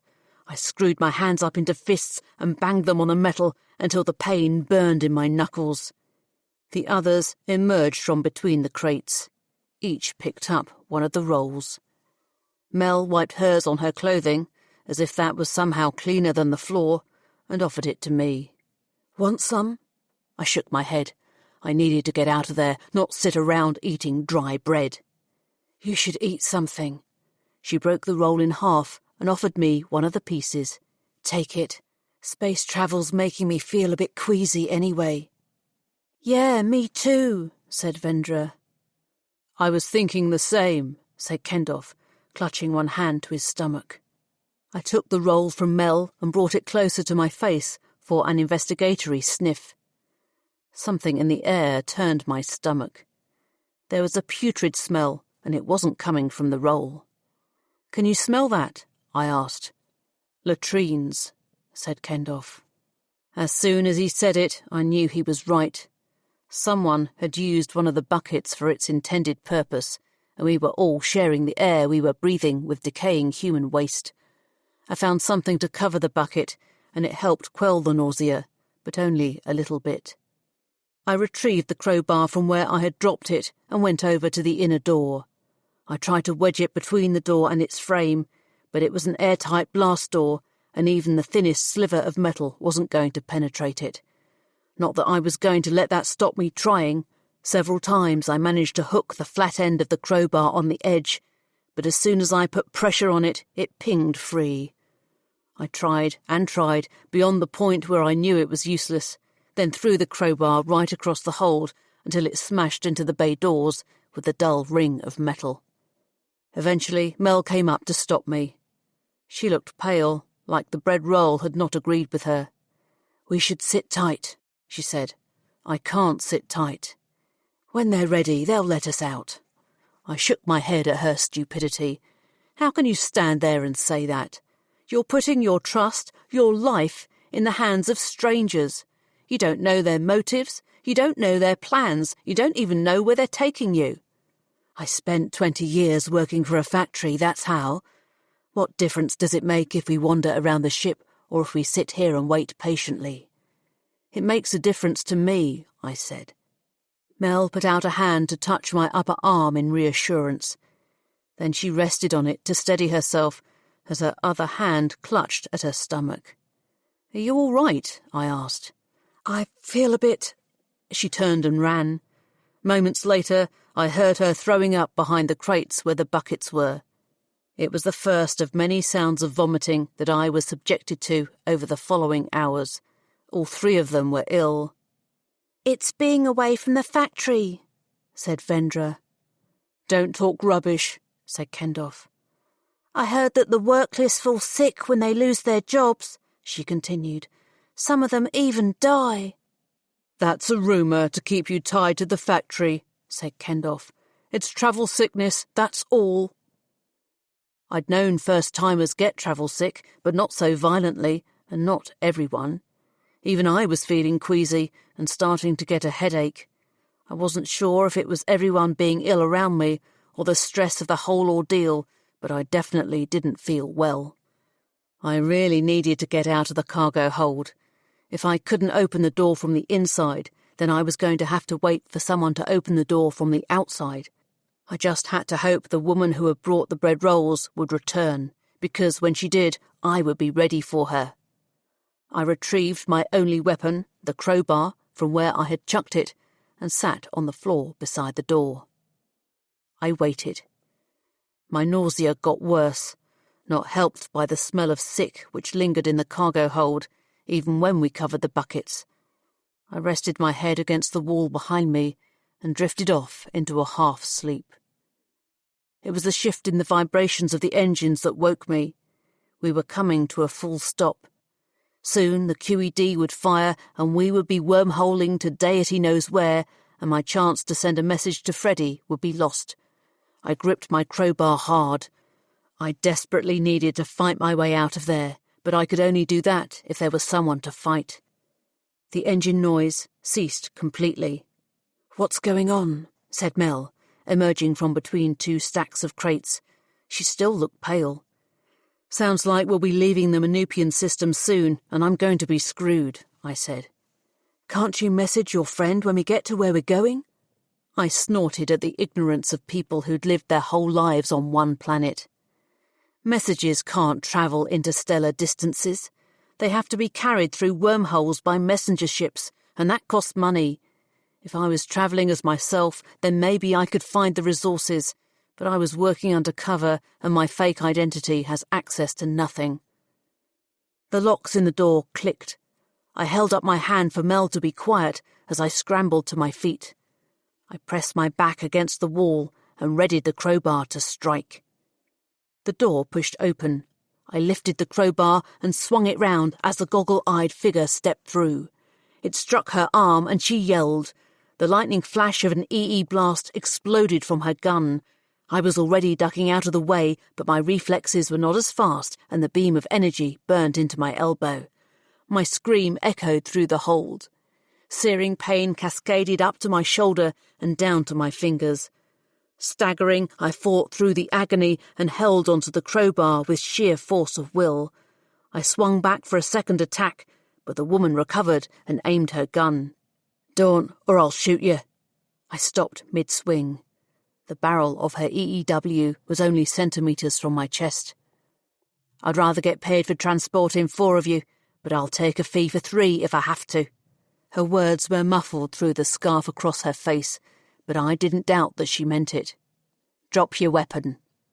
I let go of the crowbar, and it rang hollow as it dropped at my feet, next to the drips of blood falling from my elbow. My attack had done nothing, except maybe bruised her a little. "Get back," she ordered. Staring warily at her EEW, I did as I was told. 2 small, careful steps. It was then that I saw Mel was standing behind the door. She had one of the buckets in her hand. She looked at me, and in that brief moment of unspoken communication, I knew I had to be ready. The woman aimed her EEW around the room, but Mel remained unseen behind the door. "I've come to tell you," the woman called out, "that we'll be going through the wormhole soon. You'll need to prepare to—" Mel stepped out from behind the door and swung the bucket. A stream of vomit, urine and feces flew out and struck the woman right in the face. She yelped in disgust and swung her EEW in the direction of the attack, but Mel had jumped out of the way and the woman, temporarily blinded by human waste clinging to her goggles, fired at nothing. An EE blast shot across the room and burnt a hole in one of the crates. "Go!" cried Mel. I was already running out of the door and into the corridor. I didn't know the ship, but I knew small cargo vessels, and this was no different to any other. I went up a level and found the control room. It was compact, with 3 seats and 3 consoles jammed into a triangular shape at what had to be the front of the ship. I didn't have time to figure out how to use any of them. "Computer, close the door to this room," I called up to the ceiling. "I do not recognise that voice pattern," said an irritatingly smug voice from the speakers above. A male voice, unusual and totally not helpful. "Please provide additional authorization," it said. Drac. I swung myself round to face one of the consoles. Without time to sit down, I tapped my fingers on the screen and brought up the controls for the room. I guessed correctly that this small cargo vessel had a similar layout and operating system to my own ship, so it was easy to find the control for the door. Approaching footsteps clanged down the corridor outside. I tapped the screen and the door slid shut. The locks clicked into place and I breathed deep. But it was the goggle-eyed woman's ship, and it wouldn't take long for her to find out how to override it. Gulping down my increasing nausea, I had to force my eyes to focus on the controls. A notification flashed up in the corner of the screen. Calculations ready. I tapped what I thought was the control to dismiss the notification, but instead I brought up the navigation panel with all the QED calculations. My finger went to swipe it away, but stopped as I read the destination. Leontes Station. Kaya's research station? That made no sense. There was no opportunities for factory workers there. It was a science station for scientists and support staff. It wasn't even anywhere near a transport hub which could take Mel and the others to a larger asteroid or planet where they could find work. A loud banging on the door jolted me back to my more immediate problem. I swiped away the navigation panel and searched through for communications. Locks clicked open. I only had seconds before the woman came in. I typed furiously, as without the help of the computer, I had to send a message manually. Cassy, to Freddie, I typed. The door swung open, and the smell of sick and stale urine drifted inside. The woman pointed her EEW at me as some of the contents of Mel's bucket still dripped from her clothes. She had, however, removed the scarf and goggles so I could see the face of a person beneath. I looked into her eyes and knew immediately that it was Patty. "Hello, Cassy," she said, pulling back her hood to reveal her bleached blonde hair beneath. I felt queasy again and almost forgot why I was in the control room. I reached with my finger to send the message. "Don't," warned Patty, lifting her EEW so it was level with my eyes. "Freddie wouldn't like it if I shot you, but it doesn't mean I won't do it if I need to. I could try wounding your other elbow. I'm told it can be quite painful if you do it right." I clutched at my arm where the EE blast had burnt my skin, and a wave of pain shot up to my shoulder and down to my fingers. The blood was sticky as I pulled my hand away. My stomach retched, and dizziness made me stumble sideways. "Not feeling well, Cassy," said Patty. "Everyone is sick. What have you done? Have you poisoned the air?" "I'm breathing the same air as you, but the one thing I didn't do on Manupia was drink the coffee." "Did you drink the coffee, Cassy?" The coffee everyone craved at break time. The coffee even Mel's father needed when he was no longer working. Of course I drank the coffee. I was undercover. I had to fit in. Patty must have seen the answer on my face. "Oh dear." "What's it doing to me?" I said in panic. "You're in withdrawal, Cassy." "Withdrawal?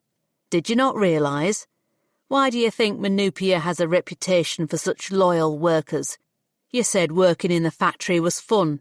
Do you remember that? You were drugged, Cassy." I felt doubly sick. "Don't worry, you'll recover. They all do. Mostly. It's why I make sure they stay in the cargo hold while they do it. They make such a mess." "So this isn't your first time doing this," I said. "You're a people smuggler." She smiled. "Now you know. Does Freddie know?" Her smile vanished, and she waved her EEW at me again. "Step back from the console. I need to signal Freddie. If he picks me up, I can get off this ship and out of your hair." She pointed the EEW lower down my body. "I could shoot out your kneecap instead. I'm told that's even more painful than an elbow." I stepped back from the console as a wave of nausea hit me. My stomach spasmed, and I turned to throw up. The remains of half a dry roll and yellow bile from my stomach leapt up my throat and spewed out over the floor. I panted as I recovered and tried to spit out the vile taste in my mouth. Patty walked up behind me as I stayed bent over and readied myself to be sick again. But I didn't get the chance. Something struck the base of my skull, and I collapsed to the floor. I stayed conscious long enough to realise Patty had hit me, and then I blacked out. Chapter 20. I woke, floating in the gravity-free environment of an escape pod. I reached out to the wall, and instead of feeling its solid steadiness, the action pushed me in the opposite direction, and my back bumped against the other wall behind me. The dizziness of drug withdrawal, being knocked unconscious, and the effect of weightlessness sending more blood to my head than usual, made me feel nauseous all over again. If I hadn't deposited most of my stomach contents in the control room of Patty's cargo ship, I might have actually been ill. But I breathed deep, concentrated on the fact that I was alive, and tried to focus. The escape pod was probably designed to hold up to 3 people, but even on my own it was a small space. The bubble of human-sustaining environment had only 3 features: a hatch for getting in and out of, a cupboard in which there should be basic survival gear, and a no-frills blanked-out control panel above my head. I tapped on the panel, and it came to life with a series of readings which seemed to make no sense. I steadied myself and focused harder until I realised it was upside down, or rather I was upside down in relation to it, there not being any actual up or down in space. I spun my body around to the same orientation as the control panel and stared at the graphs. It estimated I had a little over 2 hours of breathable air left and power to run the heating and the other systems for at least 3. The pod's fuel tanks were almost full, but that wouldn't get me very far. Escape pods are for emergencies and designed to sustain life until rescue, not for flying any great distance. The distress beacon had been engaged, so at least there was that, although it relied on someone being close enough to receive it and respond, which they had to do within 2 hours if I was to survive. I pulled open the cupboard and found it contained 3 bottles of water. I opened one and sipped. It was tepid, but my dry mouth welcomed it. I sipped again. Also in the cupboard were some beige food cubes, the thought of which made me feel even more queasy, and some basic medical supplies. I took a dose of painkillers and hoped my stomach wouldn't throw them up again. Then I opened one of the cleansing wipes and did my best to clean up the wound on my elbow. As far as I could tell, it was only a flesh wound. It had created a lot of blood, and touching it with a cleansing fluid on the wipe stung like vac, but my elbow would heal, assuming the body it was part of didn't die first. I considered my options. 1, sit there and hope to be rescued. 2, do something to try to make sure I was rescued, or at the very least, die while fighting to stay alive. Option 2 was the only option. I propelled myself back over to the console and considered my resources. The only thing I had was fuel. It wasn't enough to get me back to inhabited space, but it was enough to maneuver me a short distance. A moving target was a more visible target for potential rescue ships, and so I fired up the engines. Life erupted through my tiny vessel. Its power was pitiful compared to my ship, but it felt good to have its vibrations running through me. I set no course. Leaving the place where Patty had dumped me would take me further away from the area where other ships would be wormholing in and out, so instead I sent the little craft going round in a circle, like I was marking my territory in that tiny piece of the galaxy. A bloodied cleansing wipe floated past my eyes. In my semi-dazed state after becoming conscious, I must have dropped it, forgetting I was in a weightless environment. I snatched it out of the air and stuffed it in the cupboard. A wave of nausea overcame me, and I leant my forehead on the cool surface of the cupboard door. I remembered my initiation at the factory and drinking down a whole pint of their coffee. They had drugged me up from that very moment. So when Mel's father had warned me not to get sucked in, it was already too late. Static crackled out of the console. Its hiss spluttered into a voice. "Cassy, Cassy, are you there?" I whipped my head round to the console. At the top of the display was a notification flashing from green to white, telling me there was an incoming transmission. "Cassy, this is Freddie. Respond." I hit reply. "Freddie? Freddie, where are you?" "Cassy, is that you in the escape pod?" Yes, it's me. It's so good to hear your voice, Freddie." "It's good to hear you too." "How did you get off Manupia? I thought the place was in lockdown." "I let them search the ship until they were convinced you were not on board." I was going to reply, but emotion was choking my throat. "Stand by," he said. "I'll come pick you up." A droplet of water floated by my face. I was confused because I had been so careful when I had drunk from the water bottle not to spill any. Then I realised it wasn't from the bottle at all. The droplet of water was one of my own tears. Chapter 21. I think I may have hugged Freddie when he pulled me out of that transport pod. The rest of it I don't much remember. He put me into my room back on my ship, and I slept for a long time.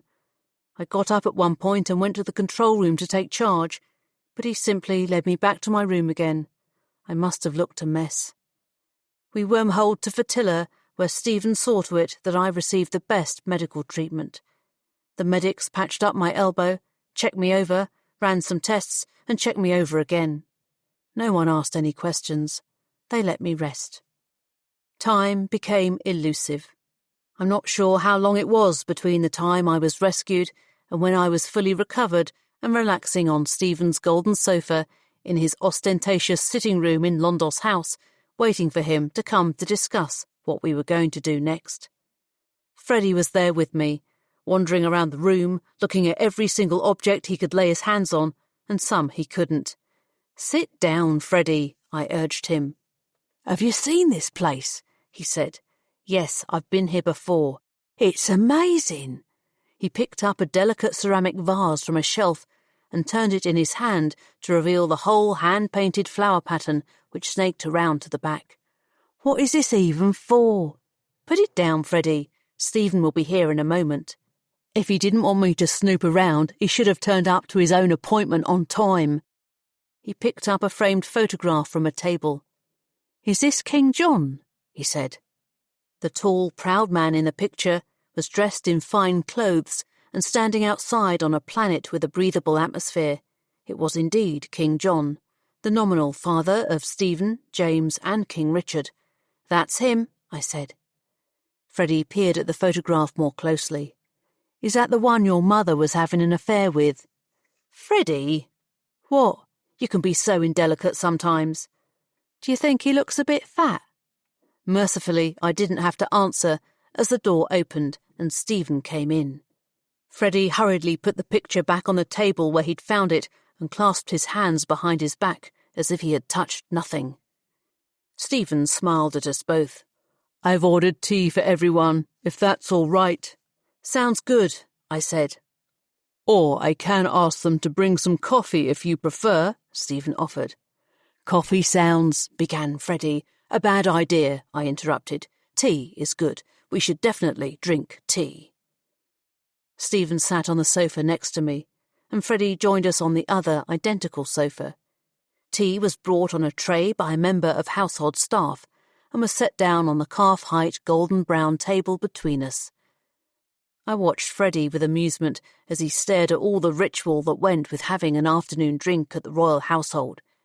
The teapot, the cups and saucers, the teaspoons, the teaspoon rests, and the pot of honey to add sweetness. Then Freddie's amazement when Stephen did nothing with it. I knew it was brewing, allowing the flavour to seep from the dried leaves of the tea plant into the hot water in the pot, but I said nothing and let Freddie wonder. "I've been looking at the export manifests for Fatilla over the past year," said Stephen. "Fascinating," said Freddie, suggesting that it was quite the opposite. "Actually, it was," said Stephen, "especially with regard to exports to Manupia. There are an awful lot of them." "That can't be particularly unusual," I said. "Manupia is a factory planet. It doesn't produce food, so it has to feed its workers somehow." "I don't disagree," said Stephen. "But that fact alone makes it interesting for two reasons. Firstly, Fatilla must already have some sort of trade agreement with Manupia. Whatever James was doing there, it's unlikely he was trying to sell them more food.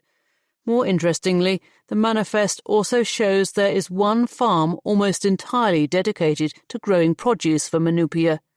"That can't be right," said Freddie. "When I was running the farm, all our produce went into the common pool.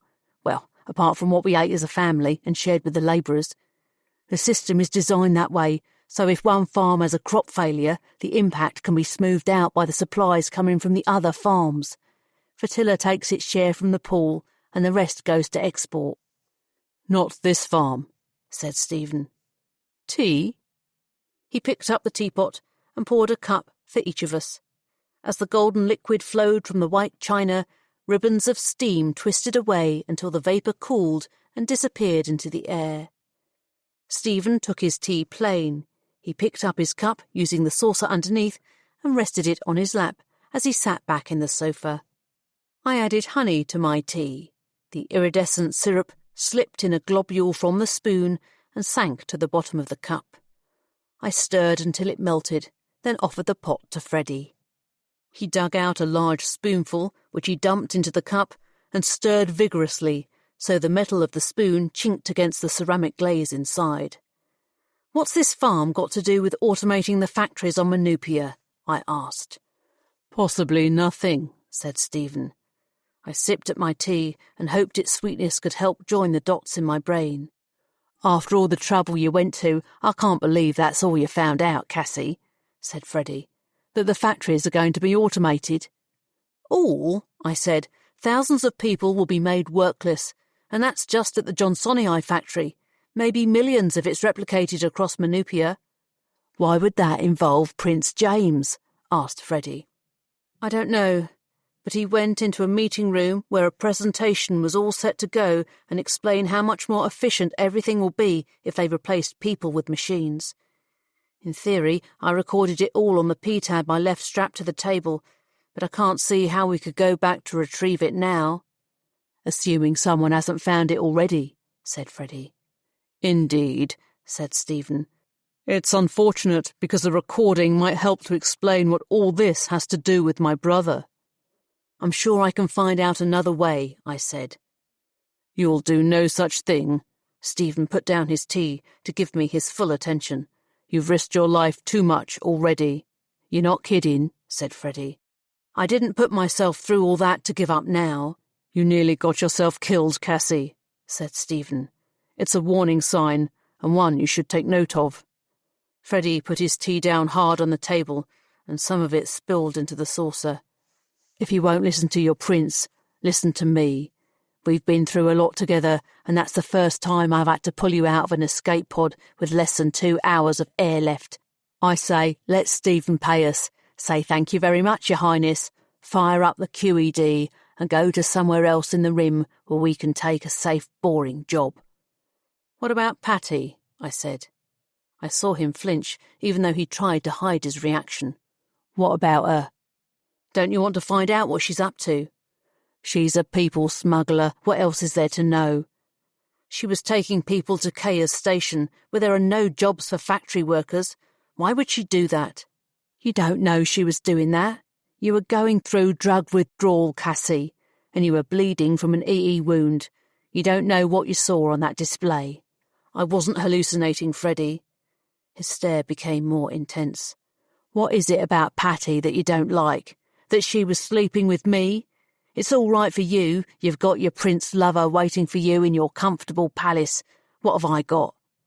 I kept my voice low and calm. "I don't have a problem with your relationship with Patty.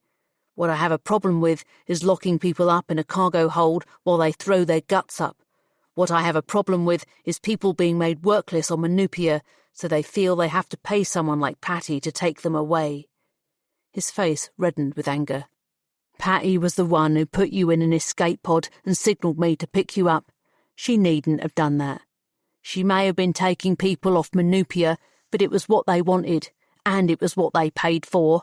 Don't pretend that you're somehow better than her, Cassy, because you've accepted some shitty jobs while I've been with you. I didn't judge you for it, and you shouldn't judge her." He stood up and headed for the door. "Freddie!" He turned to look at Stephen, ignoring me as if I wasn't there. "Thanks for the tea, Your Highness, but I'm going out into Londos to find somewhere that serves beer." He pulled the door behind him. It was so thick and heavy that it swung until it was only half closed. It left a gap just large enough for me to watch him as he strode off down the corridor and disappeared from view. Chapter 22.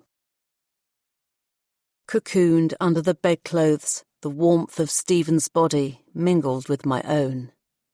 I felt safe, contented. I felt loved. I snuggled up closer to him and put my arm across his chest.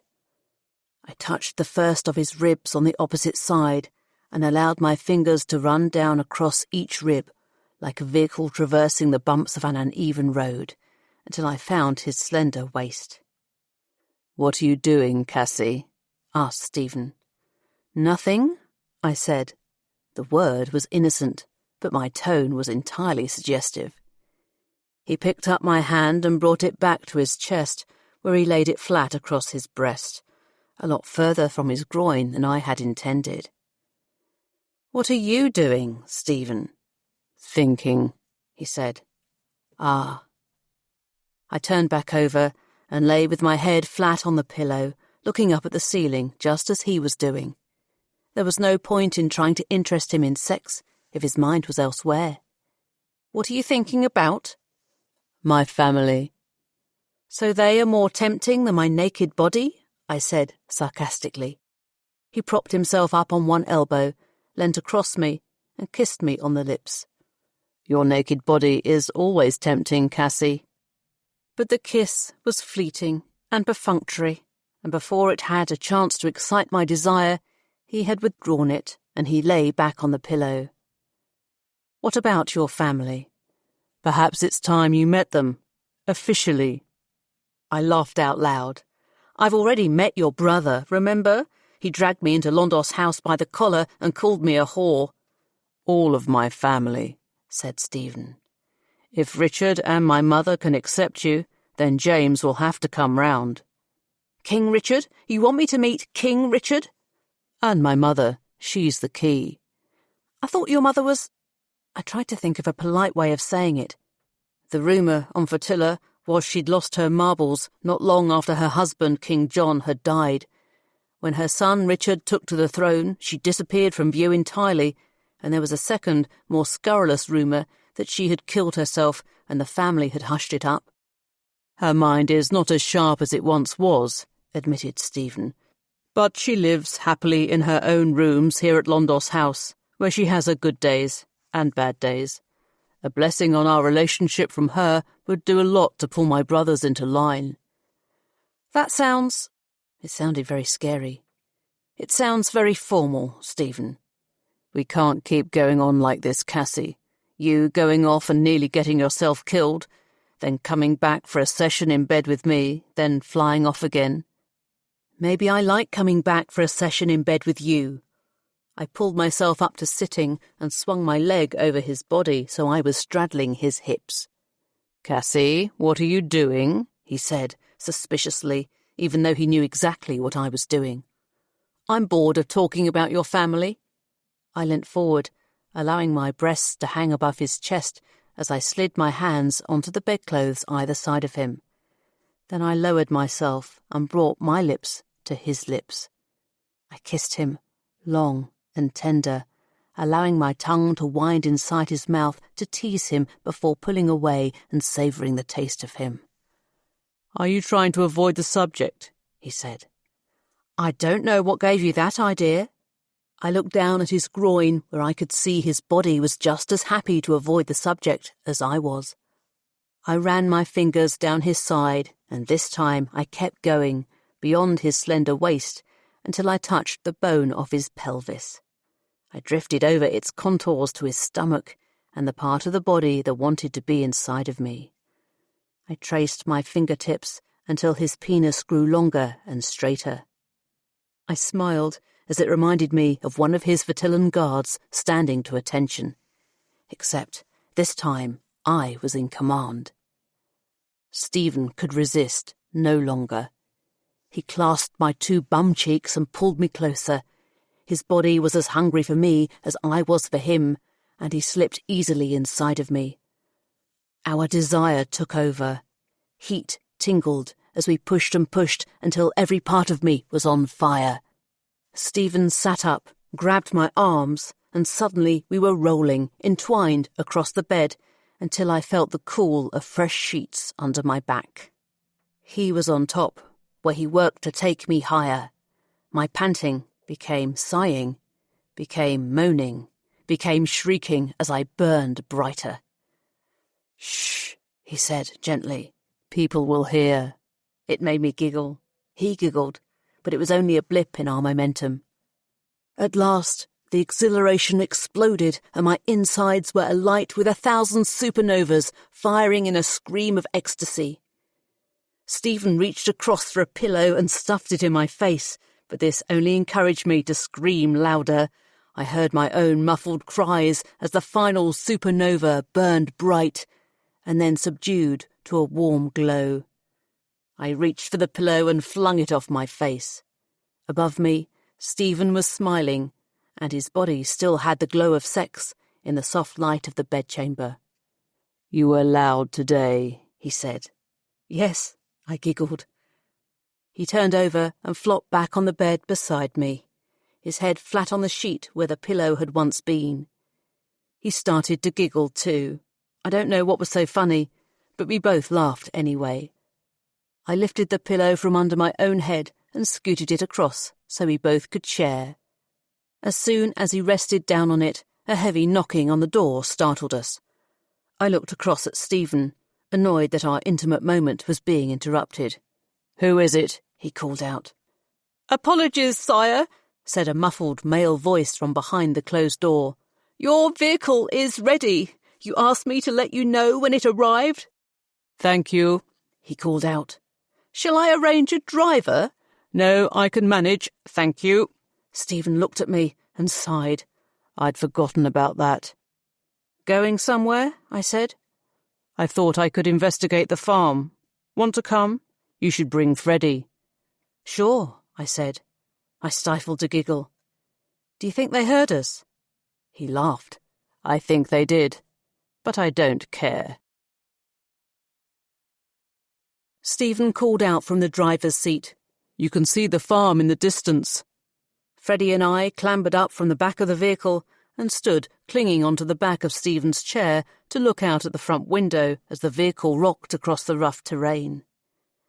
The whole vista was unreal, like the windscreen was a canvas and the landscape of Fatilla a painting laid upon it. The dusty reddish-yellow crust of the planet's surface took up more than half of the image until it met the line of the horizon, where it seemed to fall into the soft pink of the sky. Standing proud of the line was the jewel of an agrodome in a half-circle mound which glinted in the light of the Fatillan sun behind us. "If you wanted to put a farm somewhere a long way from Londos City where people wouldn't accidentally stumble upon it, you would put it out here," Freddie observed. The car's right front wheel struck an unexpected rock or boulder and the vehicle lurched to the left. My head banged on the roof. "Ow!" "Sorry," said Stephen. "I could see why your staff suggested you get a proper driver," I said. "My driving is fine," insisted Stephen. "I'm a bit out of practice, that's all." I picked my way back through the car to my seat at the rear, which had a seatbelt. I fastened myself in and told myself that the bumpy journey would soon be over. Freddie joined me, but said nothing. I got the feeling he was still annoyed with me over what I had said about Patty. So I closed my eyes until Stephen's erratic driving brought us to the farm and we were able to drive inside onto the smooth surface of its garage. We were greeted by the farmer, whose name was Pedri, and was totally not what I had expected. Because Freddie used to be a farmer, my mind was expecting someone short and greying. Instead, a young black-haired, skinny, tall man bowed before us as he recognised Stephen as one of the Regellan princes. "Your Highness, sire, I wasn't aware that you were coming." Pedri lifted his head up a little as he spoke, then bowed down again. "Yes, I wanted to make an unannounced inspection." "Inspection, sire?" Pedri's eyes widened with shock. "Inspection is perhaps the wrong word," said Stephen. "A look around would be a more appropriate term. I only didn't let you know ahead of time because I didn't want you to go to any trouble on my account." "Yes, sire," said Pedri. "Of course, sire." I was so used to behaving normally around Stephen that I forgot he was treated with reverence by most of the general population. "Perhaps you could show us round," said Stephen. "Of course, sire, it would be my pleasure," said Pedri. "If you will excuse the mess." I have been in many messy people's homes, and Pedri's farmhouse was not one of them. Despite a pile of clean laundry stacked up on a table in his living room and some children's toys scattered in the corner, it was clean, generally tidy, and obviously looked after. As we made our way towards the airtight hatchway that led into the agrodome itself, a woman trying to settle a crying baby in her arms watched us from a doorway, along with two small boys, one of whom looked just about old enough to have started walking, and stared at us curiously as he clung onto his mother's leg. I braced myself for the experience of stepping out into the agrodome. It was always breathtaking. I had done it maybe 4 times in my life, and the sense of so much space around me was still unnerving. Pedri, of course, took it in his stride as he released the seals of the hatch, waited for the hiss to equalise the pressure, and led us out onto his farm.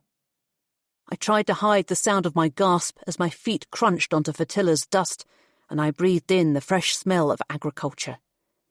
Above me arched the translucent membrane of the dome, which allowed sunlight in and stopped the atmosphere leaking out. Even though the sun was relatively low in the sky, I felt the warmth of its rays caress my cheek, in a sensation that could never be matched by a fire or artificially generated heat from an environmental system. In front of us were the branches of little trees about as tall as Freddie and adorned with leaves that seemed to create a green carpet as row upon row of the same species extended until they met the arch of the dome on the other side. The only noise was that of a harvesting machine working on the far side of the field and the sound of my own thumping heart. I reached out for Stephen's hand. "Are you okay?" he asked. "I will be in a minute," I said. "I grew up in a city where I was never more than a few metres from a wall or the artificial sky, and now I live in a spaceship. Agrodomes take a bit of getting used to." Stephen squeezed my hand, and I felt infinitely safer. Pedri came up behind us. "Is there anything in particular you would like to see, Your Highness?" "Why don't you show me around?" said Freddie. Pedri looked a bit put out, but Stephen nodded his approval to the plan, and the two farmers, well, one current farmer and one former farmer, left us to stare out at the field. "That's a lot of trees," said Stephen. "Yes," I said. We continued to look out at the breathtaking sight as I sensed Stephen was building to say something. "Did you think about what I said this morning?" he asked, eventually. "About meeting your family," I said. "I don't know if I'm ready for that. My mother's a bit absent-minded, but she's not a monster. It's not meeting her that bothers me. I don't mind meeting your mother or King Richard for that matter. It's what the meeting represents. Making our relationship formal, like it's part of some kind of royal protocol. We can't go on as we are forever." "I know." He was right, for Vac's sake. How dare he be right? I didn't want to choose between a life in space and a life in the palace. I wanted it all. "When my father was alive, he told me a man in my position would never have to worry about finding a woman to be with. He said all women dream of being with a prince." "But that's all it is, isn't it? A dream," I said. "They dream of being a princess, having fine clothes and doing whatever they want because they'll never have to worry about money ever again. But marrying into royalty is entering a gilded cage, isn't it? You can't do what you want because there are certain expectations and duties you have to fulfill."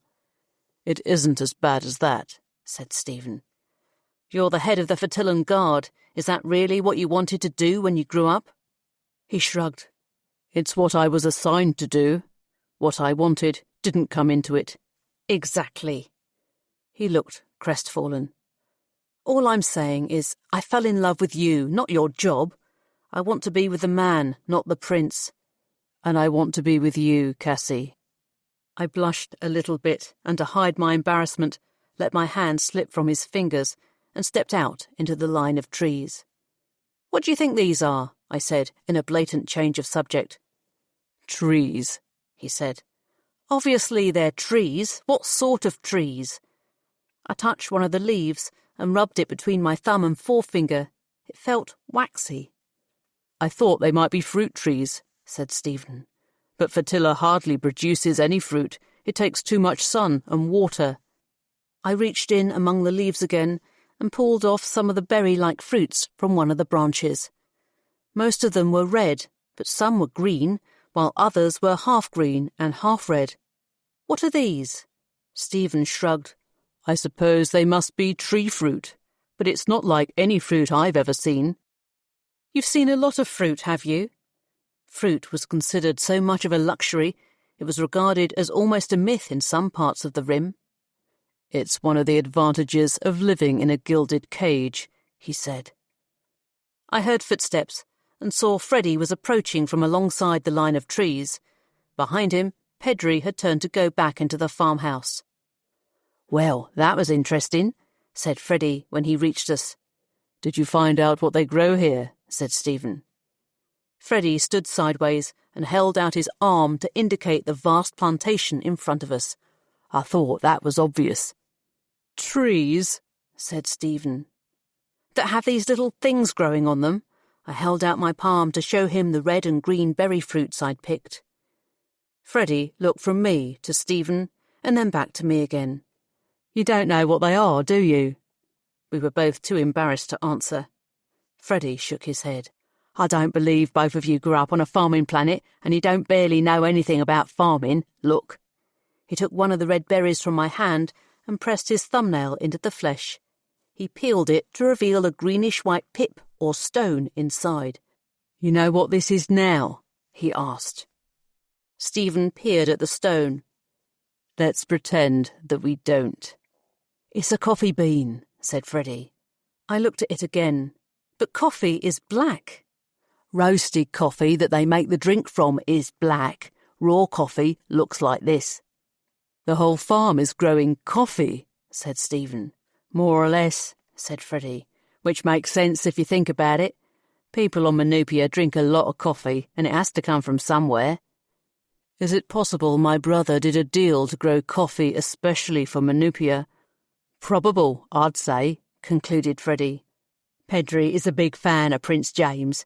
He's been telling me how Prince James looks after his family, how he makes sure his farm gets all the help it needs. He talks about Prince James almost every sentence." I took the raw coffee bean from Freddie's hand.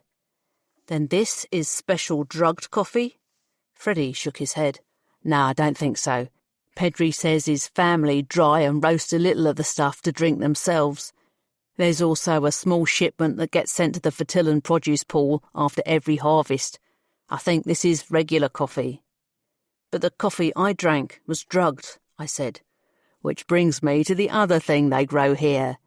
Freddie reached into his pocket and pulled out a bunch of leaves, which had already started to wilt from being picked from the plant. "Pedri grows this in a small field round the back. He calls it pogo weed. He told me it's a herb considered to be a delicacy in one part of the Obsidian Rim and yields him a good price, which is why he grows it. Except he tried putting some in the family meal one night and it added no flavour to the stew whatsoever. In fact, he seemed to think it made them all a bit ill, which makes me suspect that pogo weed is what the Manupians are putting in the coffee they give to the workers," I said. "Precisely," said Freddie. "A tasteless narcotic, just the sort of thing you need if you want to feed drugs to someone without them knowing." "Which suggests," said Stephen, "that my brother is fully aware that the Manupian workers are being kept loyal with drugs fed to them by their factory bosses." "I would say so, yes," said Freddie. "So what happens if the Manupian factories become automated?" I asked. "Who's Pedri going to sell his coffee to then?"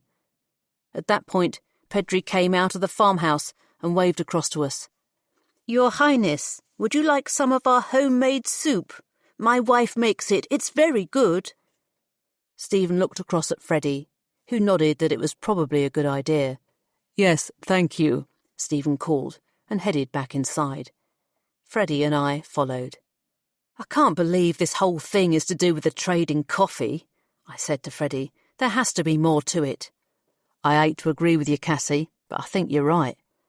"So, what do we do now? We've run out of leads." "I'd like to go to Leontes, if you can spare the Quibitian captain. I have unfinished business with Patty." "I thought you said I was hallucinating when I saw that destination on her ship." "Well, like you said, we've run out of other leads." "OK, Leontes it is." Chapter 23. Leontes Station let us dock, even though we weren't expected, and we disembarked into the hangar where we had, not so long ago, unloaded and loaded 2 lots of cargo. It was even quieter than our last visit, with no cargo at all cluttering up the space, just a couple of other docked ships and a confused-looking woman in overalls who came up to us while looking at something on her P-tab. "You deal with her," Freddie said in my ear. "I'm going to have a look around." He peeled off to one side as the woman stopped in front of me and gave me a friendly, if bemused, smile. "I don't seem to have you listed," she said. "No, we were just passing, and I thought we might drop in to see Kea," I said. "Just passing? Leontes?" There were a few other inhabited stations orbiting the Sun's only gas giant in the Leontes system, but none of them were anything other than small civilian colonies, as far as I knew. There had to be a reason for anyone to travel there, and that would involve wormhole travel, unless the traveller was prepared to spend the many years it would take to get there through normal space. When I say just passing, I more sort of meant we were at a bit of a loose end and thought we might pay her a visit. "Kea," said the woman, consulting her P-tab. "Dr. Kea Sharma," I elaborated. "Hey, Cassy," Freddie called out. "You need to see this." He was standing by one of the other ships docked in the hangar. I walked over as the woman in overalls tried to contact Kea. "This is Patty's ship," said Freddie. I looked up at the cargo vessel, which, although small, looked large in the confined space. It was typical of its type, with a front section which narrowed into a cone and a rear with large cargo bay doors. It was old, somewhat battered with carbon scars from many landings and takeoffs from planets with atmosphere. It certainly was like Patty's ship, but the rim was full of vessels like that. "Are you sure?" I said. "Definitely." He touched the side of it, and the carbon deposit blackened his hand. "But Patty would surely have left by now. We didn't exactly rush after her." "I'm as surprised as you, Cassy.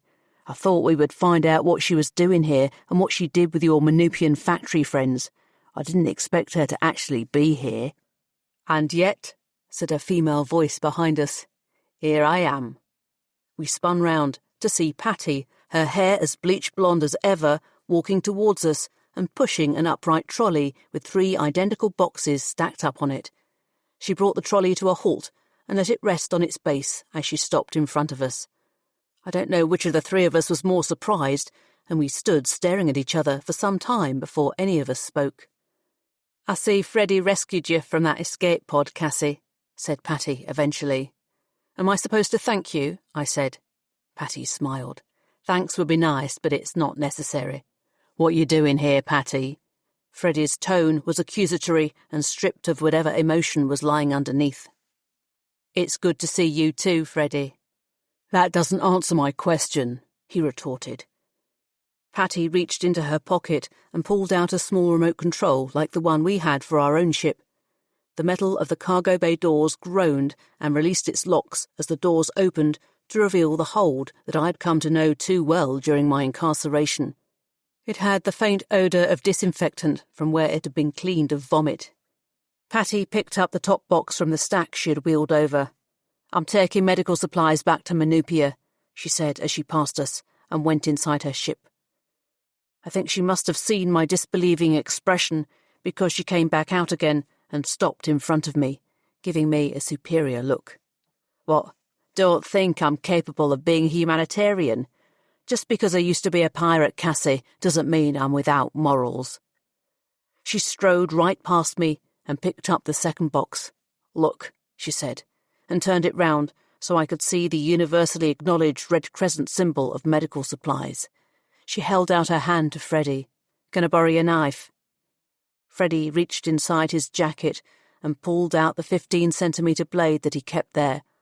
I suspected Patty had a knife of her own hidden about her person, but she asked Freddie for his to show she had intimate knowledge of him.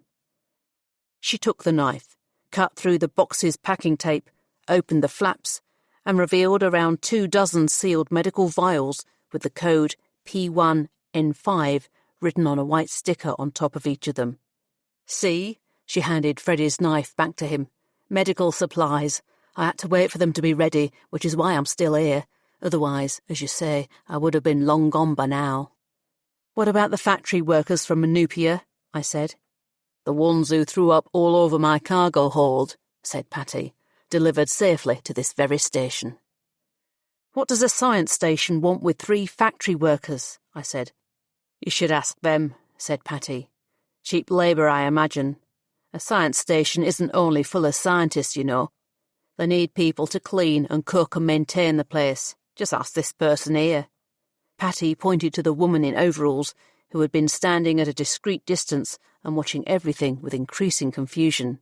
"Me?" she said. "Ask me what?"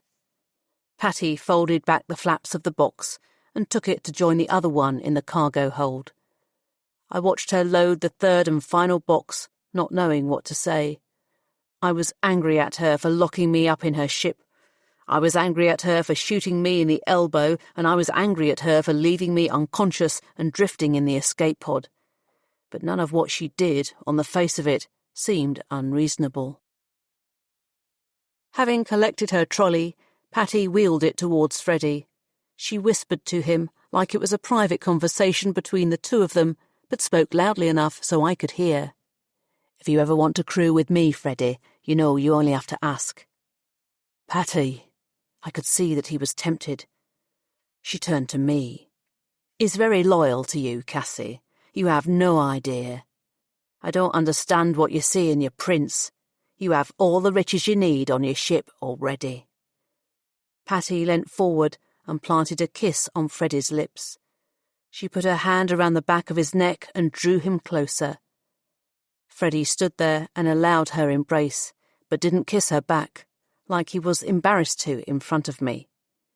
Eventually she pulled away from him and left him staring, not able to bring himself to say anything.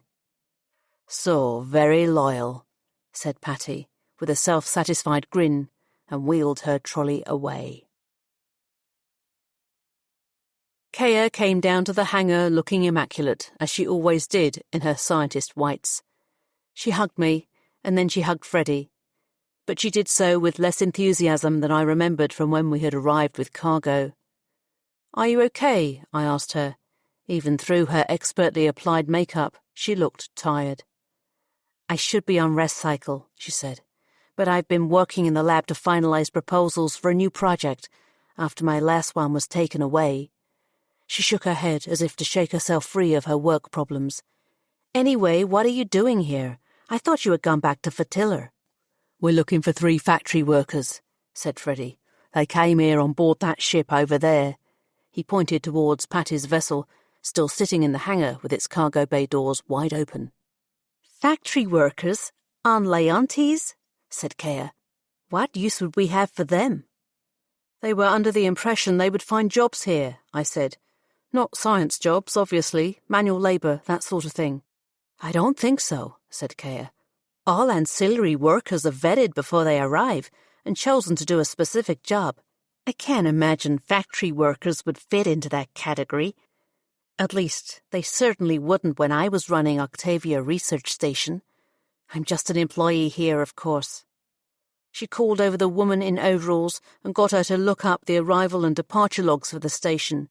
She easily found the entry for Patty's ship, which stated that 3 passengers, 2 women and a man, had arrived 5 days before. The woman showed Kaya the readout on her P-tab. Kaya snatched it out of her hand and peered closer. She scrolled through the entry and seemed to read it over several times as her face went ashen. "What is it?" I said. "They were assigned to Section 5. "What's Section 5? I said. "The isolation lab." Kaya ran through the station so fast that Freddie and I only caught up with her as she stopped to pass the identity checks at each security door, which separated the complex into different areas. "Kaya, what's so significant about the isolation lab?" I called after her. She kept running. We passed a couple of other people in scientist whites who pressed themselves against the walls of the corridor to make way for us as we scooted past. She paused at another one of the security doors and pressed her hand against the reader by the side. A light scanned her palm and the locks of the door clicked open. "Kaya," said Freddie, "will you stop and talk to us?" She didn't answer. The door slid open and she was running again.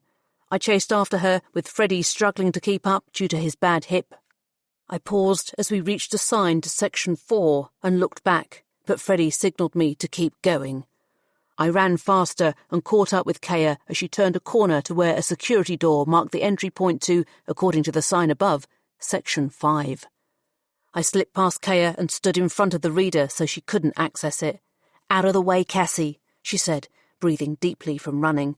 "Not until you tell me what's going on." She hesitated. Freddie came limping around the corner and, seeing us both standing there, slowed to a walk and leant against the wall to catch his breath. Kaya swallowed hard. "My project was taken away from me suddenly and unexpectedly some months ago." "Was that the vaccine for the plague?" I said. She nodded. "That's right, I forgot I told you. We had a breakthrough, I thought. The antibodies destroyed the virus in the lab. We were ready to go to trials, and then—" "Cassy, please get out of the way. I've got to get in there, if only to prove I'm wrong." "Wrong about what?" said Freddie. But Kaya didn't answer. She pushed me out of the way and slammed her palm down on the reader. "Please say I have security clearance for this section," she whispered to herself. The light scanned beneath her fingers. "Come on, come on, come on." Locks clicked and the door slid open. Inside was another corridor, but in darkness. "Where is everyone?" said Freddie. "It's rest cycle," said Kaya. "They're sleeping or eating or having sex, I imagine." She stepped inside, and the motion center lights in the ceiling blinked their illumination down upon her. The corridor was narrow, with 2 manually operated doors set into each side, and a 5th door at the end labelled Observation. Kaya headed straight for it. Lights turned on as she stepped inside the observation room, but there she stopped. "By the deity," she said under her breath. "What?" I said. "Guinea pigs," she said. "Guinea pigs." I pushed past her, but when I got into the room, I also stopped. It was small, only just big enough for the 3 of us to fit in there. Down one side was a desk with 3 computer screens set into it, and above, dominating the room, was an internal window looking into a much bigger room on the other side. The room being observed had 3 narrow beds pushed up against each of the other walls. The ones on the side walls appeared to be occupied by people with the covers pulled over them, but the one straight out in front of us was not. Beside it, on the floor, sat a woman with her knees up to her chest and her arms and head resting on them, so the top of her head was facing towards us. "Are they the factory workers?" asked Freddie. I couldn't tell. I reached over the desk and knocked on the window. "Mel? Mel?" None of them moved. "They can't hear you," said Kaya, as she pulled herself away from the doorframe and stepped all the way into the room. All the colour had drained from her face, and not even the pigment of her makeup could disguise it. It's a sealed room. "What are they doing in there?" I said. "Can I speak to them?" Kaya nodded. She tapped one of the screens, and it lit up with a panel of controls which were headed Isolation Room. She touched one of them, and the sound of a man coughing broke through speakers embedded in the desk. Through the glass, I saw the person in the bed on the left convulse with each cough. Her hand shaking, Kaya hovered her index finger over a control which said Intercom. "Touch this to speak to them. Take your hand away and it cuts out." I hit the control with more force than necessary. "Mel! Mel!" I yelled at the window. The seated woman lifted her head, and I saw that it was her. She looked around the room nervously. "Hello?" A woman's retching cough almost drowned out her voice as the figure in the bed on the right convulsed. "Mel, it's Cassy. Are you all right?" "Cassy, where are you?" "Behind the glass." Mel got to her feet and came right up to the window. She put her hands against the glass and pressed so hard that the underside of her palms flattened and paled against the surface. "You need to get us out of here. Vendra and Kendorf are really sick. They need medical help." "I'm coming, Mel. Hold on." But Kaya pulled my finger away from the intercom and cut off my communication to Mel. "You can't get them out. They're in isolation. But they need help." As if to prove the point, both Vendra and Kendorf broke into an ugly, lung-wrenching coughing fit. "Kaya," said Freddie, "what are guinea pigs?" She swallowed hard and leant back against the wall behind her, like the question took away her strength to stand. "They are small rodents from the time before the Oblivion War. They were used in scientific tests." "I don't understand," I said. A tear fell from Kaya's eye, and she wiped it away from her cheek. "They wanted to proceed straight to human trials, and I said no, it's not safe. What works in a test tube in a lab doesn't always work in the real world, you know?" Her voice cracked with emotion. "They said, 'Oh, but Kaya, the client needs the vaccine now,' and I said it wasn't ready. So they took the project away from me. They said they were sending it to a bigger lab with better computer modeling, more staff, and I stupidly believed them." Freddie grasped both of Kaya's hands and gently pulled them towards him, so she lifted her head. He looked directly into her eyes. "Are you saying someone deliberately exposed these people to the plague?" She nodded, and more tears fell. They must have been doing it all these months. Mel banged on the window with her palm. "Hey, what's going on?" I touched the intercom control. "Hold on a minute, Mel, we're just—" My mind fumbled for an excuse, looking for the key. "If that's the plague," said Freddie, "why are only 2 of them sick?" Kaya looked across to me. "Ask your friend what happened, why they are in there." I did as she asked. "We're in quarantine," said Mel. "They gave us some inoculations against diseases we don't have on Manupia. It was after that I noticed Vendra and Kendorf started coughing. I thought it was the effects of leaving the factory, but they're so much worse. How much longer, Cassy?" Kaya wiped her eyes on the sleeve of her white tunic and smeared the black of her eye makeup over it. She brought another one of the screens to life and nodded as she read something that made her cry all over again. "Your friends were given an injection in a blind trial," she said. "1 received the vaccine and 2 were given a placebo. Then they were put into isolation and exposed to the plague. I would say that your friend, Mel, was the one who received the vaccine." "If the other 2 have the plague," said Freddie, "then they're as good as dead." "We have to get Mel out of there." I headed for the door. "Wait," said Kaya. "You can't just let her out. She'll be contaminated. You'll expose the whole station to the plague. You 2 might be immune, but I'm not, and neither is anyone else on this station." "You can't leave her in there." I looked through the glass to see Mel had walked away from the window and was now pacing the room. "We can use decontamination procedures," said Kaya, "the same way you did when Dr. Raymond died aboard your ship. The isolation room is designed to put people in and out of quarantine. It should be relatively straightforward." I pressed the intercom. "Hang on, Mel, we're coming." "Are you going to tell her we can't save the other 2? Said Freddie. "Not until we have to," I said. Chapter 24. Our first priority was getting Mel out of the isolation room and then deciding how we were going to tend to Kendorf and Vendra. Mel would have to pass through a series of compartments which required her to strip out of her clothes, take a decontamination shower, and finally emerge cleansed of any traces of the virus.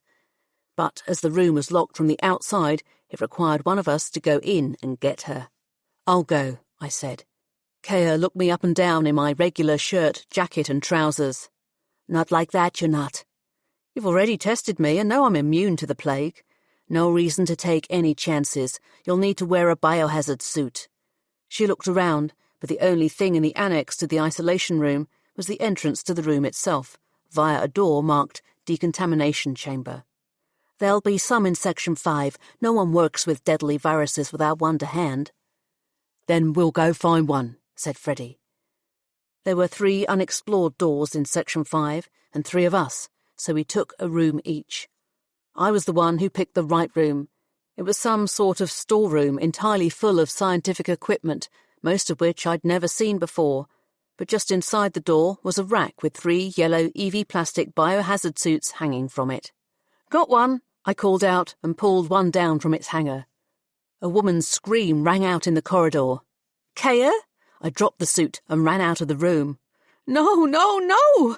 I followed the sound of her voice into an open door where she stood with her hands clasped to her face and stared out at a room full of refrigerators.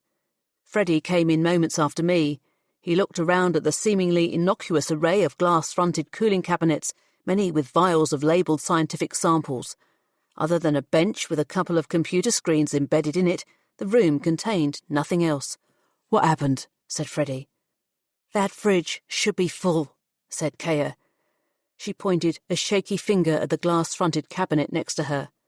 While the other fridges were largely stacked with vials, the shelves in that one were empty. "This is the secure section where we keep all the controlled samples. I requisitioned samples from here when I was developing the vaccine." Freddie approached the fridge and peered through the glass door. "The shelves are labelled." He looked closer. "The middle one says, P1N5, I think. Yeah, P1N5. That's what they all say." I knew nothing about scientific classifications, but I recognised that code immediately. It was the name of the medical supplies that Patty was taking to Manupia. "What's P1N5? said Freddie. "It's the Fertillan plague," said Kaya. A line of terrifying, disparate dots suddenly joined up in my brain, and I understood what had made Kaya scream. "We have to stop Patty." I ran out into the corridor. "Stop Patty do what?" Freddie chased after me. "Cassy, wait!"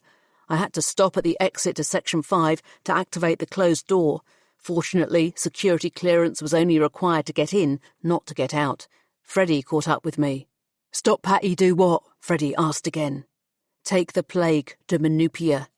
The door opened and I ran through to the next security door. I reached out for the control, but the door slid open of its own accord. Behind it stood Prince James and at least 2 members of the Fertillan Guard that I recognised from his ship. All of them were in civilian dress. I was so surprised it took a split second for me to reach for my sidearm. Time enough for the guardsmen to pull their EEWs first and aim them at me. I froze, with my fingers mere centimetres from the grip of my gun. Close enough to sense it was there, but too far away to rip it from its holster without being shot. "Hands up," said one of the guardsmen. A sickening feeling twisted my stomach. I raised my hands. "You too," came the order directed behind me, and I knew that Freddie had also been too slow to reach for his weapon. Prince James, dressed unusually casually in plain grey shirt and trousers, but still with the confidence of a man born into royalty, looked me up and down. "Cezanne Cassandra," he said eventually, "why is it that everywhere I turn, I find you?" "Perhaps you keep turning up in the wrong places," I said. He dismissed my suggestion and glanced behind me. "With your little sidekick too, isn't that an added bonus?" James waved his hand as some sort of indication to his guards, and one of them came and relieved me of my sidearm, while the other kept their EEW squarely aimed at my chest. They took Freddie's sidearm too.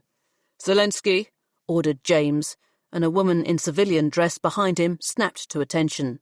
"Check Section 5 for any other unexpected personnel." "Sire," she said, and ran ahead to where she would, no doubt, find Kaya. "What are you doing here?" I asked him. He smiled innocently. "I've come to get my vaccine." We were led back the way we had come into Section 5, where we were corralled into the annex next to the isolation room. Zelensky brought Kaya at gunpoint to join us. James followed her in, and behind him came a man in scientist whites, who I assumed to be a member of Leonti's station staff. "What shall I do with you two?" said James. It was a rhetorical question, but I answered it anyway. "You could let us go." "Not one of the options I was considering," he said. "If anything happens to me, you'll have Prince Stephen to answer to," I said. James's face flared with anger. "You think because you are my brother's whore, it makes you somehow immune? Well, let me tell you, whore, that I don't answer to my brother. I answer to King Richard, the king who is my twin. We were born first, while Stevie, unfortunately for him, came later, which means he has less authority than he would like to pretend. So let me assure you that I have no fear of answering to my younger brother if I have to." Freddie cut in to change the subject. "What do you want with the vaccine?" James raised his eyebrows in surprise. "The little sidekick speaks." "Vaccine?" said Kea. "The vaccine against the Fertillan plague? My vaccine?" "Yeah," said Freddie. "That's what he said he'd come for." Kea glared at James. "You were the anonymous client?" "Not that I have to answer to you," said James. "But yes, I was the anonymous client who paid to develop a vaccine against the plague, which works rather well, I'm told, so thank you very much. The trial data is excellent." "But why?" said Freddie. "The plague died out on Fertilla." "Or lies dormant," said James. "We need to be prepared in case it returns. The number of people who died in the original outbreak was, as I'm sure you know, quite considerable. Getting the economy back on its feet with such a gap in its working population was a gargantuan effort, which, thanks to my family, we achieved." The scientist cleared his throat. "I don't like to interrupt, Your Highness, but we are on a schedule." Yes, James signalled to Zelensky and the guardsman. "Put those three in the isolation room." "What?" cried Kea. I exchanged worried glances with Freddie. "It'll keep you out of the way," said James. "I can't go in there. The plague is in there," cried Kea. "I'm not from Fertilla. I have no immunity." James smiled. "Then we shall vaccinate you." He signalled to the scientist, who disappeared out into the corridor, while Kea continued to plead with James, to no avail. The scientist returned with a syringe in one hand and 2 biohazard suits thrown over one arm. "I can't imagine they'll walk in there willingly," he explained. "If you need to take them in at gunpoint, your staff will have to wear these to avoid contamination." He dropped the yellow EV plastic suits on the floor and pulled a little square packet from a pocket in his trousers. He tore off the top with his teeth, and I realised the packet contained a cleansing wipe. Kea backed away from him until she hit the wall. "Don't do this, Maxiv, please." It seemed the two scientists knew each other. "It's perfectly safe, Dr. Sharma. We've virtually completed the last of our human trials. It's better than letting them shoot you." "But you know as well as I do that a vaccine takes time to be effective. You can't give it to me 1 minute and the next minute throw me into an infected room." "Hold out your arm, Dr. Sharma." As if to give her extra encouragement, Zelensky lifted her EEW and pointed it at Kea. She held out a shaky arm. The scientist took her wrist and held it steady. He pushed up her sleeve, cleansed the skin above her vein with the wipe, and injected, while she turned her head away. Maxiv then left with James to, presumably, conduct whatever business they were there to conduct, and the guards ordered us into the decontamination chamber. I tried to think of a way to overcome 3 armed guards, negotiate a series of security doors, and reach our ship so we could escape with our lives. But every possibility that I ran through my mind ended in all 3 of us being shot dead. Mel was waiting on the other side. She broke into an enormous smile when she saw me. "Cassy, what took you so long? I thought you'd forgotten me."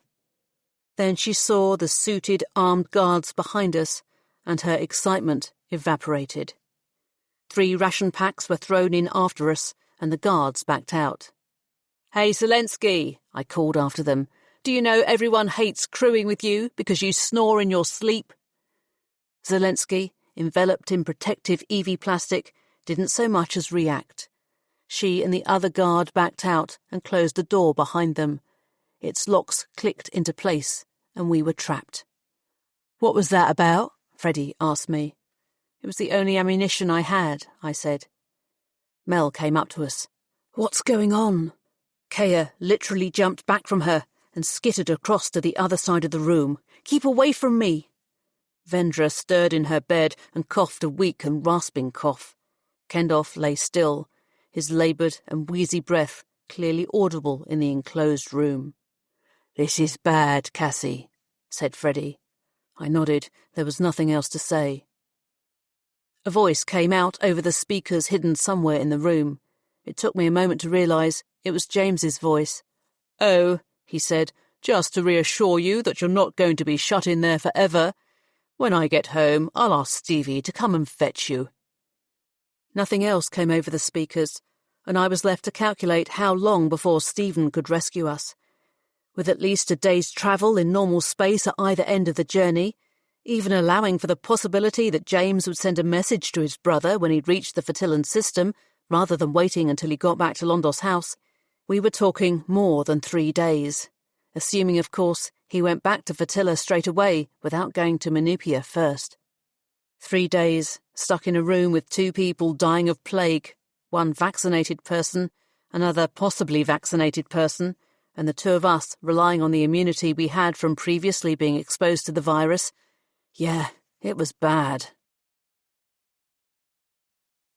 Chapter 25. Kendorf was the first to die. Vendra seemed to rally after that, but it was only for a few hours, and then she suddenly took a turn for the worse and died soon after.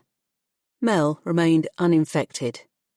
Kaya kept away from everyone else and huddled in the corner where she refused to touch anything, even one of the ration packs that had been left for us.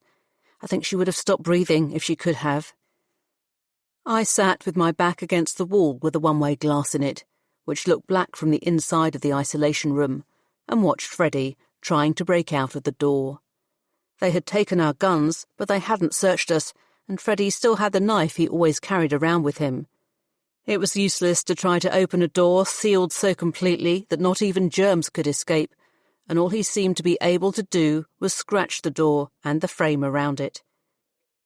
All of a sudden, he let out an almighty yell and flung the knife so hard it flew like a spear across the room. Mel ducked in panic, even though it didn't go anywhere near her head, and all of us watched as the point of the knife hit the glass. I hoped for one desperate moment that it would shatter the window and allow us to climb out, but we had already tried and failed to get out of the room that way. The window was made of supremely toughened glass, and the knife didn't so much as scratch it. It landed on the floor, an arm's reach from me. "Try not to kill us with that thing before we get rescued," I said, as Freddie came to retrieve his knife. "But if I asked you, you'd use it to kill me, wouldn't you, Cassy? If I get the plague?" "Don't talk drac. We're immune. Kaya found antibodies in our system. We're still going to be immune after 3 days locked up in here?" "Yes." Kaya, sitting across the room from us, stifled a cough. Freddie shot me a worried look. "Virus or nerves?" he said, keeping his voice low. "Nervous cough, definitely," I said. I hoped. Freddie put his knife back into his inside jacket pocket and held out his hand. "Give me your P-tab."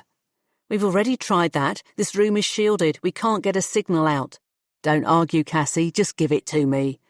I handed him my P-tab. At least if he was fiddling with that, it would keep his mind off getting sick. He then went over and asked Kaya for her P-tab. "Don't touch me," she cried out. Freddie kept his distance, asked her again, and she slid her P-tab across the floor towards him. When he came back, Freddie had 3 P-tabs, including his own. He sat on the floor next to me, took out his knife, and started to dismantle them. "Do you think Patty knew she was taking the plague virus to Menupia?" I asked him. "I'd like to believe she didn't," said Freddie. Mel came over and sat on the floor with us. "What are you doing?" she asked Freddie. But I was the one who replied. "He's making sure I need to buy myself a new P-tab when we get out of here." "We will get out of here then?" she said. "Of course." I tried to sound convincing. "Do you think—" she began, then took a breath to compose herself. "Do you think all the people I helped get off Menupia were brought here and experimented on?" I sighed. I hadn't dared think about it. "I don't know, Mel. Did you ever hear back from any of them?" "At first, a few, but not for a while." We allowed the thought to sit between us. It was an uncomfortable moment. "Do you believe Prince James's story about developing a vaccine in case the plague comes back to Fertilla?" said Freddie. "No," I said. "It's a nice cover story, but everything James has done has been about Menupia." "Did you find out what he wants with Menupia?" said Mel. I nodded. I was finally joining all of the dots, and it was more horrific than I'd thought possible. "Are you sure you want to hear it?" "You've just told me I've been helping to send people from my planet to suffer a horrible death. So yeah, I want to hear it. I gathered my thoughts and started from the beginning. We know that Menupia is a factory planet with a solid reputation, but it's old-fashioned and competitors are taking its business, meaning some of the factories have closed and made people workless. In order to compete, the factories are looking to automation, but if you replace people with machines, that means... Even more people are workless, said Mel. The number of Menupians without jobs is already causing a problem. Could you imagine what would happen if thousands, maybe millions of people became workless? There would be riots, chaos, anarchy, unless you could get rid of the workers in some way. Mel's eyes widened. She looked across at the corpses of the factory workers on their beds. She understood, and when she spoke, her mouth was so dry, she hardly made a sound. The plague. By the deity, Mel, I hope I'm wrong. She leapt to her feet. We have to get out of here. She banged on the glass. Hey, hey, let us out, let us out. Freddie let go of the knife and the piece of P-tab he was fiddling with, and they dropped into his lap. That's what Prince James meant when he talked about what happened on Fatilla. He couldn't stop himself boasting about how the royal family was able to get the economy on its feet again when so many people died. I'm thinking Prince James and President Yudenov already had a close relationship because he had done that deal with the coffee. Yudenov tells James about this problem he has with so many people likely to be made workless, and they come up with a plan to get rid of them. Genocide, said Freddie. Can they really be that evil? Why else would Patty be taking boxes of the plague virus to Menupia? No, said Freddie, I don't believe Patty would do that. She probably really thinks they are medical supplies. If you're going to have someone transport a biological weapon across the rim, why not hire a former pirate and lie to her about it? Then the vaccine is necessary to protect President Yudenov and whoever else he wants to survive. Inoculate the key people, let loose the virus, and wait. Mel gave up hitting the glass, kicked the wall in frustration, and went back to pacing the room. A female voice suddenly came over the speakers. Think I found the intercom. Hello? I called out. I jumped up and turned to the glass. Hello? Is somebody there? Cassy? Hello? Can you hear me? It was a male voice this time. It's Stephen. Stephen! Tears formed in my eyes. Is it really you? If he answered, I didn't hear it because everyone in the room started shouting. Quiet, one at a time, Stephen called over the speakers. How did you get here so quickly? I said. I knew my estimate of a minimum of 3 days was accurate, and we'd been stuck in there for a day at the most. After your recent run-in with Corporal Lewisi Eveshee, I decided to pull her off James's ship and question her about where James had been. Apart from Menupia, she told me he had come to Leontes a few times, so I brought her here with me on my ship. Hello, Cassy, said the female voice again, and I recognised it as Lewis's. I knew Kea was on Leontes, so I thought I would speak to her about it, continued Stephen. But when we arrived, no one knew where she was.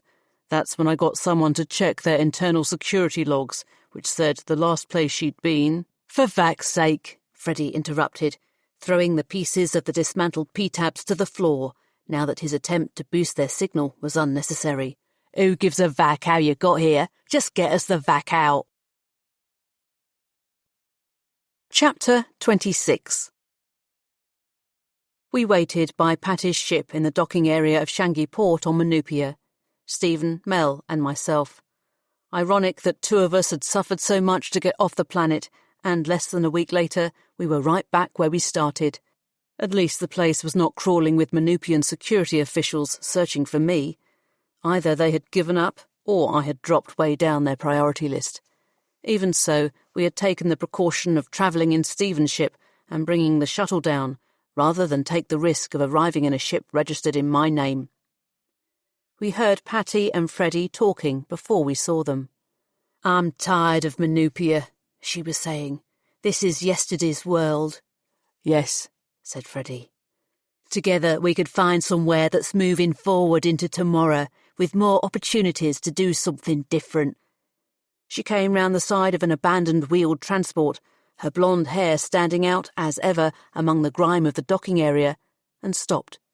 The excitement on her face paled as she saw the three of us lined up in front of her. "Freddie, what is this?" she said. "We just want to talk, Patty," he said. She gave him a betrayed look.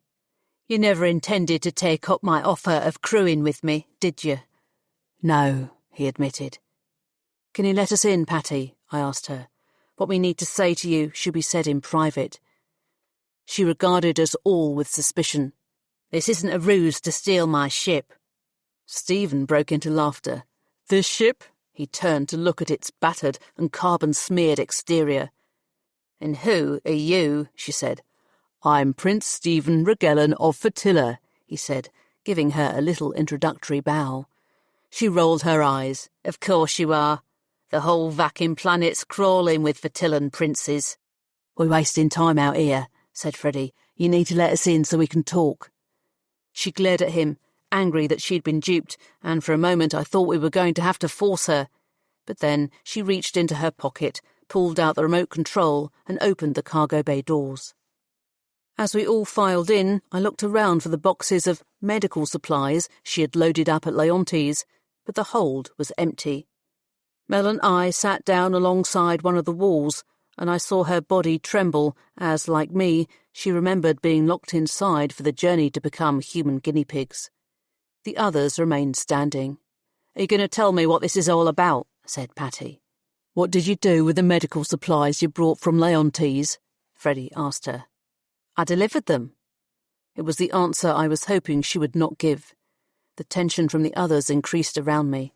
"What?" said Patty. "I got here yesterday. Do you think I would allow valuable cargo to sit around in my ship for a day while I'm not getting paid? I'm not that stupid." "Where did you deliver it?" asked Freddie. "Why should I tell you? If you want drugs, I can put you in touch with people who can get them for you, but I'm not giving you inside information so you can steal the ones I brought here." Freddie looked across to me. "We need to tell her, Cassy." "Can we trust her?" I said. "At this point, we have to." So I laid it all out for her, the whole abhorrent plan to let loose a deadly plague to kill much of the population of Manupia. She stared at me with doubt in her eyes through the whole story. She looked at Freddie, then Stephen and Mel. "You all believe it, don't you?" she said. "Believe it?" Mel leapt to her feet. "I lived it. You caged me in here and took me to a laboratory where they infected my friends, and I had to sit with them while they died a hideous death. Now that's going to happen to everyone on this planet, except it's going to be 1,000,000 times worse." "You're blaming me for this?" retorted Patty. Stephen stepped between the two women. "No one's blaming anyone," he said, looking in turn at each of them. Mel scoffed and turned her back on him. "The important thing," Stephen continued, "is that we find the plague virus and stop it being released into the population. Patty, you said you delivered it. Where did you deliver it to?" "Manupian security," she said. "I wasn't kidding about there being a black market in drugs. Medical supplies have a tendency to be stolen if they're not kept securely." "So, what do we do?" said Freddie, looking at the others.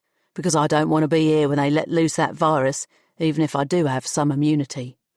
"We should have time," I said. "James had a maximum one-day head start on us. If he was bringing the vaccine here, like we assume, and not going to Fertilla first, like he said, then it'll take time to vaccinate the great and the good. And then they'll need to allow time for the vaccine to become totally effective. Maybe another day." "So," said Stephen, looking around at all of us, "if you were going to poison a planet, how would you do it?" "Environmental controls," I said, with a wave of dread at the thought of how easy it would be. All the air, heat and lighting in all the cities is supplied through them. If I were twisted enough to want to unleash a virus into the city, I'd do it that way. "I delivered those boxes to security here in Shanghai City," said Patty. "If they're splitting them up to take them to the other cities, then they might not have left yet, which gives us a chance to stop them." "So you'll help us?" said Stephen. "I don't know about that," said Patty. "I can pay you, if you like," he added. "I have the resources of a Fertillan prince, after all." "Save a whole planet from a deadly plague and get paid for it?" She considered for a moment. Sure, why not? Chapter 27. We stood and waited for Patty around the corner from the Manupian security offices in Shangi City. Stephen, Freddie, Mel and myself. We must have looked conspicuous leaning up against the wall of a terraced house, but it was the middle of the working day and almost everyone was at the factories. Only one person walked past us, and they were so used to ignoring workless on the streets that they didn't even give us a second glance. We shouldn't have trusted her to go in alone, I said, as the waiting continued. You couldn't have gone in there, Stephen pointed out. Less than a week ago, you were a wanted person, as far as they were concerned. You or Freddie could have gone in there with her, I said. She's better off on her own, said Freddie. She delivered the boxes on her own, she has to go in after them on her own. Mel, I could tell, disliked the plan as much as I did, and paced up and down with her hands in her pockets, saying nothing, but making her disagreement clear to everyone. Eventually, Patty emerged from the Manupian security offices, thankfully without bringing a troop of officials to arrest us, but also without any of the boxes. Well, I asked, as she made it round the corner. The good news is all the supplies meant for the other cities are still here, she said. You're sure? I said. I checked them myself. I told them I'd lost a necklace of sentimental value that I thought might have fallen off into one of the boxes. So they let me go in and look at all the boxes loaded up ready to go out on the transports. It's dark out on the planet's surface, so they won't be leaving for several hours. I couldn't get them to say exactly when, but first light would be my guess. That's the good news, I said, which suggests there is also bad news. The shipment for Shangi City isn't there, said Patty. I tried to get the guy to tell me where it was taken to, but he wouldn't say. He just said if they found my necklace, someone would probably hand it in, and I could check back with him next week. What do we do? Said Stephen. Even if I bring all the Fertillan Guard down from my ship, going into a Manupian security office with all guns blazing will be a bloodbath. We attack the transports, I said. Like the workless did to the car taking Prince James to Manupian headquarters the first time I was here. They're vulnerable out on the planet's surface. The only thing is we're going to need transports of our own to stop them. I can get those, said Mel, taking her hands out of her pockets and coming over to us. We have a whole fleet of them in the Johnsonii factory. I know enough workers in the factory who will help me. What about the virus intended for Shangi City? Said Freddie. We have to assume it's been sent to the Environmental Control Centre, I said, which means we have to get in there and stop it getting into the air supply. How are you planning to do that? Said Patty. If you thought it was difficult for me to arrange for you to work in one of the factories, then you need to triple it to get into the Environmental Control Centre. It's literally the lifeline for the whole city, and it will be guarded. I don't know, I said, but there must be a way. There were no signs, there was no visible security presence, there was nothing to suggest the large locked black door set into the wall at the edge of Shangi City, near to the Johnsonii factory, was in any way important. But Patty and Mel had both assured us that behind it lay the lungs of the city. I waited down the street with Freddie. Mel had sourced us some dark brown boiler suits, which she thought would be a close match to the ones likely to be worn by the Environmental Centre workers. It was only the rucksacks on our backs, carrying all of our equipment, that were probably out of keeping. What are we going to do if this isn't where they took the virus? Said Freddie. This has to be the place, I said. How else would you distribute an airborne virus other than through the air? Freddie peered out from the wall we were leaning on and looked further up the street for the umpteenth time. This time, when he pulled back, there was a readiness in his eyes. They're coming. A mass of around 20 people were at the top of the street and running towards us. If Patty was among them, I couldn't see her within the throng of drably dressed people. They were the workless who used to shout at me outside the Johnsonii factory, and they were rushing down the street because Patty had told them a lie that the Environmental Control Centre was taking on employees. Keeping myself close to the wall, I approached the entrance, with Freddie following close behind. The workless raced towards us from the other side and congregated around the door. I saw Patty in the crowd, and she returned an acknowledging look before raising her fist into the air. "Jobs, jobs, jobs," she shouted, pumping her fist with every word. Others joined in. "Jobs, jobs, jobs." The mob was excited, angry and desperate, but the door remained closed.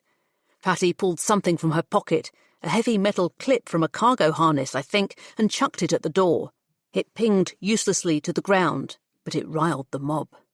"Let us in," one of them cried.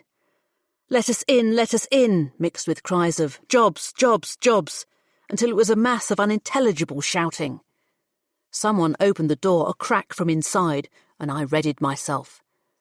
A Manupian security official peered out warily with her EEW unholstered. The shouts subsided, and she must have taken that as a sign it was safe to emerge. This was our chance. We surged for the open door as the workless, either encouraged by Patty or buoyed by their own fervour, surged with us. The official fired an EE blast into the air. Some of the workless backed away from her warning shot, but most of them didn't care, and we were carried on the wave of the crowd. The door was forced all the way open, the security official was pushed aside, and we piled in. I was physically propelled into the building. Freddie was virtually thrown forward into the back of me, and we staggered off to the side as tens of workless spilled in behind us. A paltry 2 Manupian security officials on guard unholstered their EEWs and pointed them at the crowd. Patty was no longer among them and must have withdrawn before they came into the building, but she had done her bit, and the mob needed no further encouragement to be our distraction. They filled what was a wide entranceway which seemed to serve no purpose other than to bridge the gap between the outer door and the inner sanctum of the building. The security officials had stepped forward from an ID-operated glass barrier at waist height, which protected another security door on the other side. One of the security officials tried to calm the crowd. "Quiet, quiet!" He raised his hands in the air with his EEW pointing at the ceiling to diffuse the tension. "What's this all about?" "We were promised jobs," shouted someone from the crowd, loud enough to be heard over the others. "There are no jobs here," the security official foolishly replied. Anger erupted from the crowd. Someone must have picked up the harness clip which Patty had thrown at the door, because it came sailing over the heads of the workless and struck the security official on the shoulder. He abandoned his passive stance and brought down his EEW as the crowd pushed forward and engulfed the officials. I heard EE blasts and screams behind us as I ran to the glass barrier and vaulted over it. Freddie followed seconds behind me. The security team was too busy to even notice. We got to the inner security door, and there our incursion might have ended if it hadn't been opened from the inside. We hid behind the door as more security officials streamed out to help their colleagues deal with what was rapidly becoming a riot. I caught the door before it closed again, slipped through, and we were both inside. The plant was enormous, despite being about half the size of the Johnsonii factory floor. It was full of pipes, strung from the ceiling and running along the walls, next to a maze of wire trunking and 2 giant metal tanks in the middle. The whole place hummed with electricity, backed with a heavy rhythmic thump and release of air pumps. "Do you think they'll open fire on the crowd?" whispered Freddie as we stepped further in. "I hope not," I said, wishing there had been another way. But a few wounded workless is better than a whole city dying from the plague. Dotted around the plant were a few members of staff in grubby boiler suits similar to our own. In order to do what we had to do, they needed to leave. Along the side wall, by an array of electric converters almost certainly connected to a solar array on the planet's surface, was bank after bank of control panels, and, at the end of them, was the fire alarm. It was an old trick, but it was an effective one. I went straight over to it, lifted the protected cover, and bashed the heel of my hand onto the button underneath. The alarm wailed its obliging siren all around us, followed by several workers' groans as they realised they would have to evacuate. I backed away from the alarm and hid with Freddie behind a large floor-to-ceiling pipe which ran up the near-side wall. The staff left with all the urgency of people who believe there's no fire and the alarm is part of a tedious exercise.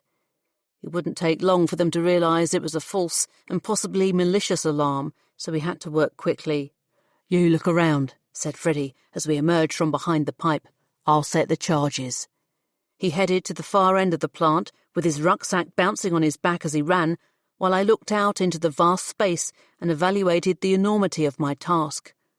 I walked past the maze of pipes, wondering how the vac I was going to be able to find the vials of plague virus in such a large area full of equipment. Assuming the vials were there, and assuming they hadn't already been thrown into the air recycling system without leaving a trace. One large tank dominated the centre of the room and had to be the main source of replenished oxygen which was pumped into the city. I put my hand on the cold metallic surface and felt a slight vibration which told me it was in operation. If anyone was going to contaminate the air supply from the central source, then it was going to be linked in some way to that tank. It meant I could forget all the equipment that operated the heat, the lighting and other systems, and concentrate my search around where I was standing. That's when I saw a box like the one I had seen Patty load onto her ship, cast casually aside a few metres from the tank. As soon as I got near it, I could see it had been opened. I rummaged inside, but the only thing I found was the packaging which once held the vials. Realising the vials were probably nearby, I looked around again. This time I looked above my head, and that's when I saw a fat section of pipe which appeared to have been fixed between two thinner pieces. It was like the pipe had been broken and repaired using a fatter piece to join the two sections, with a sealing joint at either end, both of which had been welded solidly into place. The clean, almost shiny piece of pipe appeared to be a recent addition, judging by the amount of dust and grime which coated all the other pipes. Freddie jogged up to me. "I've set the charges," he said. "I hope it's going to be enough. There's no way to tell how thick the walls of this place are." "It's going to need to be enough. I don't fancy trying to get out of here the same way we came in. Have you found the—" He trailed off as he saw the box at my feet. I kicked it out of the way. "It's empty." "That means they definitely brought the virus here," said Freddie. "But what did they do with it?" I pointed up at the bulging pipe. "What do you think?" His gaze followed my finger, then traced the pipe back to where it was connected to the tank and in the other direction to where it disappeared out through a wall. "Is that the pipe carrying oxygen into the city?" "That's my guess." "So you're thinking the fat bit could be some sort of delivery mechanism?" I nodded. "We need to take a look. Can you give me a lift up?" Freddie obliged by interlocking his fingers so his hands formed a stirrup for me to step into. He hoisted me up and I grabbed hold of the thinner bit of pipe, hoping it would be sturdy enough to bear my weight. I laid myself across it and pulled myself forward until I reached the news section. Set into it was a flat plate with a digital display which said "Valve Release," with a timer counting down from 01:05:34. Embedded beneath were the seals from the tops of 6 vials. The white stickers which had identified them as P1N5 when they left Leontes had been taken off, but I was certain they were the same ones. "Looks like we were right," I called down. "The vials containing the virus have been pushed into the pipe through some sort of device which stops them leaking out." "If the virus has been plugged into the system, then we're too late," said Freddie. "I don't think so. There's a countdown to some sort of valve release." The display had changed to 01:05:33. At least it was counting down in minutes rather than seconds. "It's set for just over 1 day and 5 hours, which would allow enough time for vaccinating whoever they want to survive." "Then the virus is contained," said Freddie. "All we need to do is remove that section of pipe and it won't be released into the city's oxygen supply." The fire alarm abruptly stopped. Quiet seemed to rush in. Slowly my ears adjusted to hear the electric hum of the station and the rhythmic sound of the air pumps again. We looked at each other and knew we suddenly had little time. I pulled my EEW from where I had hidden it deep in my boiler suit. "I'm going to cut through the thin piece of pipe on either side of the delivery mechanism to avoid disturbing the virus." "Wait." Freddie went over to the tank where a control panel was fixed to the side. A computerized voice spoke from above. "Air replenishment system switched to maintenance mode." "That shut down the oxygen feed to the pipe," said Freddie. I nodded as I realised I had narrowly avoided burning metal in the presence of pure oxygen, and pulled the trigger on my EEW. I fired in a continuous burst at a section of pipe on the far side of the bulge. Sparks flew off the metal, and I had to turn away to avoid the risk of getting red-hot splinters in my eyes. But the metal was thin and no match for an EEW. As the pipe cut through, I felt it vibrate where I was lying and had to grab on tight to stop myself falling off. "I can't hold it and cut the other side," I called down to Freddie. "Do you think you can catch it?" Freddie had taken the breather out of his rucksack and strapped the canister to his waist. "Cassy, you need to put your breather on." "In a minute. Get ready to catch the pipe." I gave him no choice as I pushed myself back towards the tank and fired another continuous blast on the near side of the bulge. The pipe began to get hot with the heat generated by the gun, and it was conducting along the metal to where I was holding on with my bare hand. I ignored it as much as I could until my skin felt it was about to blister. I stopped firing for a moment to take off my rucksack, which I dropped down to Freddie's waiting arms. "Cassy, what are you doing?" I ignored him as I unzipped the top of my boiler suit and pulled off the vest top I was wearing underneath. With the sleeves of my boiler suit hanging down and in just my crop-top bra from the waist up, I wrapped my vest around the pipe. The material wasn't the most effective heat barrier in the galaxy, but it was better than bare flesh. I resumed firing my EEW until the pipe, now almost entirely severed, bent under its own weight. It clung on by one last piece of metal which turned yellow, then red, and suddenly gave way. Freddie sidestepped to catch the pipe with his sleeves pulled down over his hands, but it was still hot and he almost dropped the thing before he was able to safely lower it to the ground. I slipped sideways off my precarious perch, but managed to grab two ends of my vest, which was still wrapped around the pipe. It left me dangling with my feet less than a metre above the ground. Then I let go and dropped to the floor. I grabbed my rucksack from where Freddie had put it and pulled out the breather I had brought with me. Freddie managed to put the cooling section of the pipe into his own rucksack, but had barely thrown it onto his back when the door that we came through inevitably opened.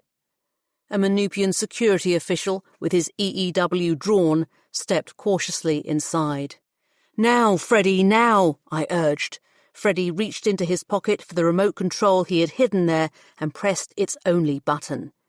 The boom of the explosion echoed around us, and shockwaves rumbled through the floor. The security official swung his EEW in panic and found the two of us in his sights. But we also had our EEWs drawn, and both were aimed at him. A siren, more urgent and high-pitched than the fire alarm, screamed from above. "Containment breach detected," said the same computerized voice which had announced maintenance mode. "All personnel evacuate. 60 seconds to lock in." The security official glared at us with frightened eyes. "You need to run," I told him. "The air in here is already being sucked out onto the planet." But he kept his gun trained on me. "All personnel evacuate," repeated the computer. 50 seconds to lock in. "You can pull the trigger," I said, "but you'll never shoot both of us before one of us shoots you." "All personnel evacuate. 40 seconds to lock in." "If I turn my back," cried the increasingly nervous official, "how do I know you won't shoot me?" "Because if I'd wanted to shoot you, you'd be dead already," I said. "All personnel evacuate. 30 seconds to lock in." "Cassy," urged Freddie, "we need to go." The air was thinning, not enough to make me gasp, but enough that I was taking increased breaths. I backed away, keeping my gun trained on the hapless man. Freddie also backed away. "All personnel evacuate. 20 seconds to lock in." "Don't worry," I told the official as his breathing quickened. "Your city is safe. We made sure of that." I put my breather mask over my mouth and nose and took in the rich air. "All personnel evacuate. 10 seconds to lock in." Panic gripped the official and he turned and ran for the door. I didn't see if he made it because both of us also turned and ran to the site of the explosion. I heard the sound of the airtight blast doors close with finality and sealed the room, so the loss of atmosphere couldn't spread to the rest of the city. I hoped the man had enough time to reach the other side before the doors had shut. Freddie's explosive charges had ripped a hole in the outer wall of the environmental control centre. Jagged pieces of double-skinned insulated metal jutted out from the wound in its side. The breach was small, but enough to see the dusty yellow surface of Manupia outside, and enough for us to crawl through. Freddie took off his rucksack and pushed it through first before he crawled after it. I got behind him on my hands and knees and felt a sharp piece of debris pierce the skin of my left palm as I picked my way through the opening. We stood on the open plain of Manupia, squinting into the sun that was pulling itself above the horizon many miles in front of us. I gasped at its sheer openness, but this time I didn't have Stephen's hand to hold on to. All I had was the adrenaline pumping through my body that told me I needed to get away from the giant structure behind me that was Shangi City. Freddie lifted an arm and waved. He grabbed my sleeve and pulled me forward.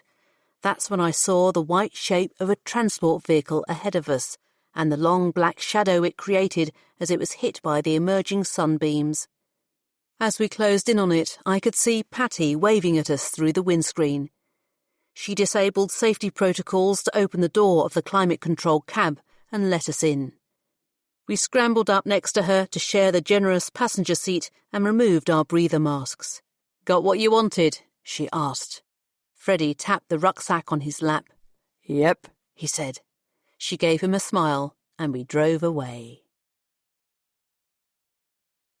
Chapter 28.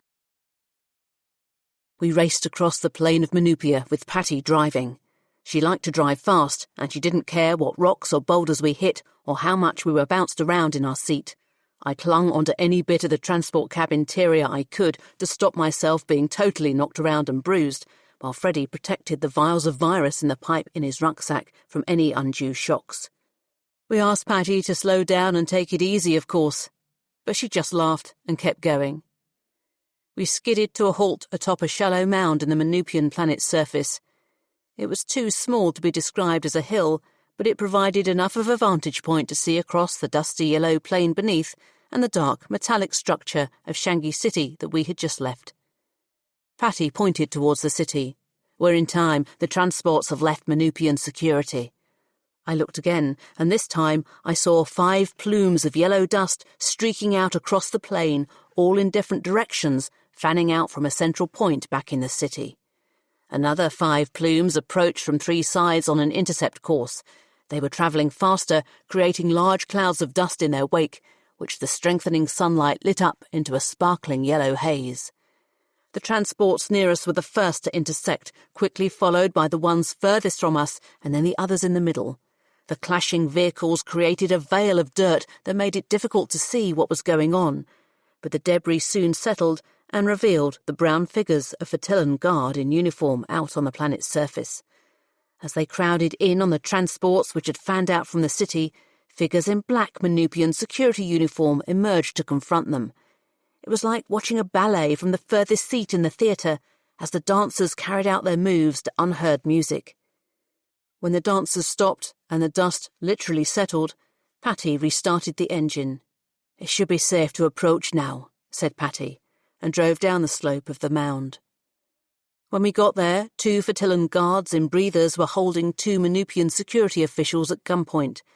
The man and a woman in black uniforms were on their knees, with their hands on their heads, their anxious eyes staring out from over the top of their breather masks. I put on my own breather mask and got out of the transport with Freddie. That's when I saw that one of the Fertillan guards in uniform was Stephen. He called out to me, but his voice was lost in the thin air of the Manupian atmosphere. I pointed to my ear and made a shrugging movement to convey that I couldn't hear him. When I got closer, he left the other guard to keep watch on the prisoners and turned to me. Our closeness enabled some of the vibrations of his voice to travel between us, while my rudimentary attempt at lip-reading filled in the rest. "Can you see if you can find the vials in the back of the Manupian transport?" he said. "Okay," I replied. As I spoke, some sort of aircraft flew across the sky above us. "That's Luisi," said Stephen. I looked up and recognised the shuttle from Stephen's ship as it landed some way from us, approximately in the middle of where all the transports had ended up. Freddie had already clambered into the open cab door of the Manupian transport and released the locks that held the back section closed. So when I got there, he was already moving around some of the boxes and bags to look for the vials. I climbed in to help him, but I hadn't even moved one thing before he stopped and looked at something down by his feet. I stepped over to where he was standing and looking down at a very familiar box. I crouched, pulled at the flaps to break the seal, and revealed a series of vials with little white stickers on the top which read P1, N5. I exchanged glances with Freddie, and we knew we had stopped the plague virus getting out to another city. I hoped it was a scene being repeated in the other transports across the plain. We carried the box out of the back and headed over towards Stephen. On the way, we saw Patty watching us from behind the windscreen of her transport. She held up Freddie's rucksack and beckoned him over through the glass.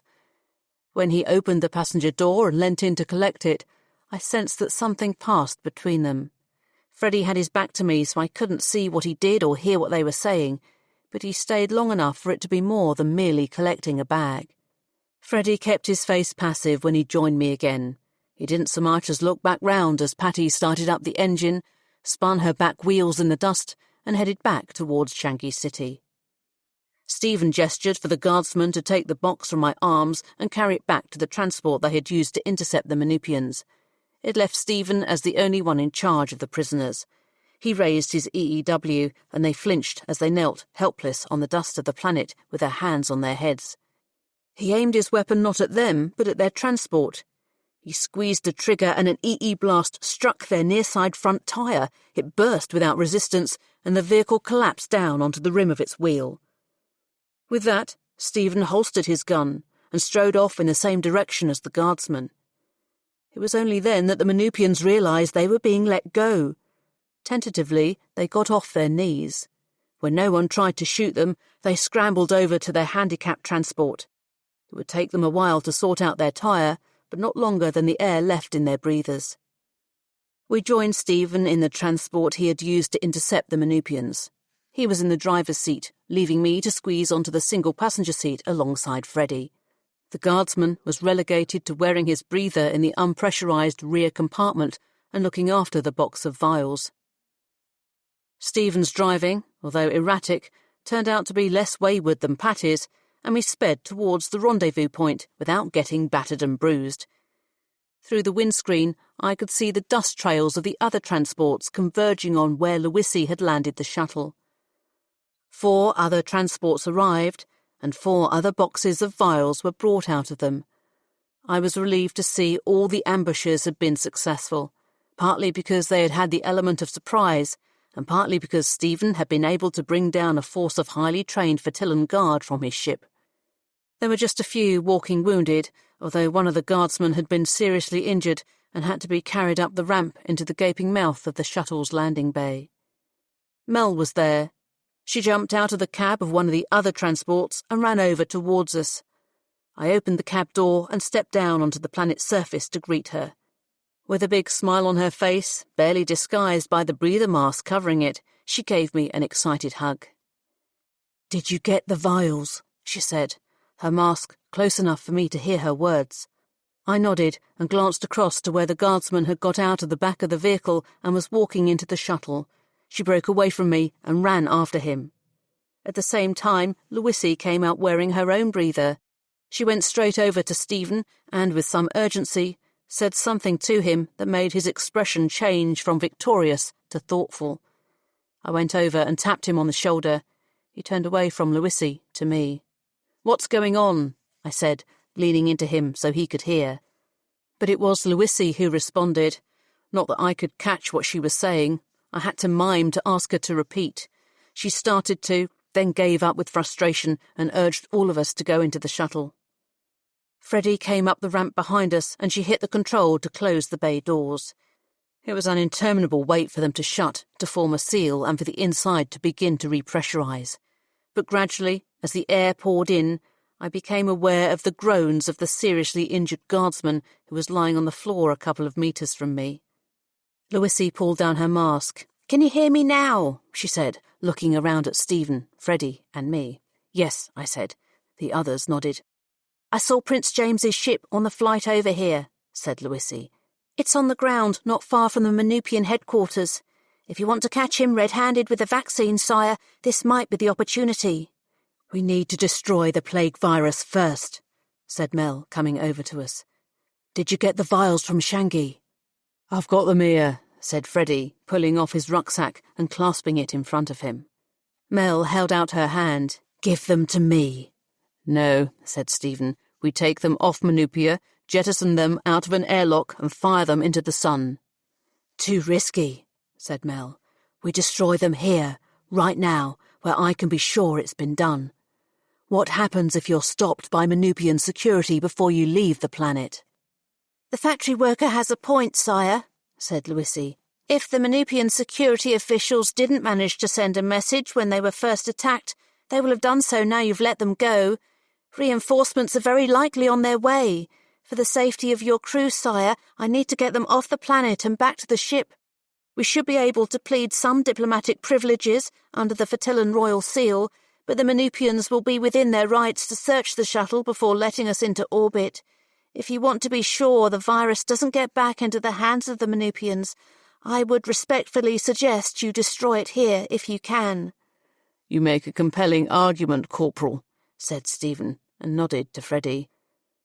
Freddie relinquished his rucksack to Mel's unwavering, outstretched hand. "I will need the box that your man in uniform brought in here as well," said Mel. "I keep asking him, but he won't give it to me." "Guardsman," bellowed Stephen, "give her the box." Mel swung Freddie's rucksack over her back and took the box of vials from the sheepish guardsman standing at the back of the bay. She walked straight past Luisi and hit the control to reopen the door without so much as asking permission. "Corporal," said Stephen to Luisi, shouting as the seals of the door released and the air began to dissipate once more.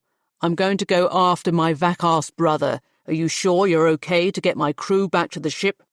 "Yes, sire. I'll try to create a bit of a diversion for you on the way out." He said something else to her, but it was lost, along with the atmosphere we had been breathing as it was sucked out through the door. We all returned our masks to our faces, while some of us prepared to step back out onto the planet's surface. Chapter 29. Mel and the other factory workers who had driven to the rendezvous point put the boxes of vials and the pipe we had brought from the Environmental Control Centre into the pressurised cab of one of the transports, along with some flammable material which looked like a few old bedsheets. Into the footwell of the cab they put 2 breather units with the valves of the masks forced open so they released a steady stream of air to keep oxygen flowing in the cab, even if the internal climate controls were destroyed. In the silence of the thin atmosphere, Mel gestured for Stephen to hand over his EEW. He must have realised what she was about to do because he unholstered his weapon and handed it to her without protest. Mel opened the door to the cab enough to poke through the barrel of Stephen's gun. She fired a short burst onto the material and a solitary embryonic flame flickered to life. She closed the cab door, stepped back, and we watched the fire dance through the glass of the windscreen. Soon the whole cab was a mass of yellow and orange heat, bending and twisting within its prison as the vials inside were heated to a temperature that the virus couldn't survive. Stephen stepped close to Mel and touched her arm to retrieve his EEW. She didn't turn to look at him as she handed it over. Her gaze remained fixed on the inferno she had created. The other factory workers who Mel had called upon to drive the transports must have decided they had seen enough, because they started their engines and drove off in 3 plumes of dust. Stephen got into the driver's seat of the final surviving transport, while Freddie and I pulled Mel away from where she had continued to stand and watch the fire. Somehow, the 3 of us, Mel, Freddie and myself, squeezed onto the passenger seat meant for one, and we drove off to the Manupian headquarters. We could have driven all the way to the Manupian headquarters and been shut out. We had no army, we had no way of breaking down the doors, and they could have easily turned us away. But Stephen was expert over the communicator.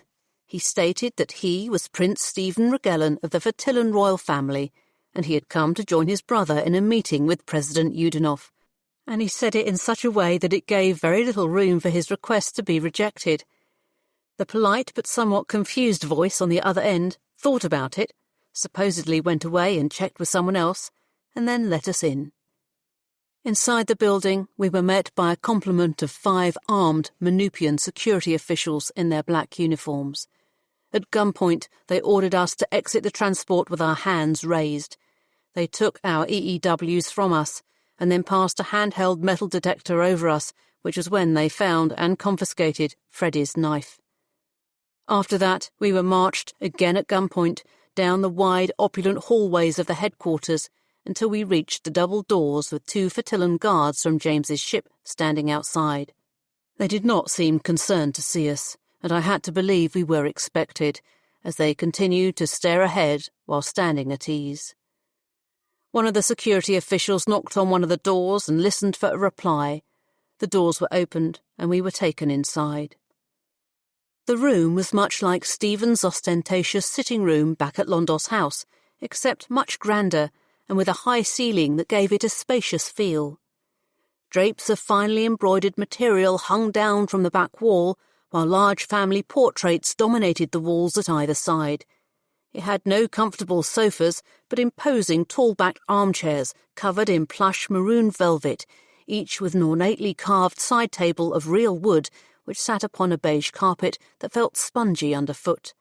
Sitting on 5 of the chairs were President Yudenov, his 2 daughters, Maxiv the scientist who had vaccinated Kea at Leontes Station, and Prince James. They all had a small cup and saucer perched on the table beside them, which contained, judging by the smell which percolated through the room, fresh coffee. I wondered if they were drinking the undrugged stuff. We, Stephen, Freddie, Mel and myself, remained standing by the door while the security officials fanned out behind and either side of us. "Stevie!" Prince James got to his feet. "How rude of you to join us." "What the vac are you doing, James?" said Stephen. "It's always delightful to see you, brother," said James, in a way that suggested entirely the opposite. "But this really could have waited until I returned to Fertilla." "It really couldn't," said Stephen. "President Yudenov," said James, bowing politely towards his host, "may I introduce my extremely annoying younger brother, Stephen, my extremely annoying younger brother's whore." I felt myself recoil at his description of me as he pointed his index finger in my direction. "The whore's sidekick, and some woman I have never met before." "My name is Melanie Frankinoff," said Mel, loudly and defiantly. "I'm one of the factory workers you planned to put to death by unleashing the plague." Yudenov flushed red and stood from his chair. "I don't know who's been feeding you these scurrilous rumours, individual Frankinoff, but they are categorically untrue. There is a threat of a new illness being brought to Manupia from outside, but we are making attempts to combat it. This man here is a scientist from the prestigious Leontes Station and brings with him a vaccine which we hope will protect everyone." He looked across to Maxiv, who seemed rather startled to be singled out, and put down his coffee. "In fact, I have chosen my family to receive this vaccine first, in a demonstration of confidence in its effectiveness and safety. Sophia, you can take your vaccine now." One of the young women, dressed beautifully in a long flowing dress, with her natural blonde hair draped across her shoulders, stiffened in her seat. "Now? In front of these people?" "I said we would do this tonight, Sophia, after coffee," said Yudenov. "I think we have almost finished our drinks, haven't we?" He addressed his question to Maxiv, who nodded under duress and, as Yudenov continued to stare at him, reached to the side of his chair where he had a small medical bag. "James, why?" said Stephen. In front of us, Sophia rolled up the sleeve of her dress at the same time as her face turned as pale as her hair. "Because of the power it could bring us," said James. "Think of it, Stevie, the most powerful manufacturing planet in the Obsidian Rim, aligned with the major food producer of the region, sharing ideas, efficiencies, contacts." "But to kill millions of people, James," said Stephen. "It's evil. It's inhuman." "You should be careful what you accuse me of, Stevie. We're talking about a planet where millions of people are at risk of being made workless. It's going to happen whether the planet is brought to ruin through outside competition or it is forced to automate. For those people, destitute with no money for food, there is no life. Behind me, I swear I heard at least one of the Manupian security officials shift uncomfortably. Everybody else in that room knew the truth behind what James and Yudenov had been planning, with the possible exception of Yudenov's daughters, but the security officials were almost certainly getting a hint of it for the first time. "Ow!" protested Sophia as Maxiv's needle went into a vein in her arm. "Sorry," he whispered. He was kneeling beside her, pushing the contents of a small syringe into her bloodstream.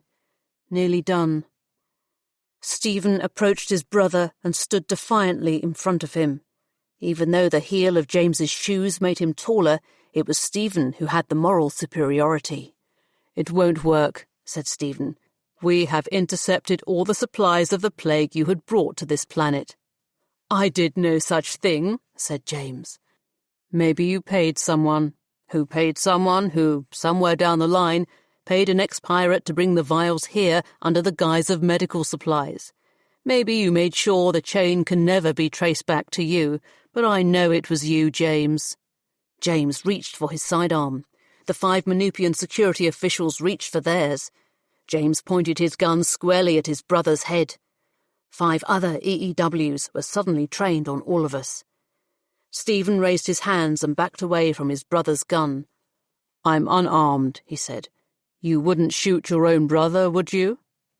"I might," said James, "given the right circumstances." I glanced across at Freddie, and I saw my own uncertainty reflected in his eyes as we also backed away. A feeling of regret twisted in my stomach as I wondered what harm it really would have done to let James continue with the vaccinations unhindered. "It doesn't matter if you shoot us or you don't shoot us," said Mel. "Once we leave here, what's to stop you making more plague virus and carrying out your plan anyway?" "I don't have to listen to this," declared Yudenov. "Letting your brother up here was a mistake." He waved across to the security officials who were between us and the door. "Arrest these 4 and keep them under armed guard." The officials took a step forward. I glanced across at Freddie as we both raised our hands. But one of Mel's hands was reaching inside her cleavage. She drew out something long and thin, and I saw that it was a sealed vial with a white sticker on top. I knew instantly what it was. So did half the people in the room, and their gasps were audible. "By the deity," I said under my breath. "Stop, all of you," she said. Everyone stared at the vial in her hand. The officials looked confused. They held their positions with their weapons aimed at us, but did not advance. It was then I realized that Mel had, somehow, skillfully maneuvered herself, so we stood between her and the people with guns. "Mel," said Freddie, "where did you get that?" "I took a vial of plague virus from one of the boxes before we destroyed them all," she said, "as my insurance policy." "Liar!" shouted Yudenov. "It's a lie!" "If you want to check if I'm lying, you just need to read what the label says. It says P1N5. She looked pointedly at Maxiv, who was sitting on the floor clutching his medical bag to his chest. "You know what that means, don't you?" "It's the scientific code for the Fertillan plague," he confirmed. She put one hand on the seal at the top like she was ready to pull it off. "Shoot her! Shoot her!" screamed Yudenov. The security officials looked confused for a split second as they realized Freddie, Stephen and me were all in their line of fire, but they readied their guns to shoot anyway. The 3 of us dived for cover and hit the floor as Mel unsealed the vial and threw it over President Yudenov. He screamed. 5 EE blasts streaked from the officials' weapons. 4 of them struck Mel in the chest, and the 5th hit the drape on the wall behind. The force of the blasts sent Mel's body flying backwards, and she was almost certainly dead before she hit the floor. Yudenov's continued screams relayed a terror that I had never heard before. He kept wiping his face with the sleeve of his jacket while holding out his other arm to the petrified scientist. "Vaccinate me! Vaccinate me!" he cried as his screams coalesced into terrified words. The whole room was madness. Yudanov's daughters had jumped from their seats. One of them was screaming almost as loud as her father. The other one, Sophia, kept saying to no one in particular, "Is it true? Is it true?" The EE blast which had hit the drape had caused a smouldering burn, which ignited into a flame.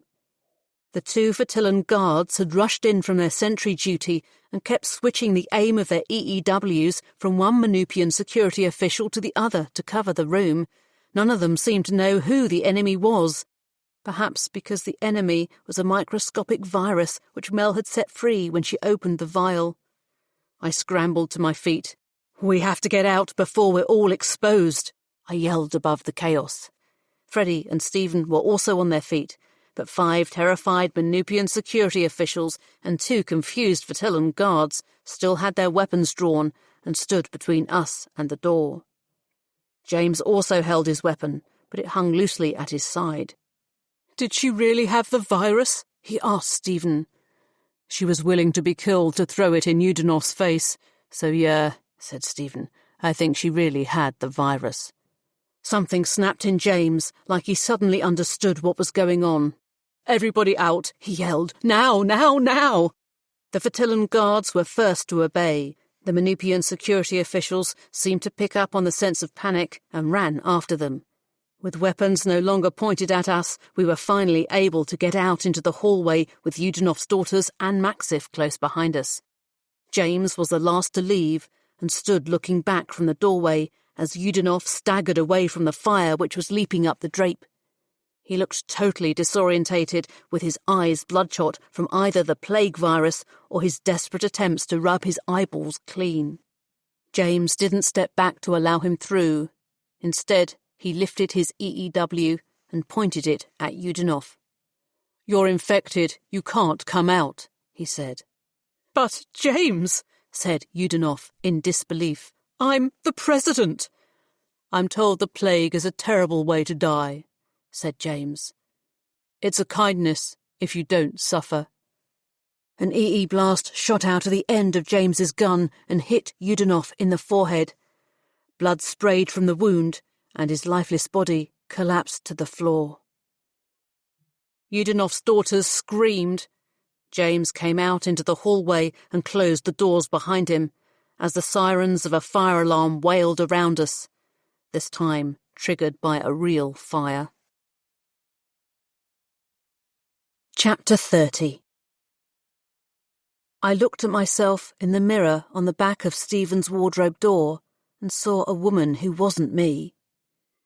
The dress followed the curves of my body as it draped in folds of shimmering blue from the low neckline across my breasts, in tight at the waist, and flared in folds that stretched down to my ankles. My hair had been washed and brushed until it shone, and was twisted so it lay in a neat single braid across the front of my right shoulder. One of the women in Londos' house had tried to put makeup on my face, but I hated the way it clogged up my skin and put false colour on my cheeks, and so I had washed it off again. Even without the makeup, my reflection reminded me of how Yudanov's daughters had looked in the minutes before their father was infected with the plague virus and then shot dead in front of them.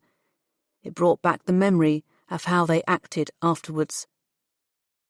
One of the daughters had been unable to cope and ran screaming up and down the corridors in hysterics. The reaction of the other one, Sophia, had been completely the opposite.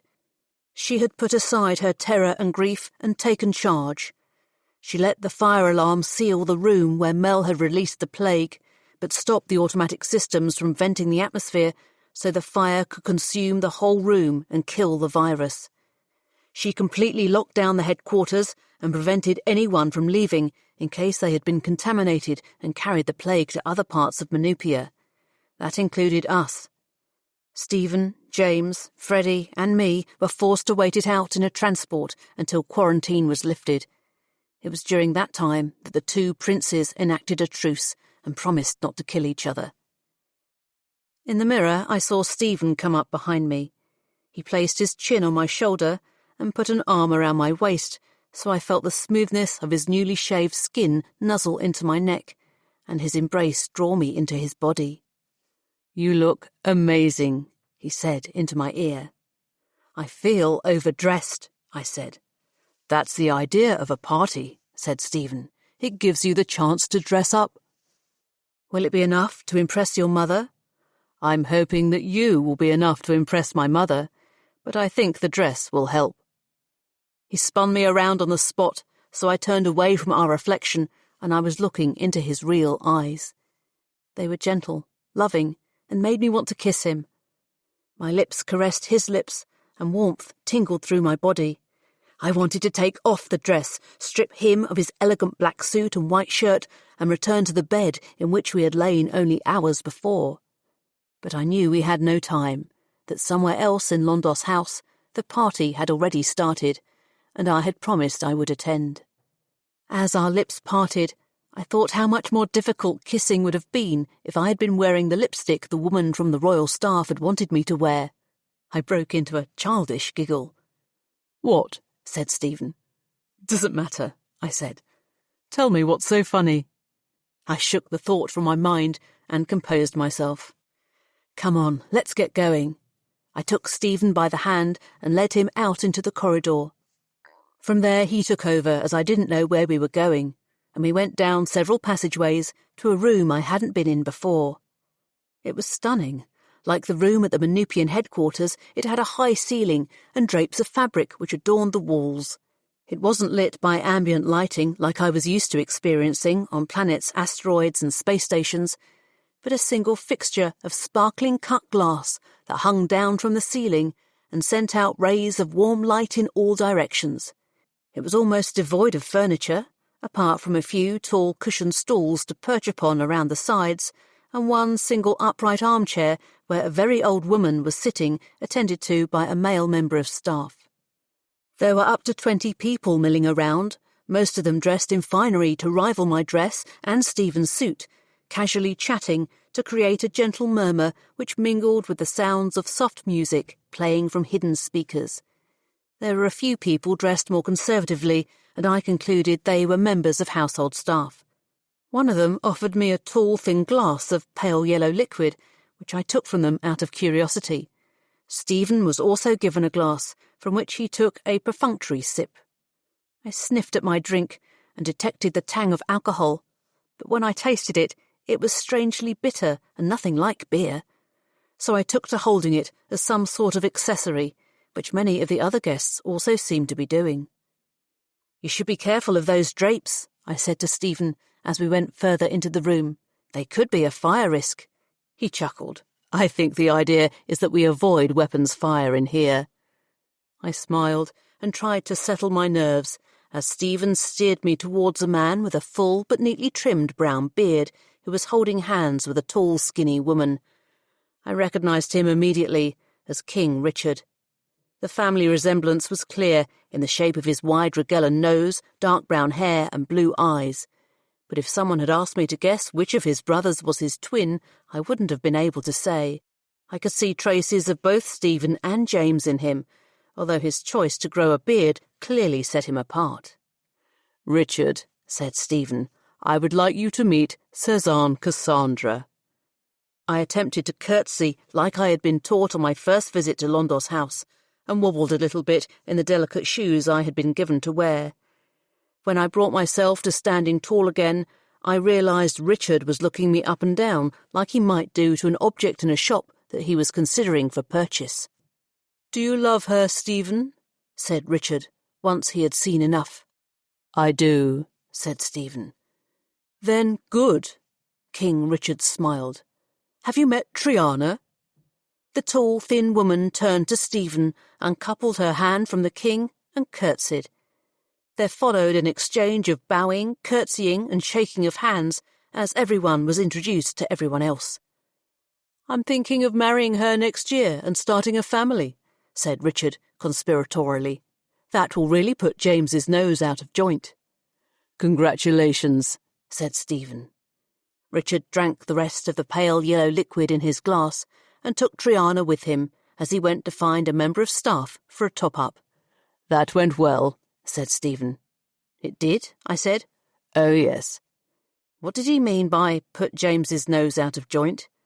"At the moment, James is next in line to the throne, But as soon as Richard has children, the line of succession passes to them. Even when they're a baby? Oh, yes. We mingled a little more and were unable to avoid encountering James, who regarded us both with a superior look. "Stevie," he said in his usual condescending manner. "I see you have with you." "My name is Cassy," I said, before he could use his favourite insult. "Of course it is," said James. "Delightful party, isn't it?" "Delightful," agreed Stephen. The two brothers parted company, but the tension they generated remained between them across the crowded room. In the days we had sat waiting it out in the transport at the Manupian headquarters, the princes had agreed a plan of action that they said would safeguard them all from recriminations. Stephen would not mention James's dealings with Yudenov, and James would not involve himself in Stephen's business. I thought it was a poor bargain, as James's actions would have been nothing less than a war crime if we had been at war. In a time of peace, they represented conspiracy to mass murder at a level that went beyond criminality. But it was a deal they needed to keep if they were also to prevent trouble for Sophia and the Manupians. She agreed to keep quiet about James's execution of her father. She concocted a story to say that Yudenov had become very sick and, in his delusion, accidentally started a fire at their home in which he burnt to death. If both the princes played their part and didn't reveal the plan to infect Manupia with the plague, then scandal would be avoided, and the apparent integrity of both ruling families would remain intact. It was a dirty pact, but in an imperfect galaxy, I accepted it was necessary, for the time being at least. With the tension between the brothers starting to dissipate in the room, Stephen took me to meet his mother. She was the old woman I had seen earlier sitting in the only proper chair in the entire room. She was dressed in the same type of shiny material as my dress, but hers was black and buttoned up right under her chin, with sleeves which ran the length of her arms to her bony wrists. 3 beaded necklaces of tiny coloured spheres hung down over her modest bust and amounted to her only adornment. Her hair had passed beyond grey to be white and was pulled back into a bun at the back of her head, which did something to tighten the skin of her face, which had loosened into wrinkles over the years. "Mother," said Stephen, bowing towards her with respect, "I would like you to meet Cezanne Cassandra." I curtsied, and the woman glared out at me from the confines of her chair. "Isabet," she said. "No, Isabet was my mother," I said. "I am Cezanne Cassandra, but people call me Cassy." "You're dead," she said. I looked up to Stephen for help. "It's okay," he said. "She gets a little confused sometimes." "In the fire. You died in the fire." "That was my mother," I said. "Have you come to haunt me, Isabet?" "I'm not Isabet." I stepped back from the increasingly agitated woman. Members of the royal staff fussed around her. The one who had been attending to her earlier took hold of her wrist to take a pulse, but she shook her arm free. "You bitch! You whore!" She pulled herself to her feet, frail as she was, and pointed an accusing bony finger at me.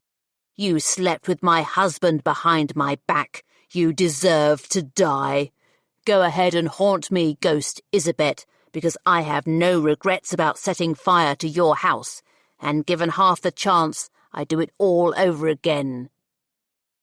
The horror of the revelation took my breath away. It claimed my blood.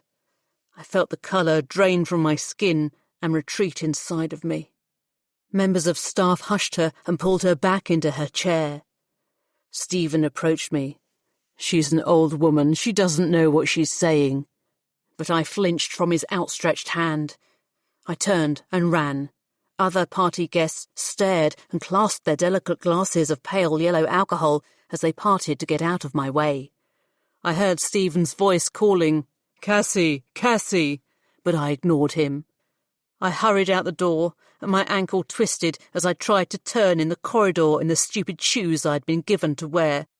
I kicked them off and ran in bare feet, down the corridors of Londos House and out into the street.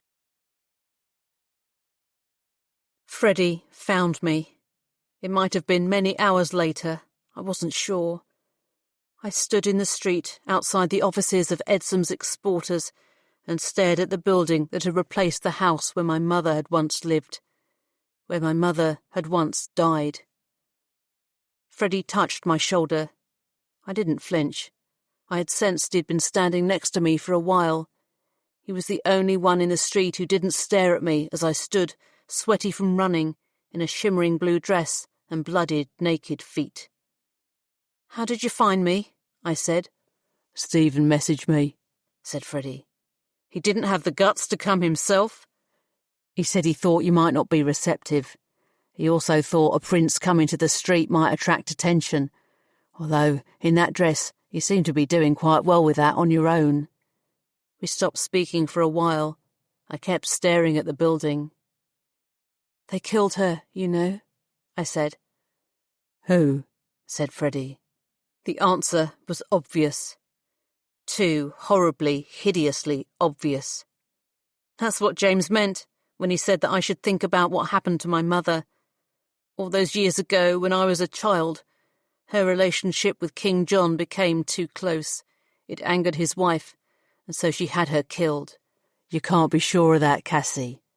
"I can. The way Stephen's mother, the widow of King John, had looked at me, I knew my face had sparked recognition inside of her. People who had seen the old photographs of my mother often said how much I looked like Isabet." "It all makes sense now," I said. "The reason I was staying over at a friend's place that night wasn't a coincidence. Someone did it on purpose to get me out of the way before they set fire to the house." "I'm sorry," said Freddie. "And now I'm doing it all over again, aren't I?" I fought back my tears of anger, grief and self-loathing. "I'm repeating my mother's mistakes. I've fallen for the charms of a member of the Fertillan royal family, and look where it's brought me, right back to where my mother died. It's an omen, Freddie. I need to break out of the cycle." "But you love Stephen," he said. "I am a lowly freelance spaceship captain. I have no right to love a prince." "Perhaps we should get you away from Fertilla for a while," he suggested. "Yes. Wormhole out of the system, find some disgusting asteroid or space station and take a safe, boring freelance job like we used to." "Yes, we should go back to the ship." I turned to walk away, but pain shot through both my feet, and I cried out. "Are you okay?" he asked. "I came out without any shoes." Freddie made me sit down on the step of Edsom's Exporters and lift up my dress a few centimetres so he could look at my feet. He winced at the blooded mess. Then he began picking pieces of grit off the soles of my feet and wiping down the blood as best he could. Finally, he took off his own shoes and put them on me. He helped me to stand, and I felt the pain again, but much less this time. I took a tentative step forward. It hurt, but not nearly so much, and I was able to walk along the street while leaning on his shoulder, even if his shoes were a bit too big for me. "Freddie," I said as we walked, "for a relatively short man, you have surprisingly large feet." "Thank you, Cassy," he said. "I'll take that as a compliment." Prince's Mission was written and read by Jane Killick. Cassy's adventures continue in Assassin, Freelancer Book 3. For more information, visit janekillick.com.